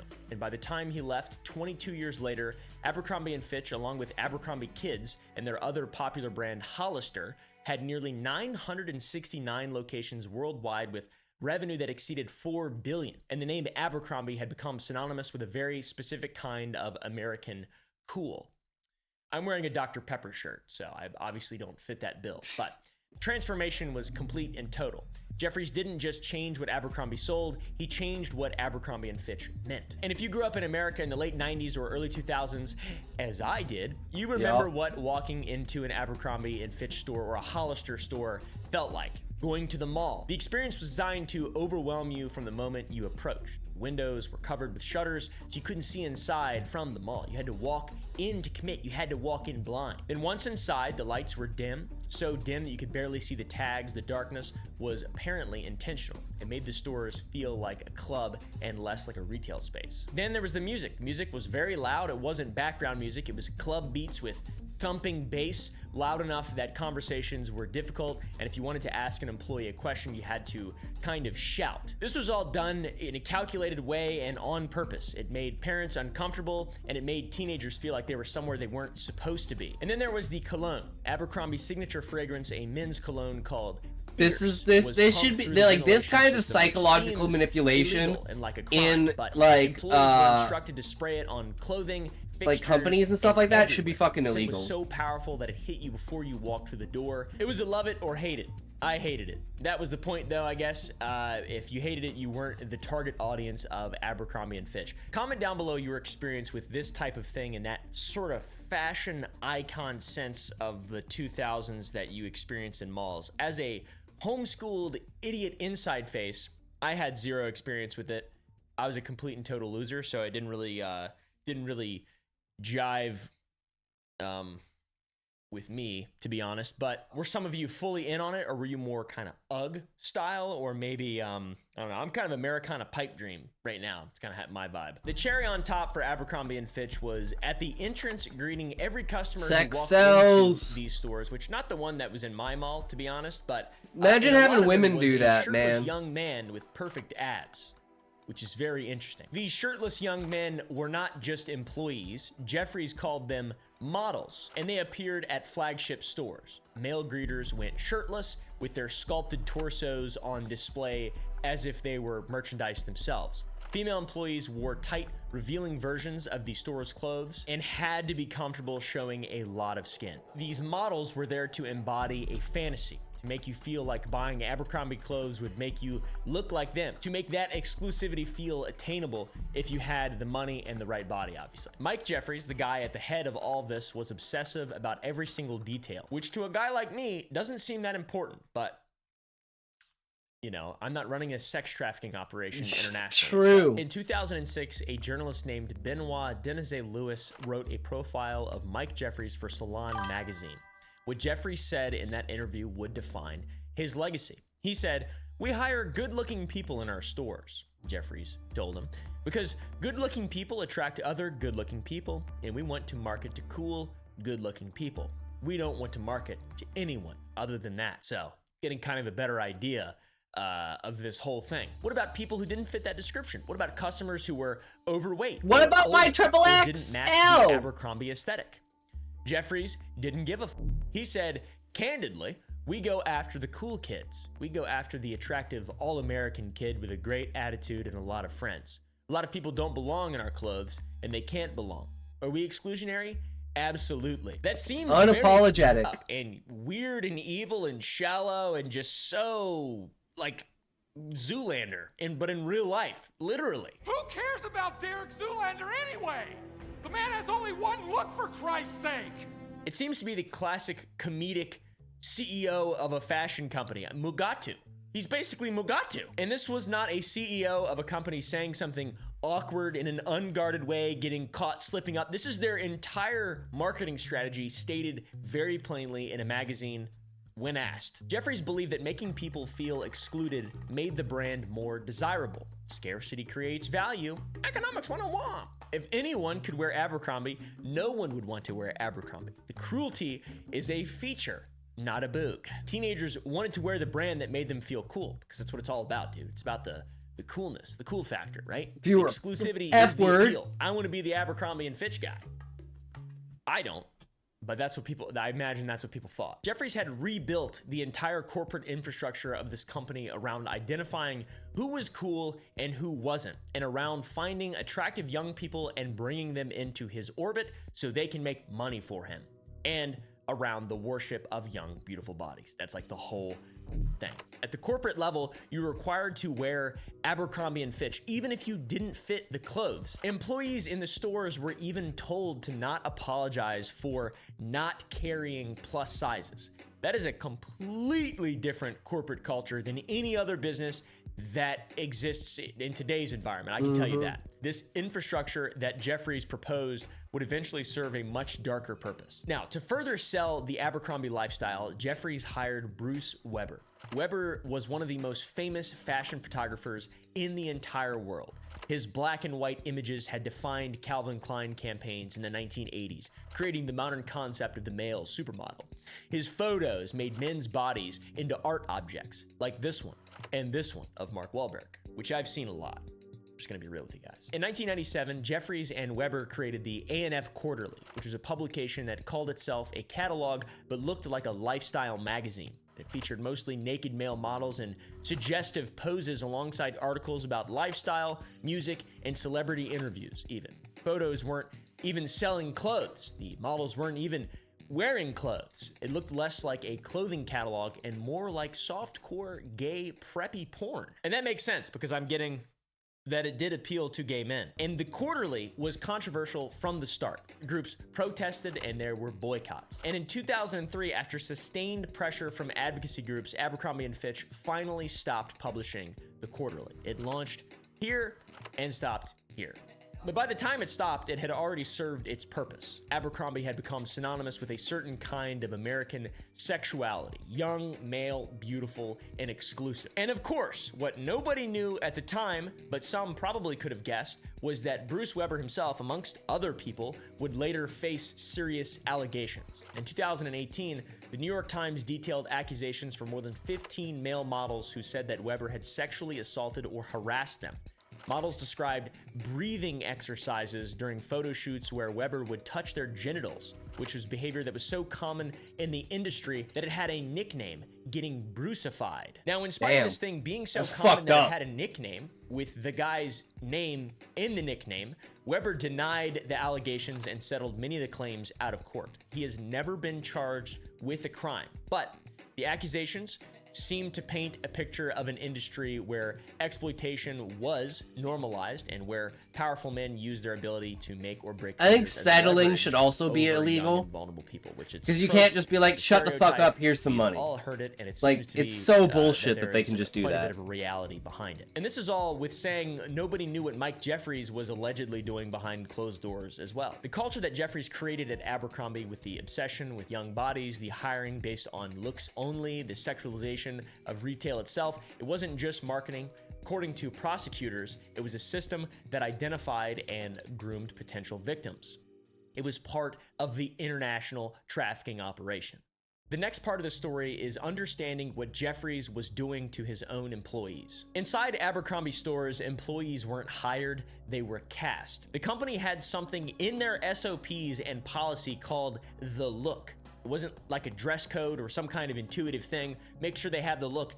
It was policy. Employees were given a book outlining exactly what good-looking looks look like. The guidelines were obsessively specific, ruling many potential employees completely out of the running. So you can see how this policy level exclusion could create the idea of working at Abercrombie. It could seem like a status symbol. If you were hired, it meant you were attractive enough. You had the look. You were one of the cool kids. Now, there's tons of problems with this system. The definition of good looking in those training materials consistently targeted non-Caucasian features as undesirable. The yup, of course, totally racist. And in 2003, a group of plaintiffs filed Why do you think they're all fucking white? against Abercrombie and Fitch. It was Gonzalez versus Abercrombie. And it alleged that the company systematically discriminated against African Americans, Asian Americans, Latinos, and women in hiring and promotion. The plaintiff class eventually grew to approximately 250,000 employees and applicants. Damn. The case documented a pattern of discrimination that went beyond individual managers and making bad decisions. It was literally the company policy. The look policy that the company had was inherently discriminatory. And in 2005, Abercrombie settled for $40 million. The company agreed to hire a vice president for diversity and create marketing materials that featured minority models fucking joke. and monitor its hiring practices more closely with 25 recruiters that would seek out minority employees. So there's a huge settlement. They start to change. That doesn't in the lawsuits. In 2008, a 17-year-old Muslim girl named Samantha Ilauf applied for a job at an Abercrombie store in Tulsa, Oklahoma.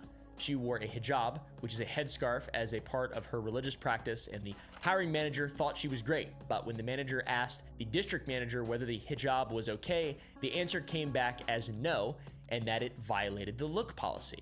Ilauf wasn't hired, and obviously you can see where this is going. That's a huge liability. The Equal Employment Opportunity Commission sued on her behalf. The case went all the way to the Supreme Court, and in 2015, in an 8-1 decision, the court ruled against Abercrombie. Justice Antonin Scalia wrote that the decision was really easy under the text of Title VII. Abercrombie paid Ilauf $25,670 in damages and $18,983 in court It's such a costs, joke. and Is was no, forced that's to not money revise at all its to them. policies. They don't give a Policy fuck change about was that. the bigger of the two punishments for the billion-dollar retail empire. For their scale, $20,000 ain't shit. These cases have revealed true intentions behind the company that Mike Jeffries built. Mike Jeffries' True Intentions. This is an organization where how you looked was absolutely everything, where managers approached strangers based on their appearance solely and recruited them like talent agents, where an entire infrastructure for a corporate entity existed to identify attractive young people and bring them in to the company. This infrastructure didn't just stop at the company store policy level. According to prosecutors, it extended all the way to Mike Jeffries himself, the brand god. Brand God. That's a hell of a name. You know how every January we say we're gonna start prepping our own food, we're gonna get healthy. Then we chop veggies for 2 hours. Yeah, and then you're like, fuck this, And then in I'm failure, done. Go ahead and order a hamburger anyways. That is where Factor comes in. Factor delivers fresh, never frozen, chef-crafted meals right to your front door. And they're genuinely delicious with a ton of different options to choose from. So no cooking, no dishes, you get a delicious meal delivered right to your door without having to think. No more, oh great, I burned the broccoli, now I smell farts. And I didn't even fart. You can choose calorie smart meals, low carb, keto, vegetarian, whatever you want. Lately, my favorite have been the Protein Plus meals because they have over 30 grams of protein in their serving size, which is incredible. And these meals are clean label. They don't use terrible dyes or anything like that, which is epic. So for this new season, if you want to eat intentionally without actually having to do all the work, Factor is the move. Head to factor75.com and use OOMPAFB50 as your discount code. You'll get 50% off your first box and free breakfast for a year. That's OOMPAFB50 at factor75.com. Click the link in the description. Let's get it. This is James Jacobson. As you can tell from this photo, he has a fairly distinctive appearance. He was missing most of his nose, and the result, he said, was of a surgery gone wrong. He wore a snakeskin patch to cover the disfigurement.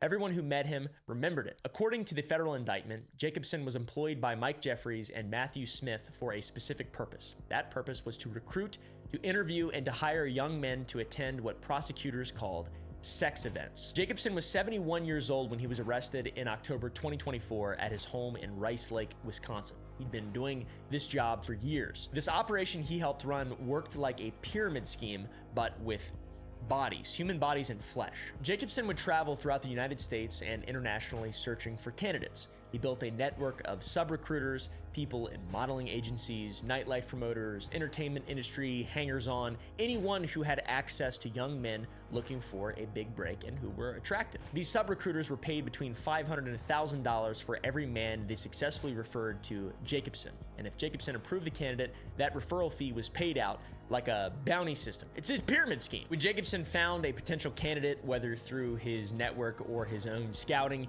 he would reach out with an enticing offer and he'd dangle connections to Abercrombie & Fitch's executives, meetings with the company's official photographer, and modeling opportunities with one of America's biggest brand. He had a lot to offer these young people who were struggling to break into the modeling industry, which, by the way, is an industry that is notorious for exploitation and evil, broken promises, whatever you want to call it. But for a ton of people who are looking to start a career earnestly, these things sound like a chance of a lifetime. Genuine connections, real networking, real opportunities. Jacobson was someone who could actually open doors for these people.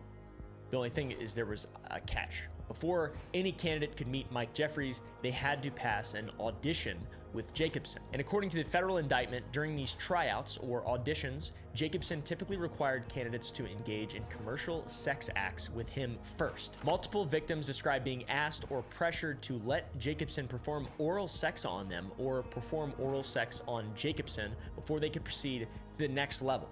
And if you refused, the opportunity would evaporate. And if you complied, Jacobson would forward your photos and information to Jeffries and Smith. If they approved, you would receive an invitation. In Jacobson's defense against the prosecution, he denied any coercive or deceptive or forceful behavior. Jacobson claimed he didn't remember making any promises of modeling opportunities, and any sexual encounter was consensual and not coercive.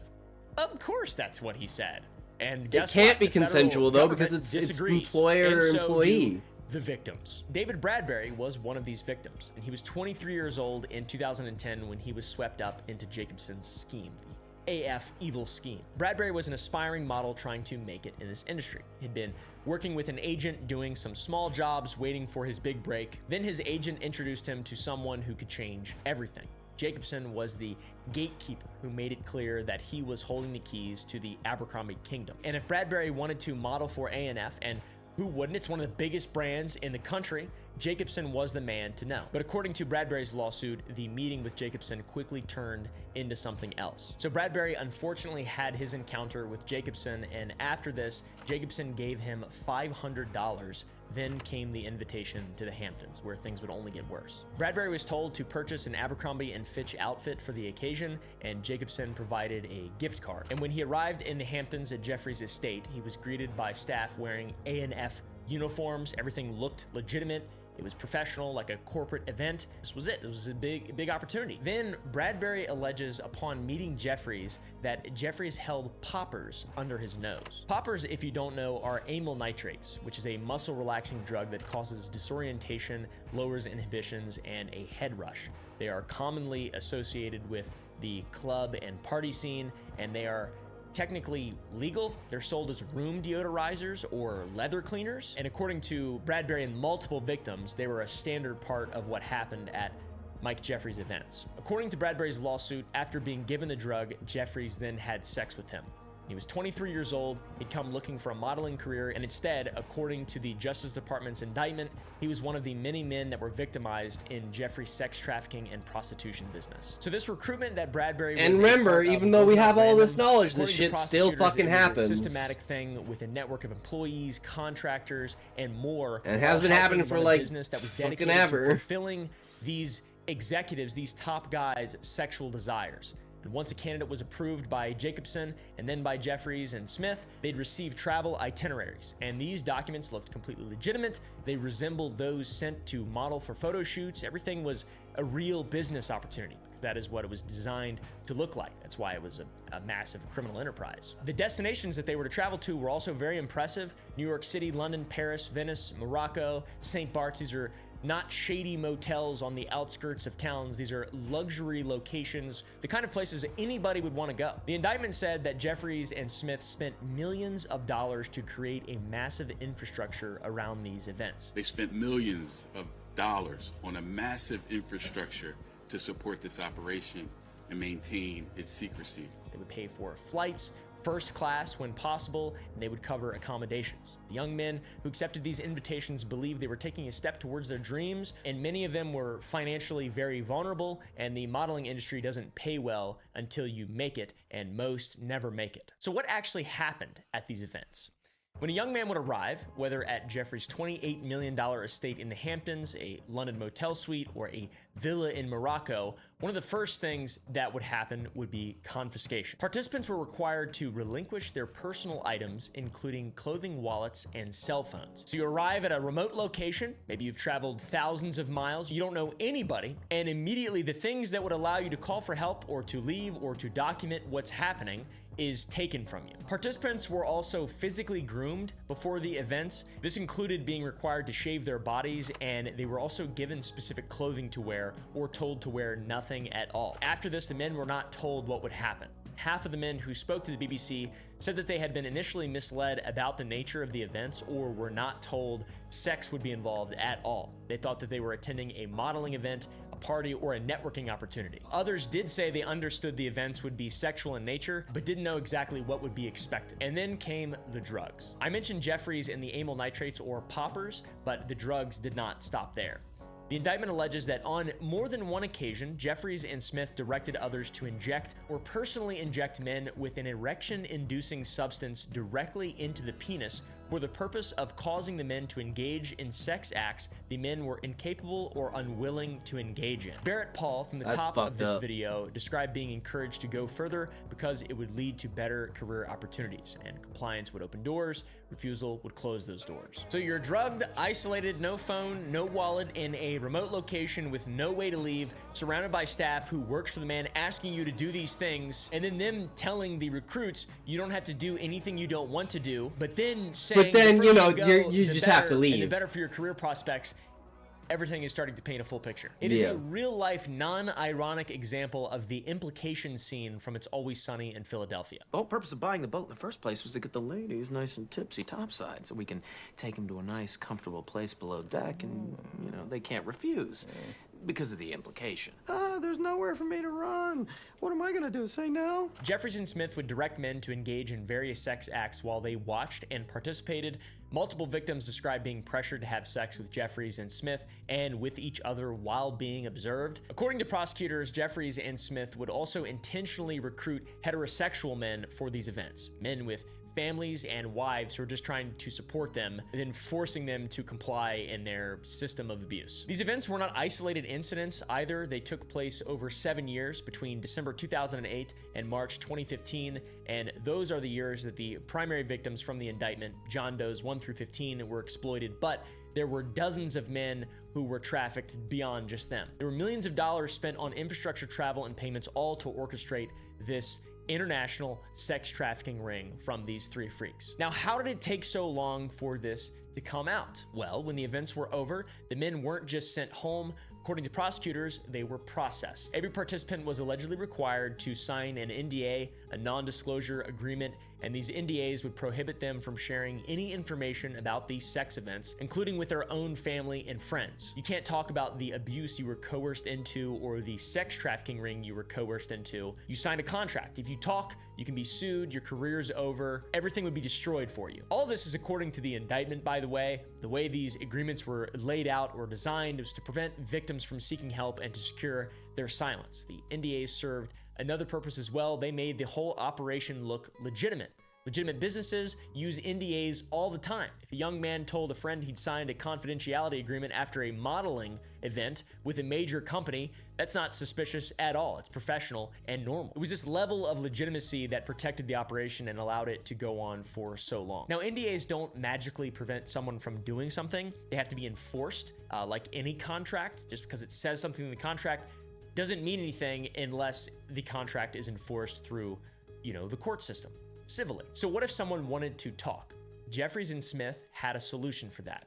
Prosecutors described a full-service security company that worked for this operation. It wasn't just private security guards following around these goobers or guarding doors. The company performed multiple functions. First, they would conduct background checks on potential participants before events, screening them to make sure the men weren't undercover journalists or weren't connected to law enforcement or the type who might cause problems. Second, they were administered the non-disclosure agreements. And third, and most disturbingly, this organization maintained surveillance and intimidation over the victims. When witnesses would threaten to expose or sue Jeffries and Smith, the security company was used to surveil and intimidate those individuals, thereby securing their silence. This is from the federal indictment. Now, it doesn't name the security company and it doesn't specify exactly what surveil and intimidate means, but that is a pretty chilling thing. This isn't just a bunch of rich dudes throwing parties, making people sign NDAs.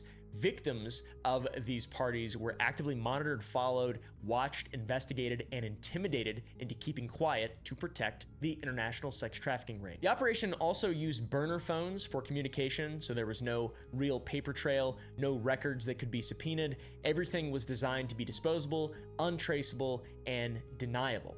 And it worked for years.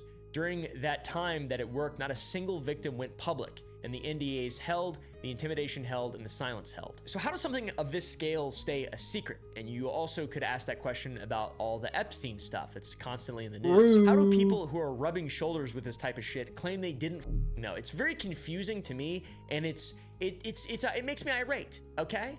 According to Brad Edwards, for this case specifically, the attorney representing the victims in the class action lawsuit, this was an Abercrombie-run sex trafficking organization, and this permeated throughout the entire company. This isn't just rich billionaires acting alone in private. It's an infrastructure, staff in ANF uniforms, greeting visitors at Jeffries' estate, recruiters identifying targets at Abercrombie stores, itineraries that look legitimate.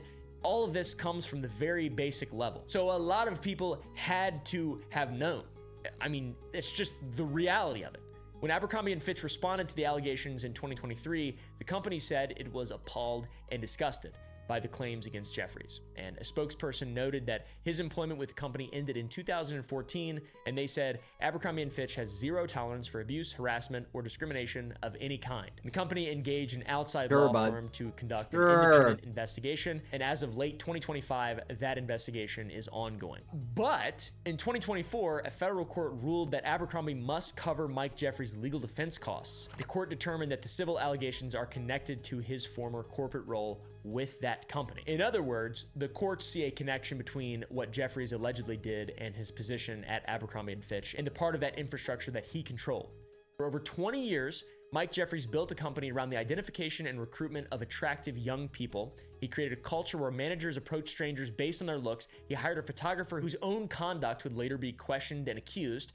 He built an empire on the worship of young, beautiful bodies, and took total advantage of that and created a sex trafficking empire internationally. There was silence for a while, but obviously all of this was going to eventually come out, and the first crack in the silence came in 2022.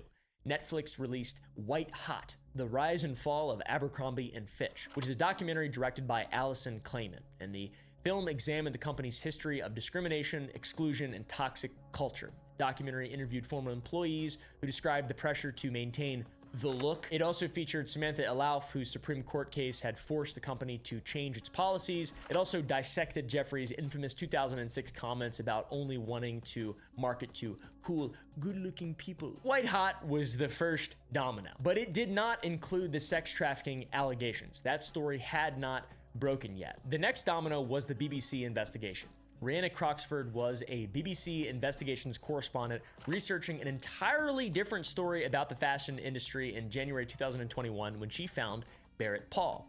Paul was a former model who had become a life coach and wellness influencer, and he was working through his experiences with the fashion industry that he'd never shared publicly. When Croxford reached out, he told her he had a secret that he had never really told anyone before. After this followed a 2-year investigation by BBC's Panorama. Croxford and her team tracked down multiple victims, they obtained documents, they verified claims, and they built a case piece by piece. It was very meticulous journalism because it had to be. Obviously, this is a massive entity we're talking about. Jeffries had money, lawyers, and a massive reputation to protect, and every claim coming from BBC and the victims had to be bulletproof. BBC spoke to 12 men who described attending or organizing events for Jeffries and Smith that involved sex acts, sex events. 8 of them said they'd been recruited by James Jacobson, the man with the disgusting snakeskin nose patch. Then the team obtained emails between victims and recruiters. They found flight tickets and detailed travel itineraries that corroborated the victims' timelines. They interviewed dozens of other sources, including former household staff who confirmed that the events took place. And in October 2023, BBC's Panorama released The Abercrombie Guys: The Dark Side of Cool, which is a 59-minute documentary that laid out all the allegations in a disturbing detail. They also released a companion podcast called World of Secrets, The Abercrombie Guys. I love the idea of this massive expose having a companion podcast. It's f***ed up. I'm not sure why I'm laughing. And the men who spoke to the BBC described the things that we've talked about in today's video. For the first time, victims had a public platform, and for the first time, they were speaking on this. Federal authorities said that they were made aware of the allegations via media reports, meaning the BBC investigation, and prosecutors began investigating. And in January of 2024, they confirmed publicly that Mike Jeffries was under federal investigation for sex trafficking. By then, David Bradbury had filed his class action lawsuit, and more victims were coming forward every single week. And the investigation moved forward fairly quickly by federal standards. Witnesses were interviewed, documents were subpoenaed, grand jury proceedings took place behind closed doors, and in October of 2024, the dam broke. Mike Jeffries was arrested in West Palm Beach, Florida. They love West Palm Beach. These sex trafficking freakazoids. Matthew Smith was arrested with him, and James Jacobson was arrested in Rice Lake, Wisconsin. A 16-count indictment was unsealed in federal court in Central Islip, New York. 1 count of sex trafficking and 15 counts of interstate prostitution, each count tied to a specific victim. Of course, Jeffries pleaded not guilty. He was released on a $10 million bond and placed under house arrest. They always are. And then in December of 2024, Mike Jeffries' lawyers made an announcement that was, I don't know, some form of defense. They said that Mike Jeffries had dementia. And in April of this year, 2025, prosecutors and defense lawyers agreed he was not competent to stand trial and wanted a judge to place him in custody for 4 months so that he could be hospitalized and receive treatment that may allow his case to proceed. According to the defense, at least 4 medical professionals have examined Jeffries and concluded that he was suffering from Alzheimer's disease, Lewy body dementia, and the residual effects of a TBI, so a very severe diagnosis. The statement was that his cognitive issues were progressive and incurable, and that he would require around-the-clock care. And he could not, in the judgment of these doctors, understand the charges against him or assist in his own defense. So the 80-year-old former CEO, they said, would never regain his competency and cannot be restored to competency in the future. It's like so you just get away magically with it. Ending up dead. There's no ending for any of the victims. It just, why does that happen, dude? He just got away with it until he's too old, and his brain's full of too many holes to be able to stand up and take responsibility for his crimes. So that's kind of the way things were going for most of the year. But in December, this month, things kind of changed. After months of evaluation at a federal facility, the Bureau of Prisons reached a somewhat different conclusion. In a letter filed in federal court on December 10th, 2025, just a couple weeks ago as of filming this video, Blake Lott, the acting warden at the Federal Medical Center, said that Mike Jeffries is now competent to stand trial. A miracle! The Bureau of Prisons forensic evaluation found something different from what the defense doctors claimed. Of fucking course. Magic. Despite the diagnosis of dementia and Alzheimer's, federal evaluators determined that Jeffries could understand the proceedings against him, he could communicate with his attorneys, and he could assist in his own defense. So that guy. Competency doesn't require perfect cognition. It requires a basic ability to understand what is happening and then participate in what is happening meaningfully. The Sixth Amendment of the U.S. Constitution entitles defendants to a fair trial, with understanding the proceedings being an absolute requirement. You know, founding fathers moment. And the Bureau of Prisons believe now that Jeffries clears that bar. Now, obviously, the doctors on the defense team have pushed back as they found the client incompetent, and they are continuing to argue this. And a final competency hearing is now scheduled for early in 2026, probably in March. And if the court agrees with the Bureau of Prisons assessment, the trial will proceed, which would be awesome. So you have Mike Jeffries in fashion, Harvey Weinstein in Hollywood, R. Kelly in music, and probably some other people that just haven't been exposed yet. True. Every single big industry. Evil mother. If you don't think it's in that industry, you're just being naive. It's literally the way that the world is run. Do we have... Where... There it is. A new Mr. Ballin or no? No new Mr. Ballin. Alright. Oh, I take a piss, grab a drink. Be right back.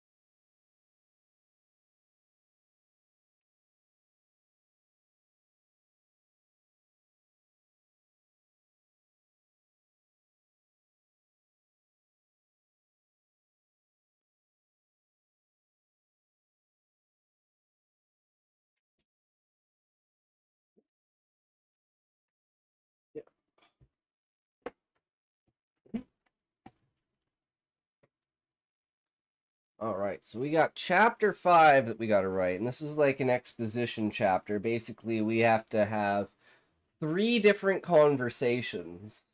We gotta have a conversation between the goddess and the main character, conversation between the zombie and the main character, and a conversation between the commander and the main character.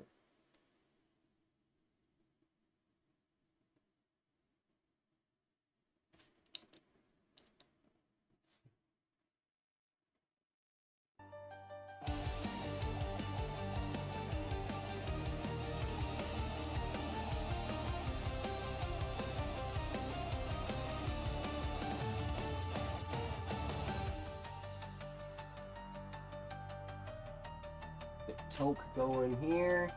Those creative juices are flowing.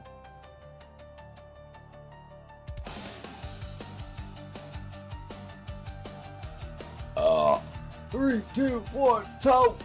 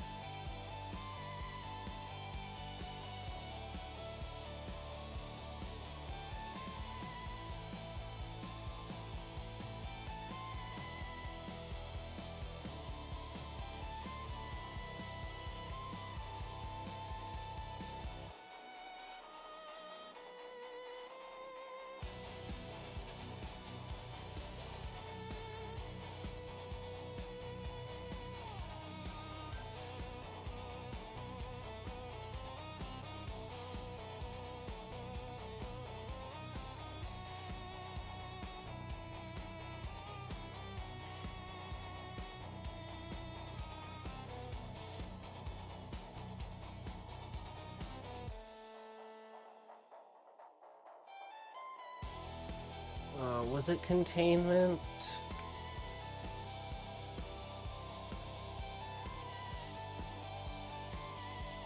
Valid vessel, new vessel.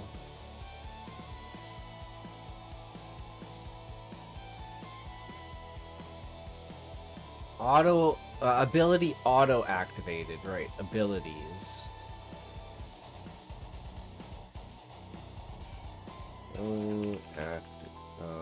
Auto activated.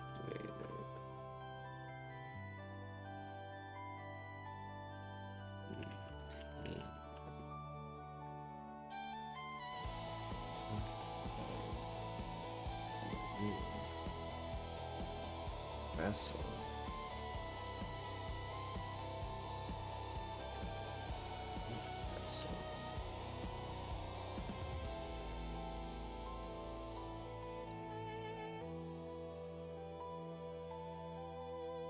Priors. I can look at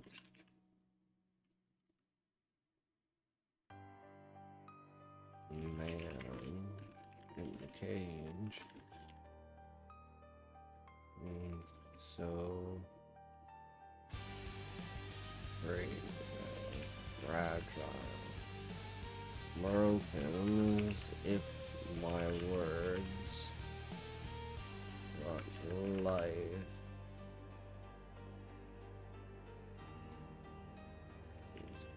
Darkened mind, dared tempting, make words only a few as before.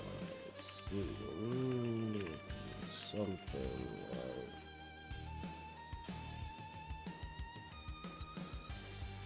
we both died. Now we're here.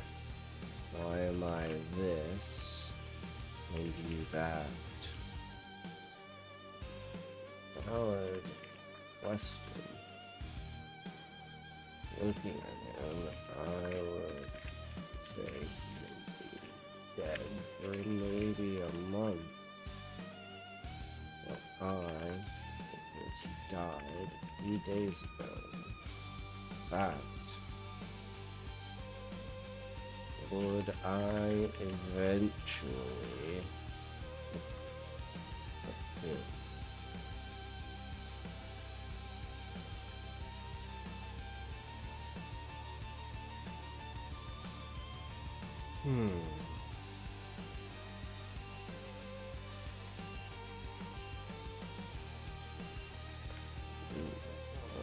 Down at the rough spots. Patches on my arm side. Incident in courtyard.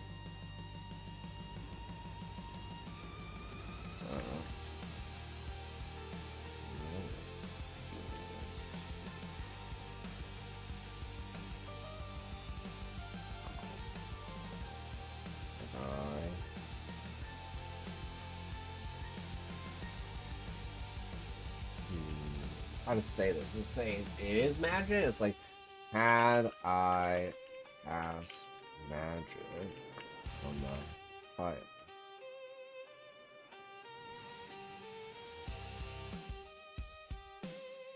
Magic is invoked through the goddess. There is no known power in this world or the conduit required to amass energy, let alone unleash it and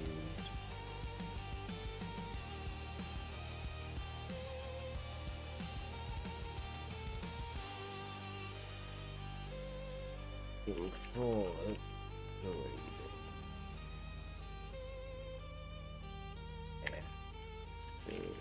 Broken should know everything. Something new comes into existence. You get updated with information. There is either something wrong with it, or there really is something wrong with you. But the fact I am here, and it is here, that is what I have been pondering. You know nothing, so let us teach you. World. Do I have a name for it yet? I don't remember.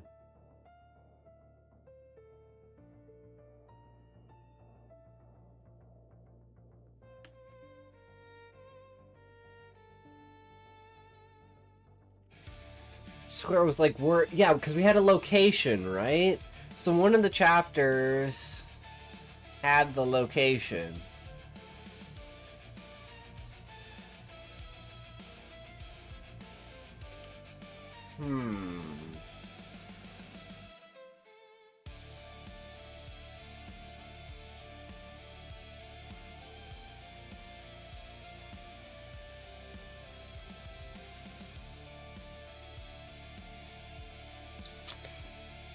There are 3 great nations on this land.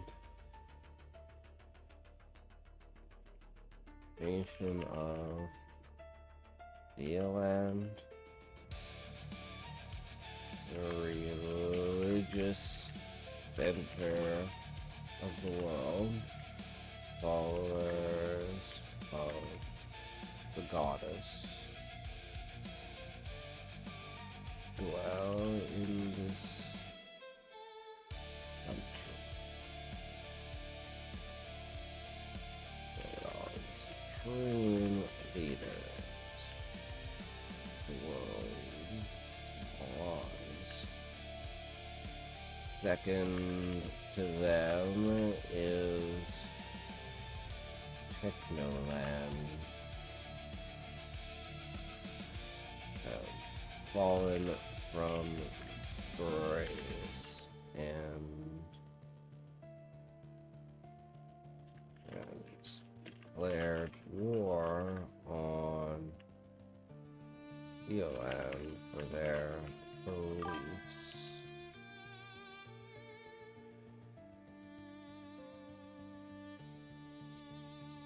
There we go. I can spell. I swear I can spell. Okay, I need to type. But yeah, this is like heavy exposition fucking chapter. But I am just kind of rambling and ranting, right? I'm like, I guess I had a conversation with myself, and now we have to have a conversation with... So this might be a long chapter, actually, because we still have to have... This is only the second conversation of 4.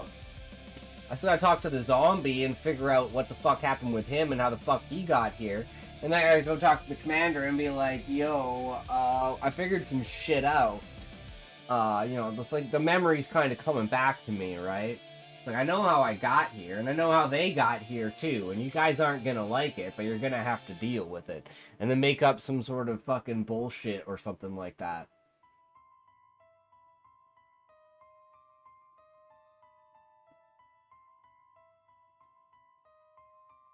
I'll have to figure out exactly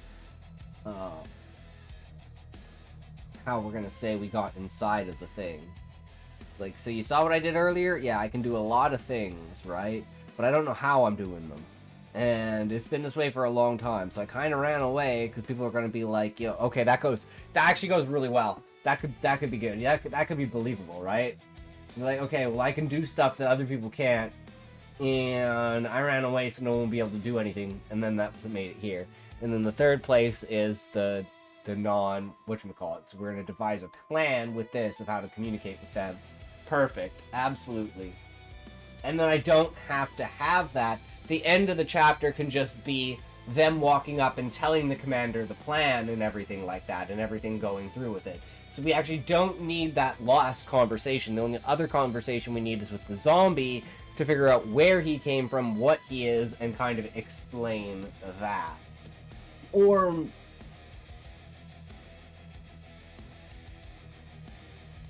yeah, because that's going to be like a long process to go through with it, and then we go to the commander. Perfect. Yeah, okay, let's do that. 3, 2, 1, tote!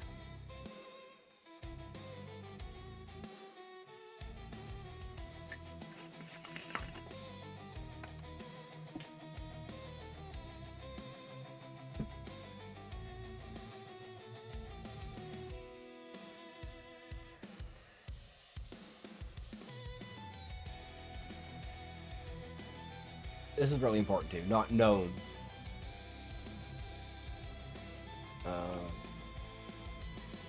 This caused a refugee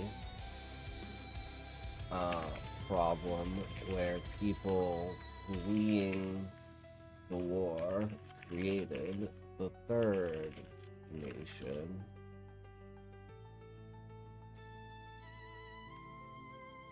Not land.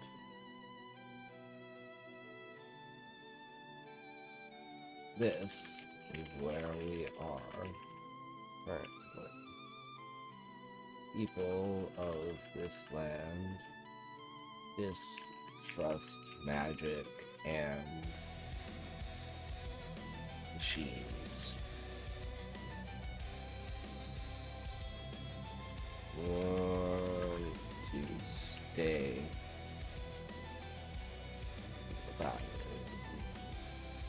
Peace in our way.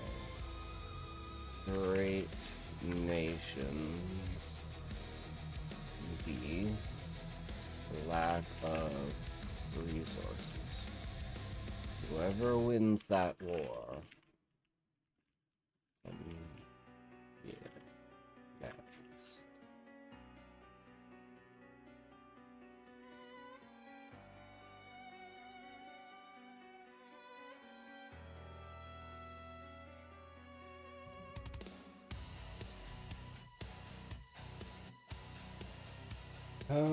Typical isekai world. How could I get so lucky? When I have some ability that is not existent in this. I am the main character. When do I try to push my plot armor or remain in the B plot? Stay out of harm's way. First thing we need to know is get this zombie spilling gut. Needed outside information and someone with the same experience as me. Perhaps this is an inevitable outcome of being isekai. Thought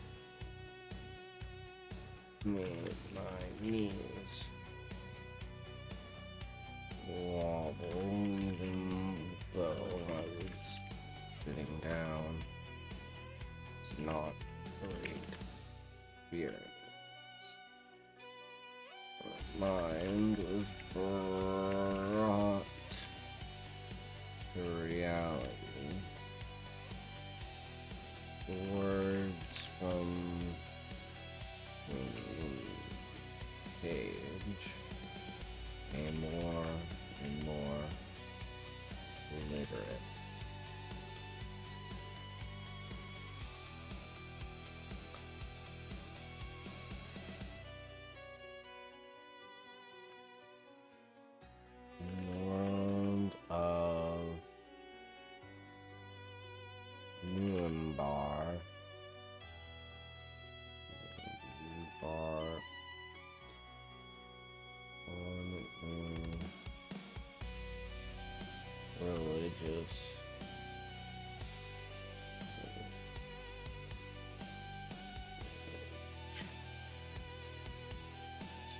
Morgan died in the sun, and the world began to spin flesh from my body. Soul spun in an endless void for time. Where'd everyone go? I don't know, book. There were people here to begin with? I didn't know that. I mean, I just been writing my fucking ass off trying to get this shit out. It's not good at all, but at least it gets the point across, right?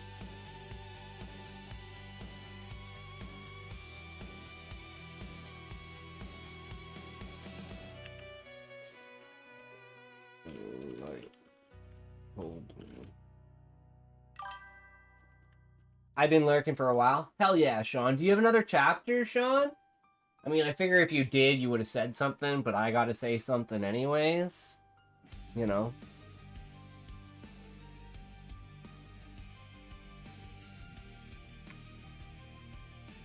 Raised hands, touch, space, healing, broken, decayed, dried skin, ripping holes in his cheeks, and clumps of hair in his head. Then I was in darkness. I could feel once more. Taste, dirt, feel, cold. Say, yo, what's up, Hybrid? I have an epiphany. What is your epiphany, Hybrid? Let me ask you this. Alright, let's find out. What's your opinion on anthology story? You mean like an entire story that's like the entire history of like a people or a planet or like a culture? Like almost like an encyclopedia of history?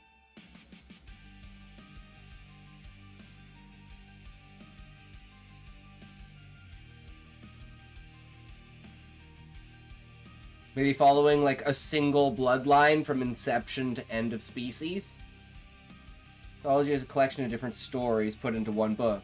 Yeah, so it'd be like a timeline, right? Most of the time the stories aren't connected to one another. Yeah, they're in the same universe, but they, like, each story kind of unravels a new thing about the world, right? It's like the episodic idea, right? That's kind of what I do with, like, Lisa Lives Forever is an anthology.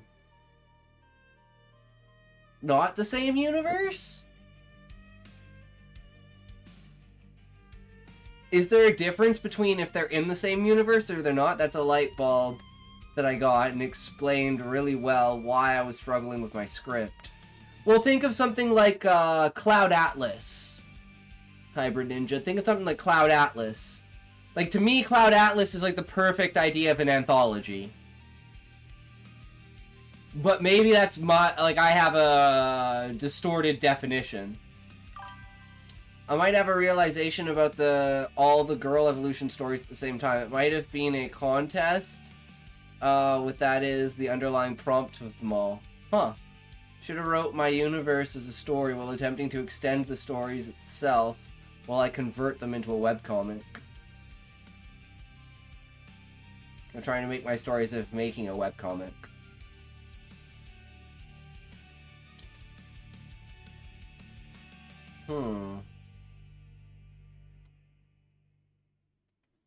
Anthology series books are collections of short stories, poems, or essays by different authors, often grouped by theme, genre, like sci-fi or shared universe.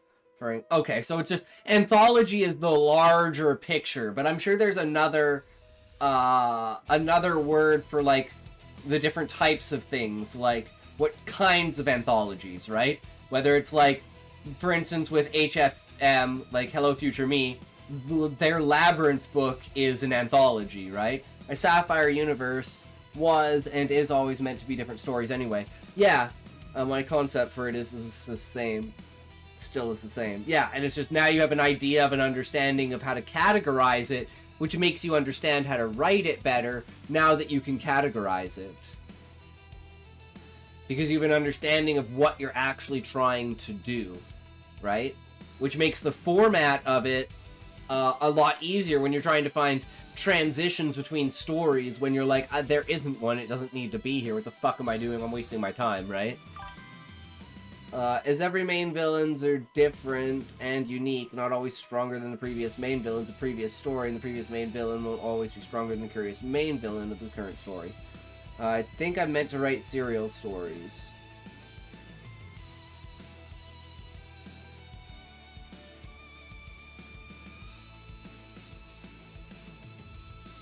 Is that like...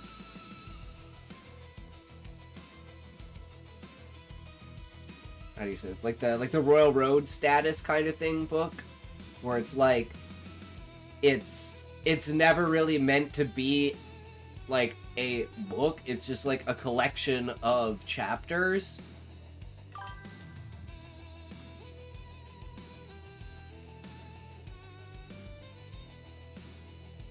Like, it could be 5 chapters, or it could be 12 chapters, but it's like, its format is a different structure than, like, a short story format, but it's basically a short story. What does the author call their world? The readers should call it a fandom, but the author isn't a fan, they're the author. There needs to be a term for that. So-and-so's librarian, maybe. Yes-ish.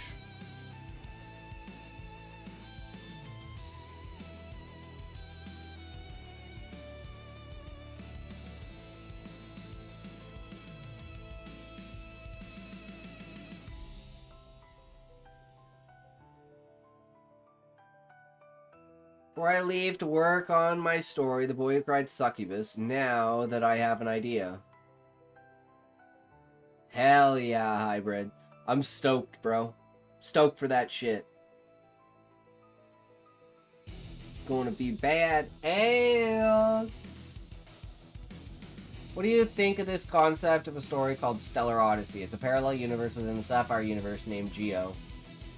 He is an alternate universe version of Ethan.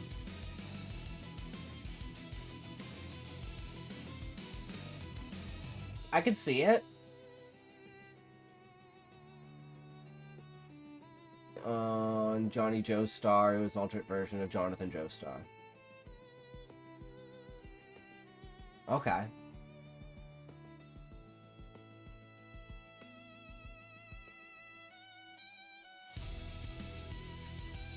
I'm not like the biggest fan of alternate universes and shit like that. Stellar Odyssey is inspired from great works like JoJo's Steel, Ball Run, Tom and Jerry, Fast and the Furious.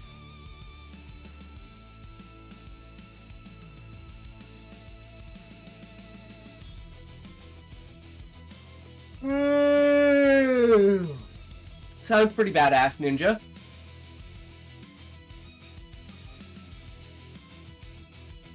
You don't know what the fuck Ninja is talking about, do you, Scotty? You're bullshitting your way through it. No, I've read his entire Sapphire universe from beginning to end like 3 times, book! It's my opinion in general about racing series and movies. They bore me because of how restricted the racetrack is. So you want to do something more like Speed Racer?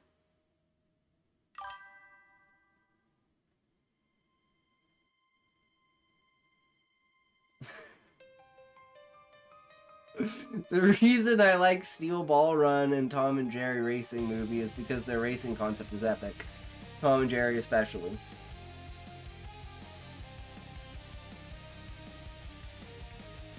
Racing Movie is good.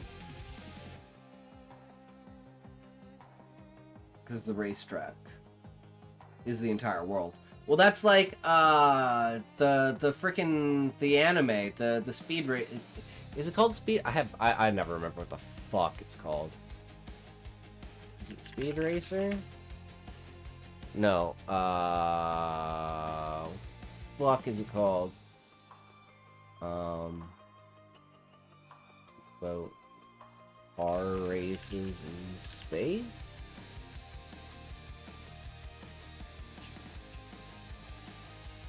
Wait, is it Red Line? Yes, Red Line. Yeah, this movie. Red Line. This anime is fucking awesome. Well, it's a movie, but it's basically like a universal race, like car race. And it's like from different planets, different solar systems, and like the entire racetrack is basically like the planet, right? And there's basically no fucking rules. He doesn't remember the shit I write. Well, it's because you write so much different stuff. It's hard to keep track. It's the same thing with Callie. All I ever remember is the first iteration. I don't remember anything after that, and I keep, like, resetting myself to the old iteration. How about Libraverse? An example would be J.R.R. Tolkien's Middle-earth libraries, including the Silmarillion, The Hobbit, and Lord of the Rings.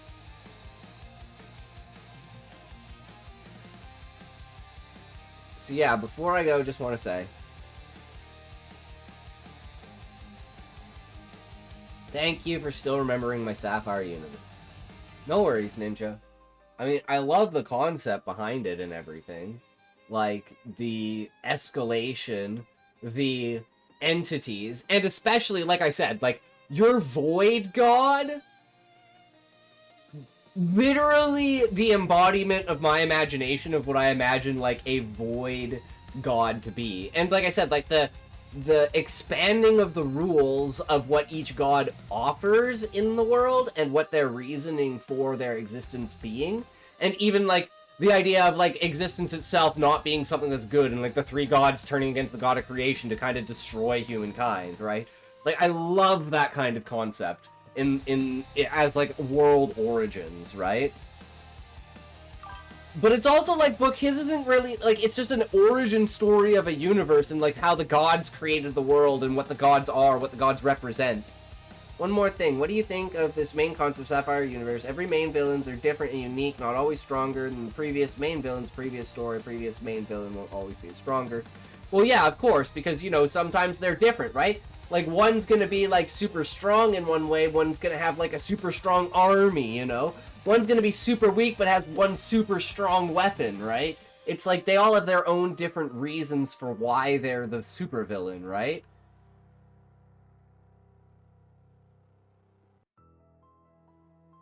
Yeah, you don't need... You can have a really, really weak villain. Like, you can have someone, like, for instance, like, even in a world like Dragon Ball Z, if a normal person collects the Dragon Balls, they gain, like, the ultimate power and can basically reset the entirety of the power structure. So it's like, inside of the world, you have these mechanisms that allow, in theory, anyone to get on this level, or to reset its way, right? And look at things like Bobbity versus Majin Buu, right? It's a facilitation of a mechanism. Look at, like, Dr. Gero versus the androids, right? You can have the much weaker Overmind guy who's got things that he controls that are stronger. And I need to sleep, but you are too entertaining. I'm sorry, book. I'm not even trying to be entertaining. I thought today was a bust of a stream. Moriarty would be problematic in almost any universe, yet he's base human, which in a world of OP superheroes and villains would be even harder to find. Exactly, Sean. Thank you, Doc, for still remembering my works. No worries, Ninja. You know, I can pull shit out of my ass, but sometimes visual representations, right? I will tell you, Hybrid, that probably the only reason why I remember your stuff is because of the pictures. Once I thought of your stuff, I thought of the pictures, and the entirety of everything just came back. See you next time. I'll come back tomorrow and read the stories you'll be reading, as the fan stories do inspire me, genuinely. Why, thank you very much. No thanks for forgetting my shit. I'm sorry, book. I don't even remember your original story anymore. The one of, like, The one before the chick who was sold. Like, the very first original story. I don't remember it.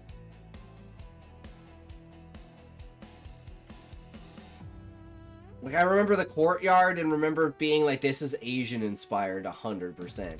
Not just the names, but the environment, the setup of the castle and everything like that. Like, I remember the layout. Like, that's the thing, is I remember setting really well, Book. Like, I can imagine the layout of the castle, of, like, the different types of courtyards, and each courtyard having, like, a different means. Like, one's a garden, one's, like, a bathroom, you know, one's a bathhouse, one's, like, the barracks, you know, different kind of stuff like that, right? And then, like, the character walking through it as, like, the princess, right? I remember that, because she's, like, being called by her father or whatever. And then there was the one where it's like, oh, she's already been sold, and she's in, like, the cage in the monastery and shit like that. So, you know, I do remember some things, but I just mainly remember the setting. And like I said, like, the images of the four gods that Hybrid has, like, definite, especially the Void God, which it just resonates with me and hit me.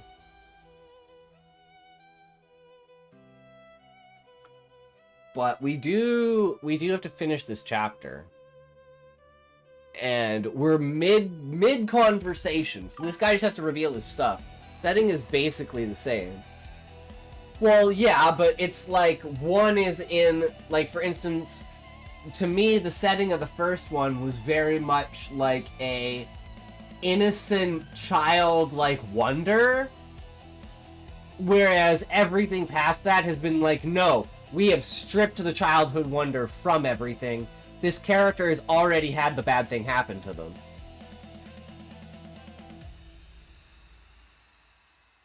I think that's, like, the straight up difference. At least in my head.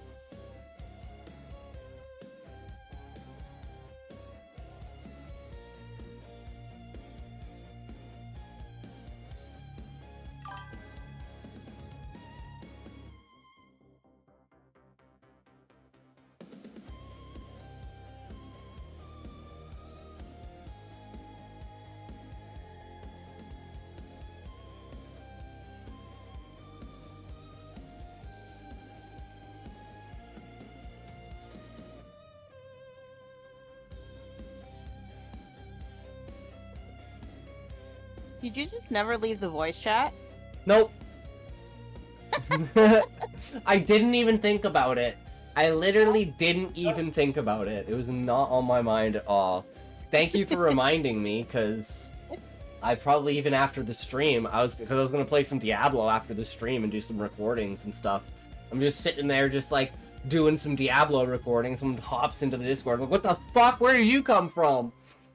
Absolutely see that happening. It would be hilarious if someone just randomly went, Scotty! I'm just freaking out. I'm just like, what the fuck was that? What the fuck is going on? If Smokey was here, he would be like, let me suck your toes. True. Smokey hasn't been on call in so long. He's writing regular non-smut stuff. Are we writing smut?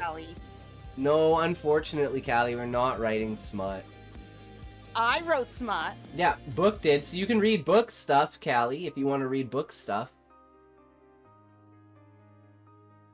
Read my smut, Callie. And then we need your insight into it. Yes. Then a great silence. Lasting for me, I felt my body decay. Good. Then a sound. That's what it's supposed to do, Callie. Broken reality. Oh, flashing doom that evaporated. Whoa. And don't worry, it's not around super, me. super smutty. Yeah. It's more teasy.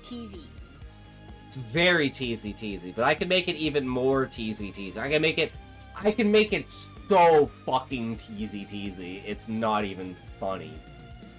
It's gonna be amazing, because I definitely want to do that. I have so many ideas. Like, literally, he's gonna be like, you know,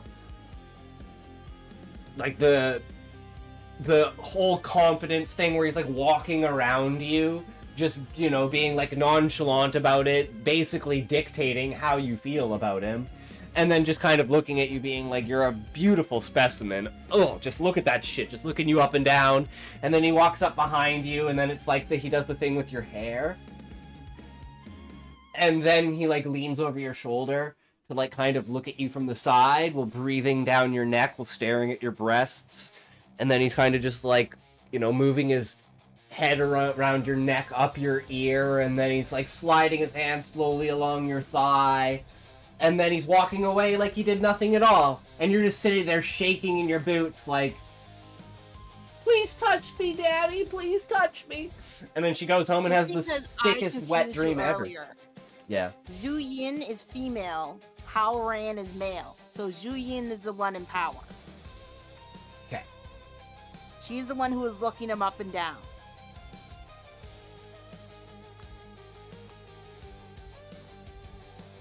Wait, what?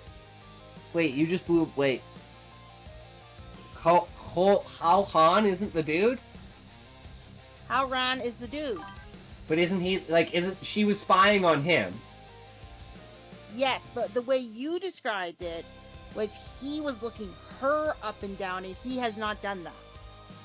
No, I mean, like, okay, like, she is looking him up and down, right? And then she falls out of the cloud, and then she's like, oh, shit, I'm caught. I'm gonna do my thing. No, she falls out of the cloud, and then she looks him up and down. Oh, okay. Because at first she's like, I'm never gonna marry this dude. I don't even want to be a part of the proposal, right? Yeah.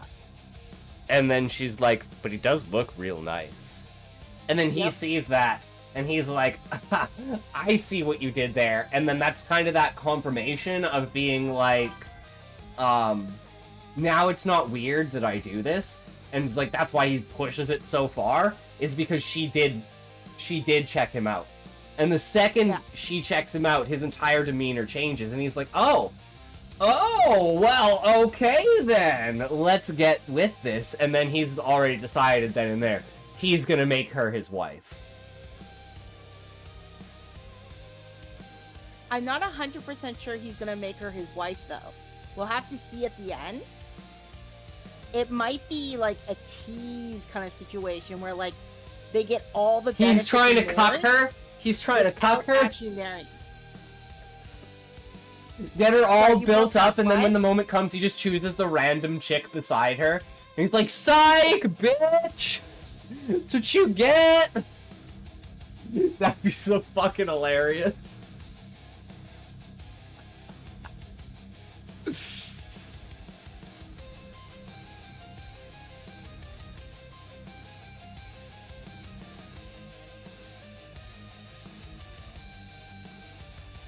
Callie, did you read my stuff, or are you eating sour cream? Wait, he's eating a tub of sour cream? What the fuck? I didn't see that. Yeah, I just decided not to comment. Like, wait, what the fuck? Yeah. Are you sure it didn't recorrect from ice cream to sour cream? I don't know how you fucking fucked that up, but I hope it's ice cream. But then you're pre-diabetic, so no, I hope it's not ice cream. Maybe he's eating sour cream because he can't eat ice cream? And maybe by sour cream, he actually means, like, vanilla yogurt? Like, that's literally the only way I can justify it. Honestly, whatever white liquid you want to drink is your business. True.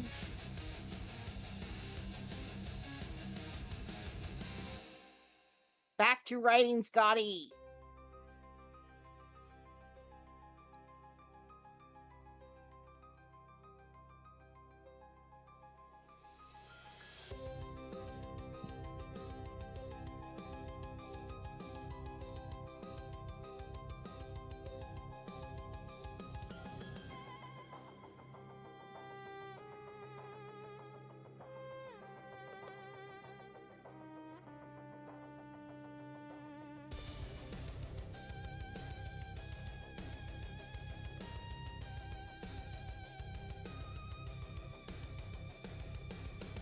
What I think I'd eventually like to do with my 853 words is, you know how I had the ...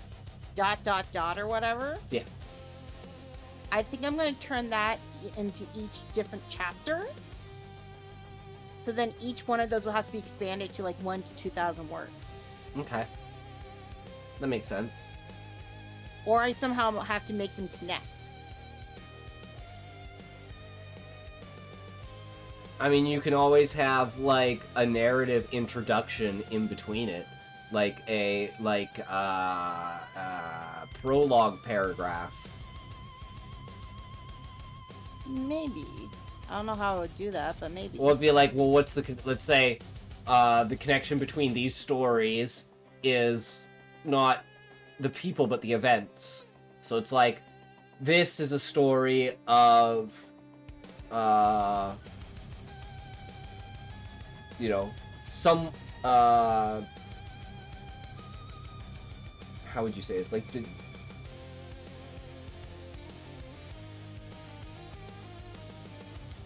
I just thought of a title. well, what's the title? How I Wed the Immortal King. Nice.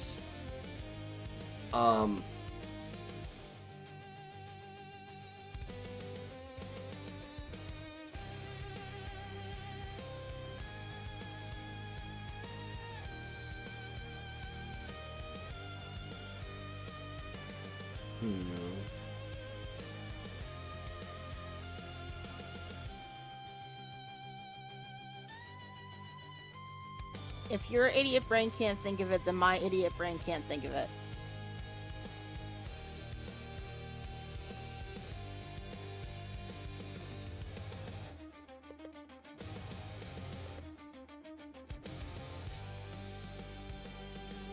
You fall asleep. No, it's like, what's like cucking, but it's not cucking. It's like, you're denying yourself. Like, you know, you you know that you like someone, but it's like, you don't want to like them. Like... Called involuntary arousal. Or denial.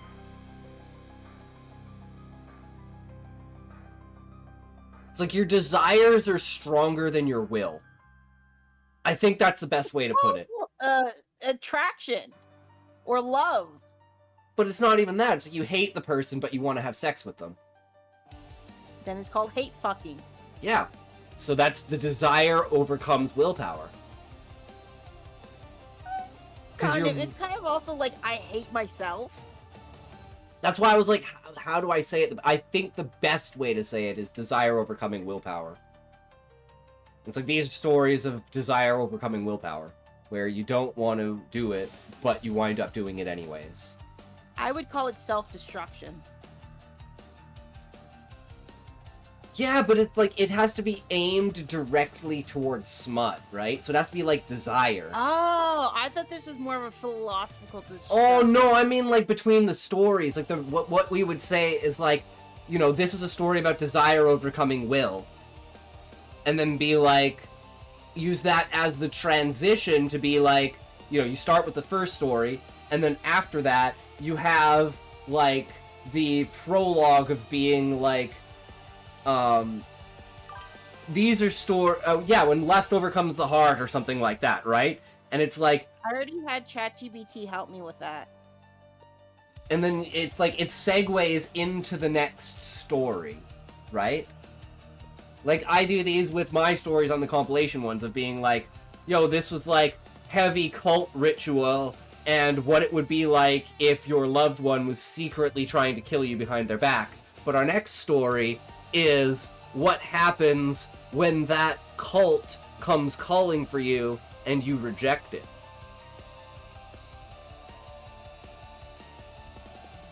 You know, I'm sorry, my brain was doing something else and I didn't get the last 2 minutes of conversation. Basically finding a transitional way to get between stories. Of saying what the previous story was, what the next story is, and then lead into that story. And then it gives you that segue. That's what I have to do for each, like, episode, too. Yeah. I think I did pretty well ending my one story. Like, it was still hook enough, but it wasn't, like, so revealing that you're like, oh, I already know what's gonna happen. Yeah.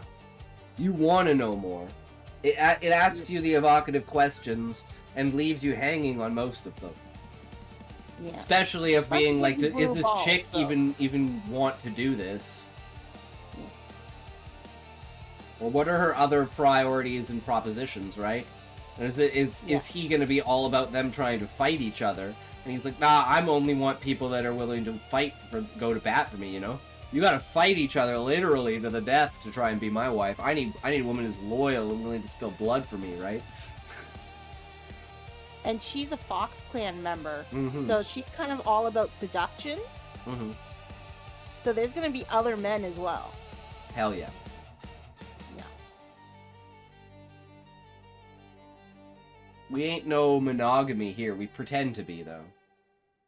Yeah. It's like, this is what I was, like, I do well with monogamy, I find. I like to write about multiple wives, multiple concubines, like... Yeah, Sean's like that, too. Slice of life, multiple wives. Yep. You and me, Sean. And then there's Callie. Writes characters that literally can't be together. You're the odd one out, Scotty. What do you mean? I write my own smut. Yes, but yours is all monogamous, lovey-dovey. What do you mean? The first story I ever wrote was literally based on an affair. And the other one is like a chick who's going around, basically like breaking people up at bars, pretending that she's gonna fuck them, and then not fucking them, and then going to the next bar, and basically causing like bitch fights to the point that she gets kicked out of the bars and like banned. It's like Choke, but all the while she's wearing vibrating underwear. And the other one is like getting kidnapped and getting gangbanged. And then the other one is like two couples where it's like one couple's backstage fucking in the storage room, and then the other couple comes in and they're like, "Hey, let's have a foursome." See, the foursome is closer to what Sean and I are doing. The rest of them are a little bit, but it's like story seeds rather than... Because, like, what we're talking about is non-monogamy. Well, it's because your stories are long enough to have multiple sex trust. scenes in them. Mine only have the one sex scene. So how do you present monogamy or polygamy in one sex scene other than a gangbang? That's very true. So I concede to that. that would be, yeah. That's why I'd say the only way to implement it is through the story seeds. Unfortunately, due to the length of the stories themselves. Well, we always knew you couldn't last long. You know what they say, 30 seconds is a long time. Yes, for both parties. Well, I mean, I'm never gonna get 30 seconds, right? It's like 8 seconds. It's like my record. Lovely. Yeah. No wonder your previous girlfriend was always shoving things up herself.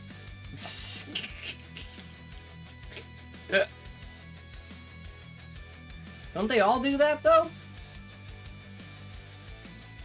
I don't know. How many of your girlfriends have I met? 0? Exactly. How am I supposed to know what your girlfriends do?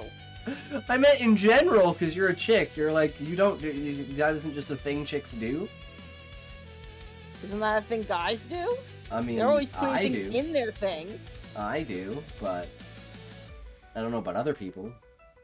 I always consider myself the odd one out, so I don't use myself as an example for, like, Well, I'm a an data odd one point. out too.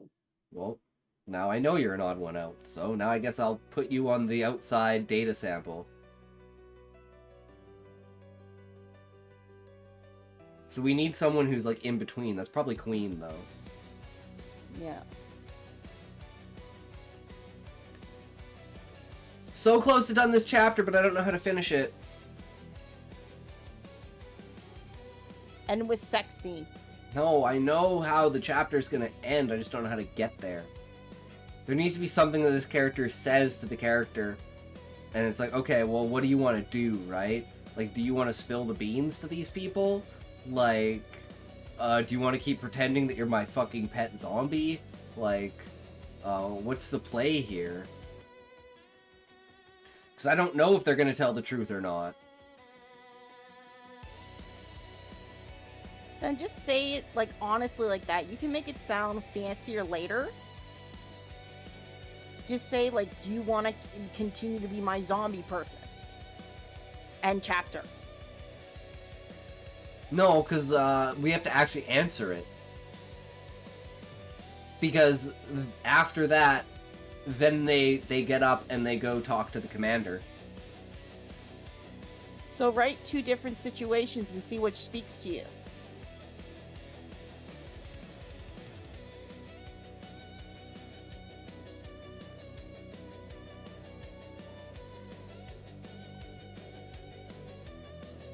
It just has to be a reasoning, right? So I'm thinking, like, what is a reasoning as to why I would choose one over the other? The closest terms for a world in which multiple series take place in a shared universe or literary universe, the AI does admit that Libriverse is a concise and intuitive term. I can get behind that, Sean.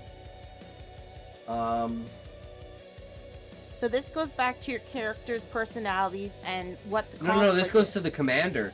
Who's the commander and what information, like, how does this information play a role in the commander's character? That's the question. Okay, then you have to answer that.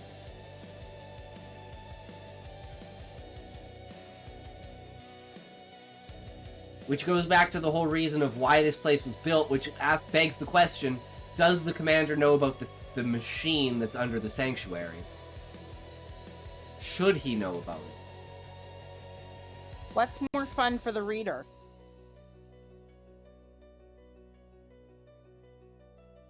That the voice that the character was talking about matches the commander. Okay, then that's what you want to write.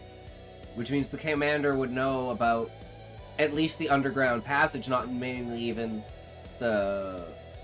But maybe it's like, they know that there's like catacombs or something like underneath, and that's like one of the reasons why they built the sanctuary here. It was like underground caves and stuff like that. And Like it would... catacombs of France. Yeah, and it would prevent... basically the idea for it is it would prevent the plague plants from burrowing like underneath and escaping. So they were basically isolated above, below, and on even ground. But that wasn't the only reason. Chapter.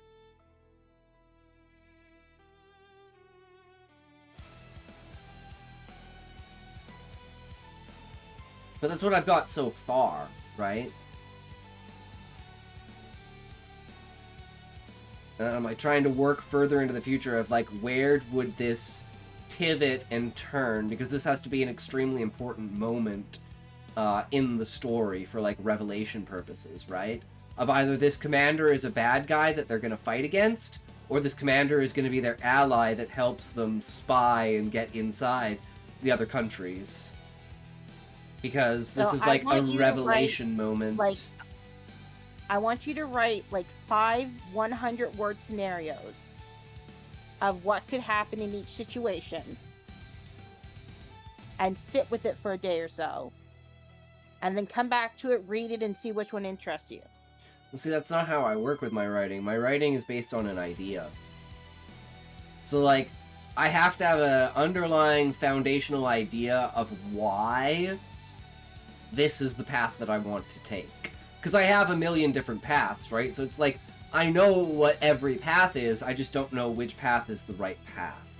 So I'm looking for a detail that will tell me, this is the path you want to take because of this. And I'll be like, oh, that, yep, okay, that's the one. And... So basically you play Russian roulette in your brain until the right one shoots? Yeah! I'm throwing shit at the wall until it sticks!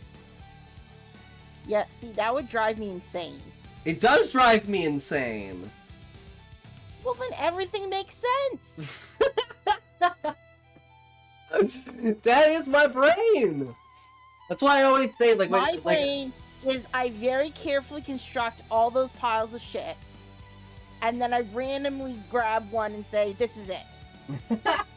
It doesn't even have to make sense. I can't do that. Everything has to make sense, and I can feel that there's a hole somewhere. It's like I can see light coming through, but I can't, like, no matter, it's like, okay, you know how I imagine it is putting an analog clock on the wall, and you know how, like, you're trying to find the spot to put, like, the nail on, and you can't find it, and the next thing you know, like, the nail is fully pushed into the wall. So you gotta, like, have that balance of the nail being pulled out of the wall, and trying to find where the thing is on the inside of the wall, and then put the clock on top of it. It's like this entire fucking process. And I'm at the point where I haven't even looked behind the clock to see if the nail is in place yet. Yeah. 3, 2, 1, toke!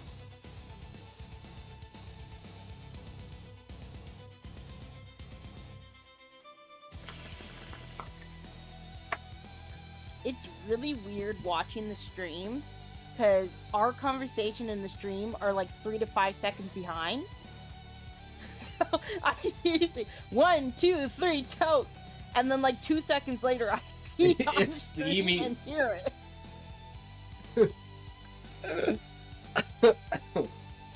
Okay. And I also get delayed reactions because, like, sometimes I'm like, I say something funny and you laugh, but I hear you laugh before I see you laugh.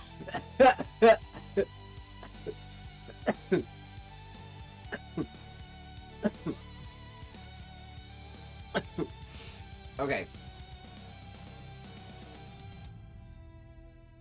So, in order to make sure that they don't, because they don't have any knowledge of what's going on. So I'm looking at this from their character perspectives, right? They don't want to risk telling the commander anything. So they're gonna play it off, and the only thing is I have to figure out, how did the character get inside of the sanctuary? I had a weird dream last night too, Sean. I don't remember what it was now. I had a phrase in my dream last night.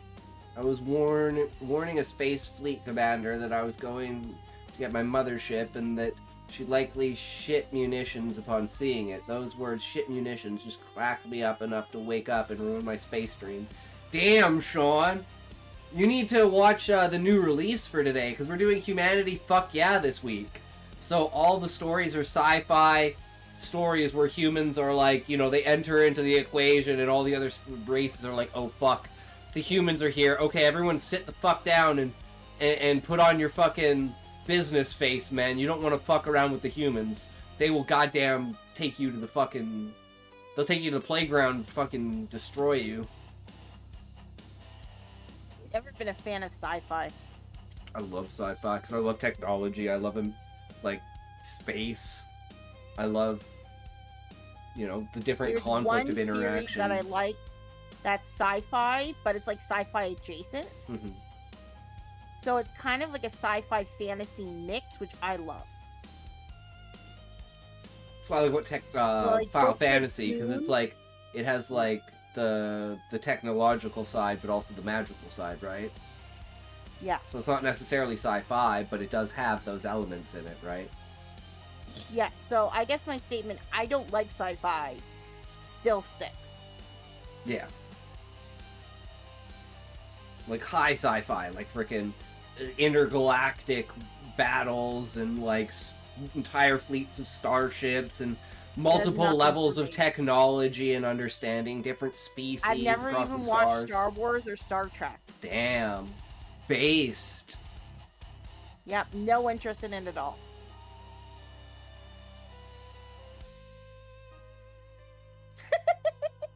So we gotta figure out how I this just character... saw you say damn base again. Okay, So the character is gonna go along with what the other character said, and she's gonna say, I don't know how I got here, but I'm pretty sure I was kidnapped and brought here for a reason. And I think having, you know, that magical outburst was something to do with that reason. So, and having tamed these zombies. And you guys seem to have this zombie problem, so me being able to tame zombies, okay, no, actually, you know what? Let's just do the whole zombie taming thing. It'd be like, okay, I'm a spy, and I infiltrated here because I knew the zombies were here, and I train zombies. And you guys are trying to destroy them, and I'm trying to learn from them. And as you can clearly see, I tamed it. So we need to learn from the zombies and not kill them. I think that needs to be the angle we go for. I had listening to Space Mercenary, where the guy gets isekai'd to a universe similar to his favorite game with his ship from that game, which is insanely powerful for its class. One of a kind, so my dream was along those lines, but with my own ship design, the Phoenix Firebird class warship, which I designed to fight the Borg in Star Trek. I designed it as a mobile armada. It carries 200 Defiant class ships and 20 Galaxy class ships, all with holographic crews. Damn, Sean. I want those kind of dreams. I get dreams about like where my family's mad at me. And I'm fighting with my family, and in real life, I'm fine with my family. So I'm just creating drama in my dreams. I'm like, fuck you, brain. I don't need dreams where, like, my dead father comes back to life. Yeah. And starts, like, being, like, a dickhead.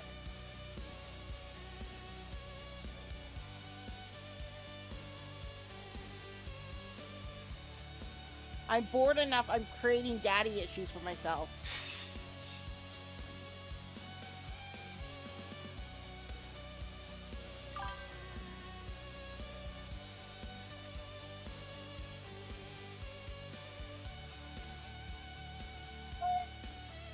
I might prefer to have a dickhead for a father than a dead father. Yeah, Then he's at least alive. for sure, right? At least there's the chance you could make it up and he could turn around and be a good guy. Yeah. You're getting vibes from That dad your does dimensional nothing for me. clone. That's her life, so be thankful you aren't living it. I mean, that's true, Sean. Oh, but my dimensional clone also has a fantastic fantasy life. So I kind of want to be her anyway.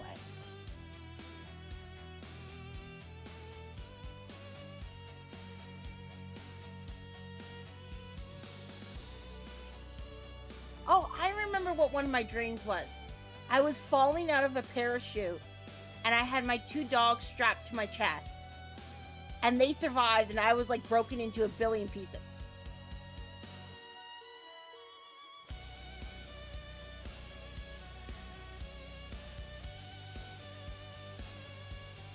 Scotty's like, I didn't hear a single word you said. Nope. I am in the zone. Everything else does not exist.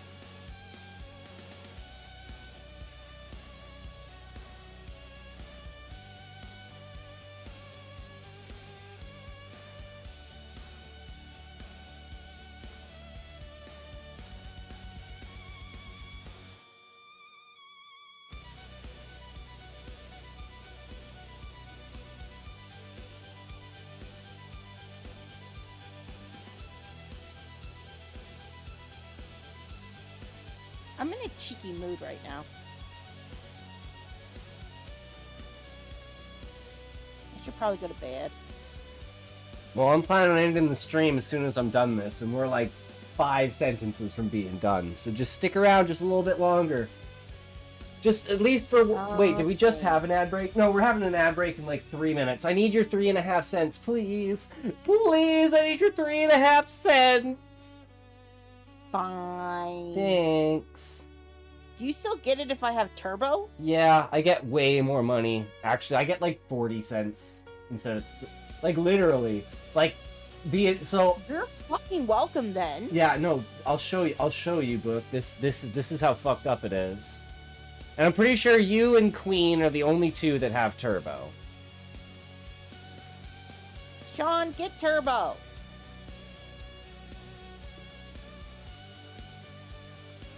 So, like, for instance, here, I made $18 or 18 cents in ads, and then I made 24 cents with Turbo. And this was, what day is this? January 12th? So if we go to overview for the 12th, 5.3 What's a really good one? average. So, from 5 people, either 3 of them gave me 18 cents, and 2 of them gave me 24 cents, or 4 of them gave me 18 cents, and 1 of them gave me 24 cents. So you get a fuck ton of money from Turbo. Like, it's insane. Because if it's, like, between, like, 5 or 6 people, and 1 person or 2 people are pulling in, like, 90%, that's pretty insane. So, yeah. I'm your new VVIP. True. Do you want VIP? Nah. Yeah. That's what I thought. No one wants my VIP.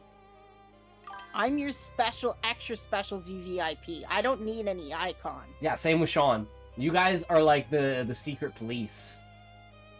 You're the mods that are hidden in the background.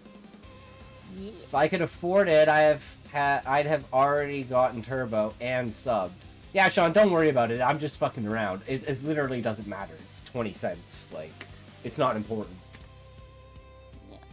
What's important is that I'm making content that you guys want to watch, that you guys are enjoying the stream, and, you know, that's what matters to me. Brooke is the extra vivacious, very I'm also the important one who princess. first bought Scotty's ass. I bought his first book. True, you set me, like, off.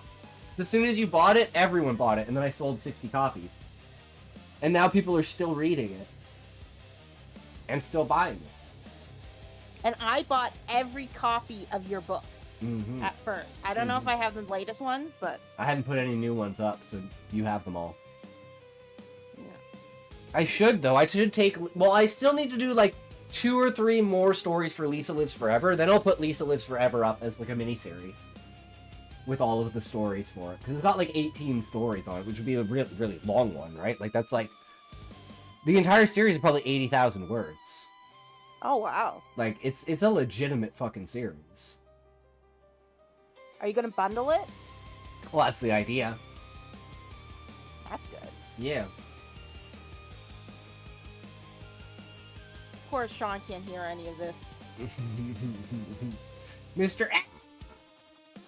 Abs! Finish your story so I can go to bed. Okay, unlocking the cage.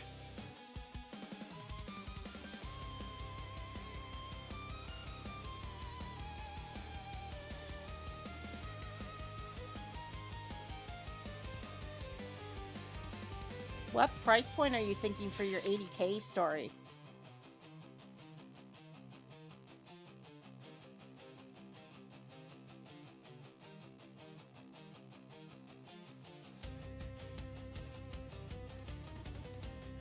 Sorry, what? Price point? 99 cents, same as everything else. Maybe $3? I think you're severely underselling yourself. And that's partly why people aren't buying it. Okay. I would aim, depending on if you're doing a paperback version, which I don't think you are. No, just ebook. For like $4.99 to like $8.99 for the 80K one. Okay. Because the other one's only 34 pages, right? Yes. So Like- that makes sense for like 99 cents. Yeah.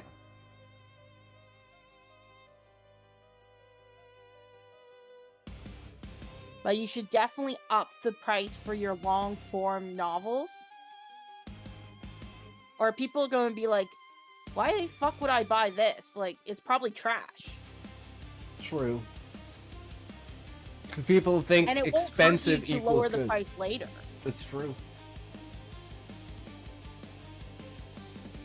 Absolutely. Now, I'm kind of shooting myself in the foot, because now I'm going to have to pay $4.99 to $8.99. instead of 99 cents. Well, it'll if you get it at the bat, it'll be on the promotional for free. Like it does the 1 month free for like the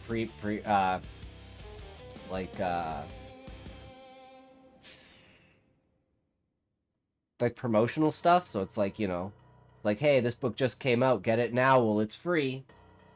Ah, okay. Because I opt in for that because I think that's the best way to go. Yes. Because people are like, yeah, sure, it's free, I'll pick it up, right? And then it's more exposure, and then people like it, then maybe word of mouth will get another one. Like, dude, I don't know what it is. This one's really fucking good. Really fucking good. One of the things you could consider is you could write 2 versions of your book and have one just be a sample, and that can go up for free. And like you write up until like just before the climax or something. And then I can just put in certain stories, right? I could take out all of the main stories and put in only the side stories with like maybe one main story. Yeah. And then kind of builds the world and then brings you into the character, and it's like, oh, you want to know more about this character now that you're invested in the world? Well, go read the full thing and find out what happens to Sam. And the other thing you could do is just do like the main stories and then put the side stories on a paywall. It depends on which you think the reader would be more invested in. I think the side stories are pretty cool, but it is all about like Lisa's origin and hers. Because the other ones are like, Black Ops units and the rebellion breaking into facilities and stuff like that, right? Whereas it's like the main story is just like a guy running away from this freaked out AI thing and, finding out his family lineage and everything like that. So it's more of like a mystery versus action. You could try both. Like you could try having like for 6 months you could try having like the main story be free and put the short stories behind a paywall. And then like you could flip it later, especially if you don't get much traction at all. Yeah. And see how that goes.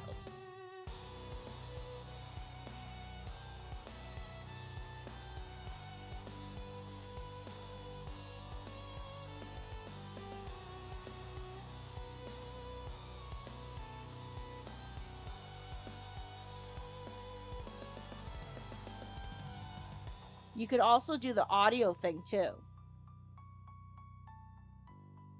Like have the audio behind a paywall and have the regular story be free.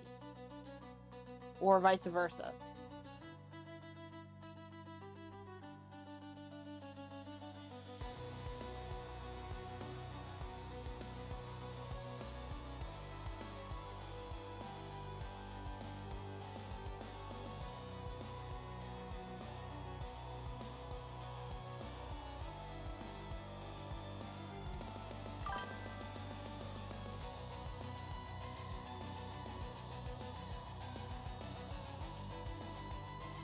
So glad I was letting my chicken rest. I looked up at my plate about to take a bite and the whole plate was covered in blood. First time that happened to me. Must have been much bigger legs than I usually get this way.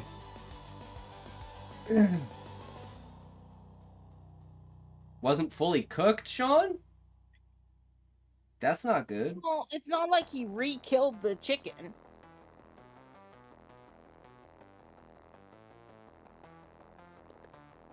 So obviously it was undercooked. Mm-hmm. This is...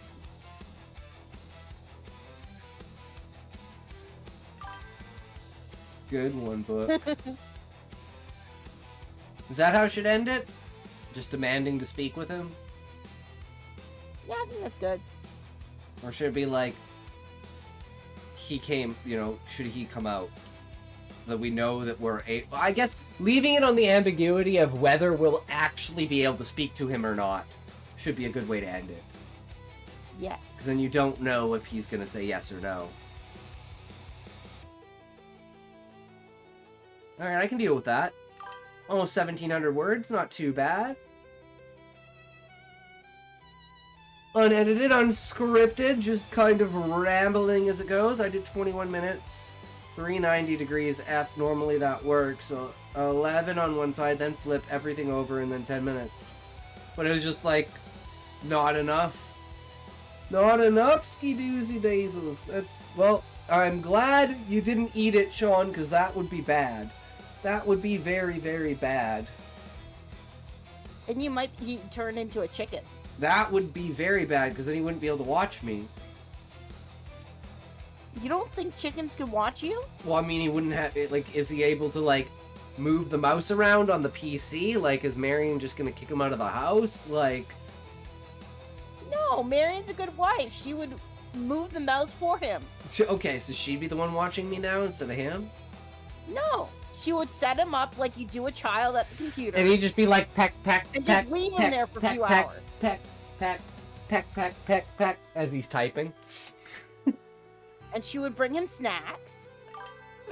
Chicken blood is bad, okay? So just don't eat raw chicken, okay? True, Sean, it is just terrible.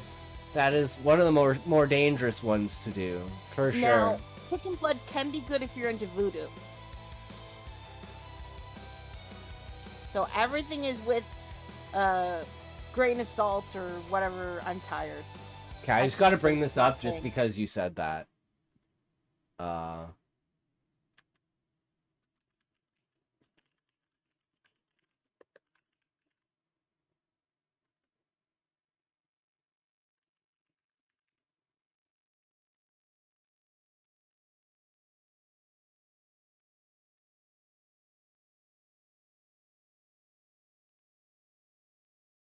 So, how is this pronounced? Billy, kiss him deep with tongue. Do what? Just kid, dirty boy. See, it doesn't work for me because I'm in the voice chat and I have him muted. Sofa. The stream muted. Oh. Sofa King. Okay, I'll put it on the thing here so you can share my screen. Oh, okay, that didn't work. Hold on. Entire screen.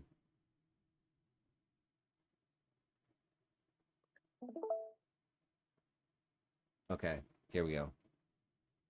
So, how is this pronounced? Billy, kiss him deep with tongue. Do what? Just kid, dirty boy. I am Sofa King. Sofa King. We Todd Ed. We Todd Ed. Now repeat all very fast, please. I am Sofa King. We Todd Ed. I am Sofa King. Faster. I am Sofa King. We Todd Ed. No, not so fast. Loses meaning. I am Sofa King. We Todd Ed. You say funny thing. Arise. Chicken, arise. Arise, chicken. Arise. Arise. Okay, my bad. Now, wait for fog machine. Arise! Arise! Arise. Arise, chicken! Arise. Arise, chicken! Arise, chicken.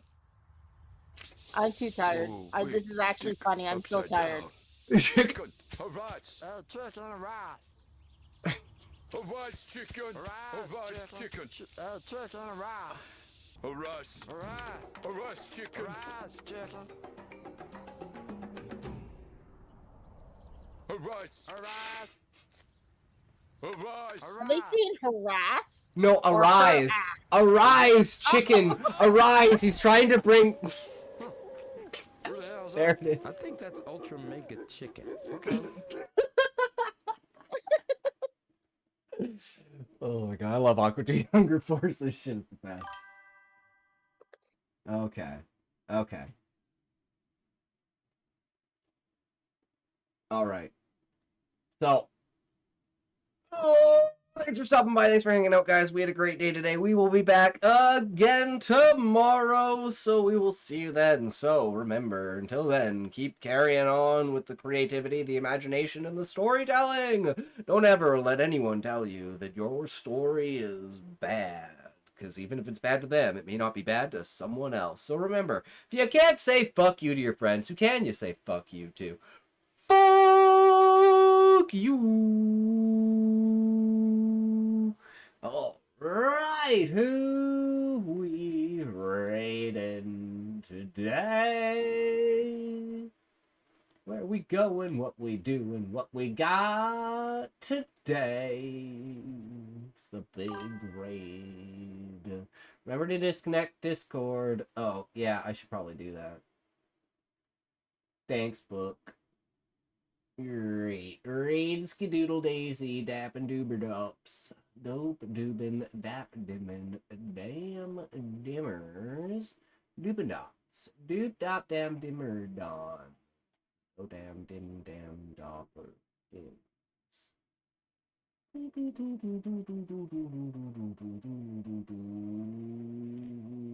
Alright, we will see you on the other side. Get your user ready. Here we go.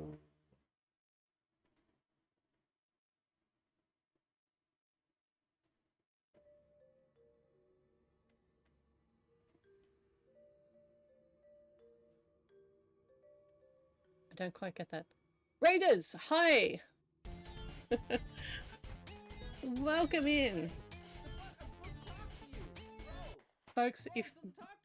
Wow, that's an interesting profile picture. Foxy, you've changed. Scotty, welcome in. Hi. Thanks for the raid.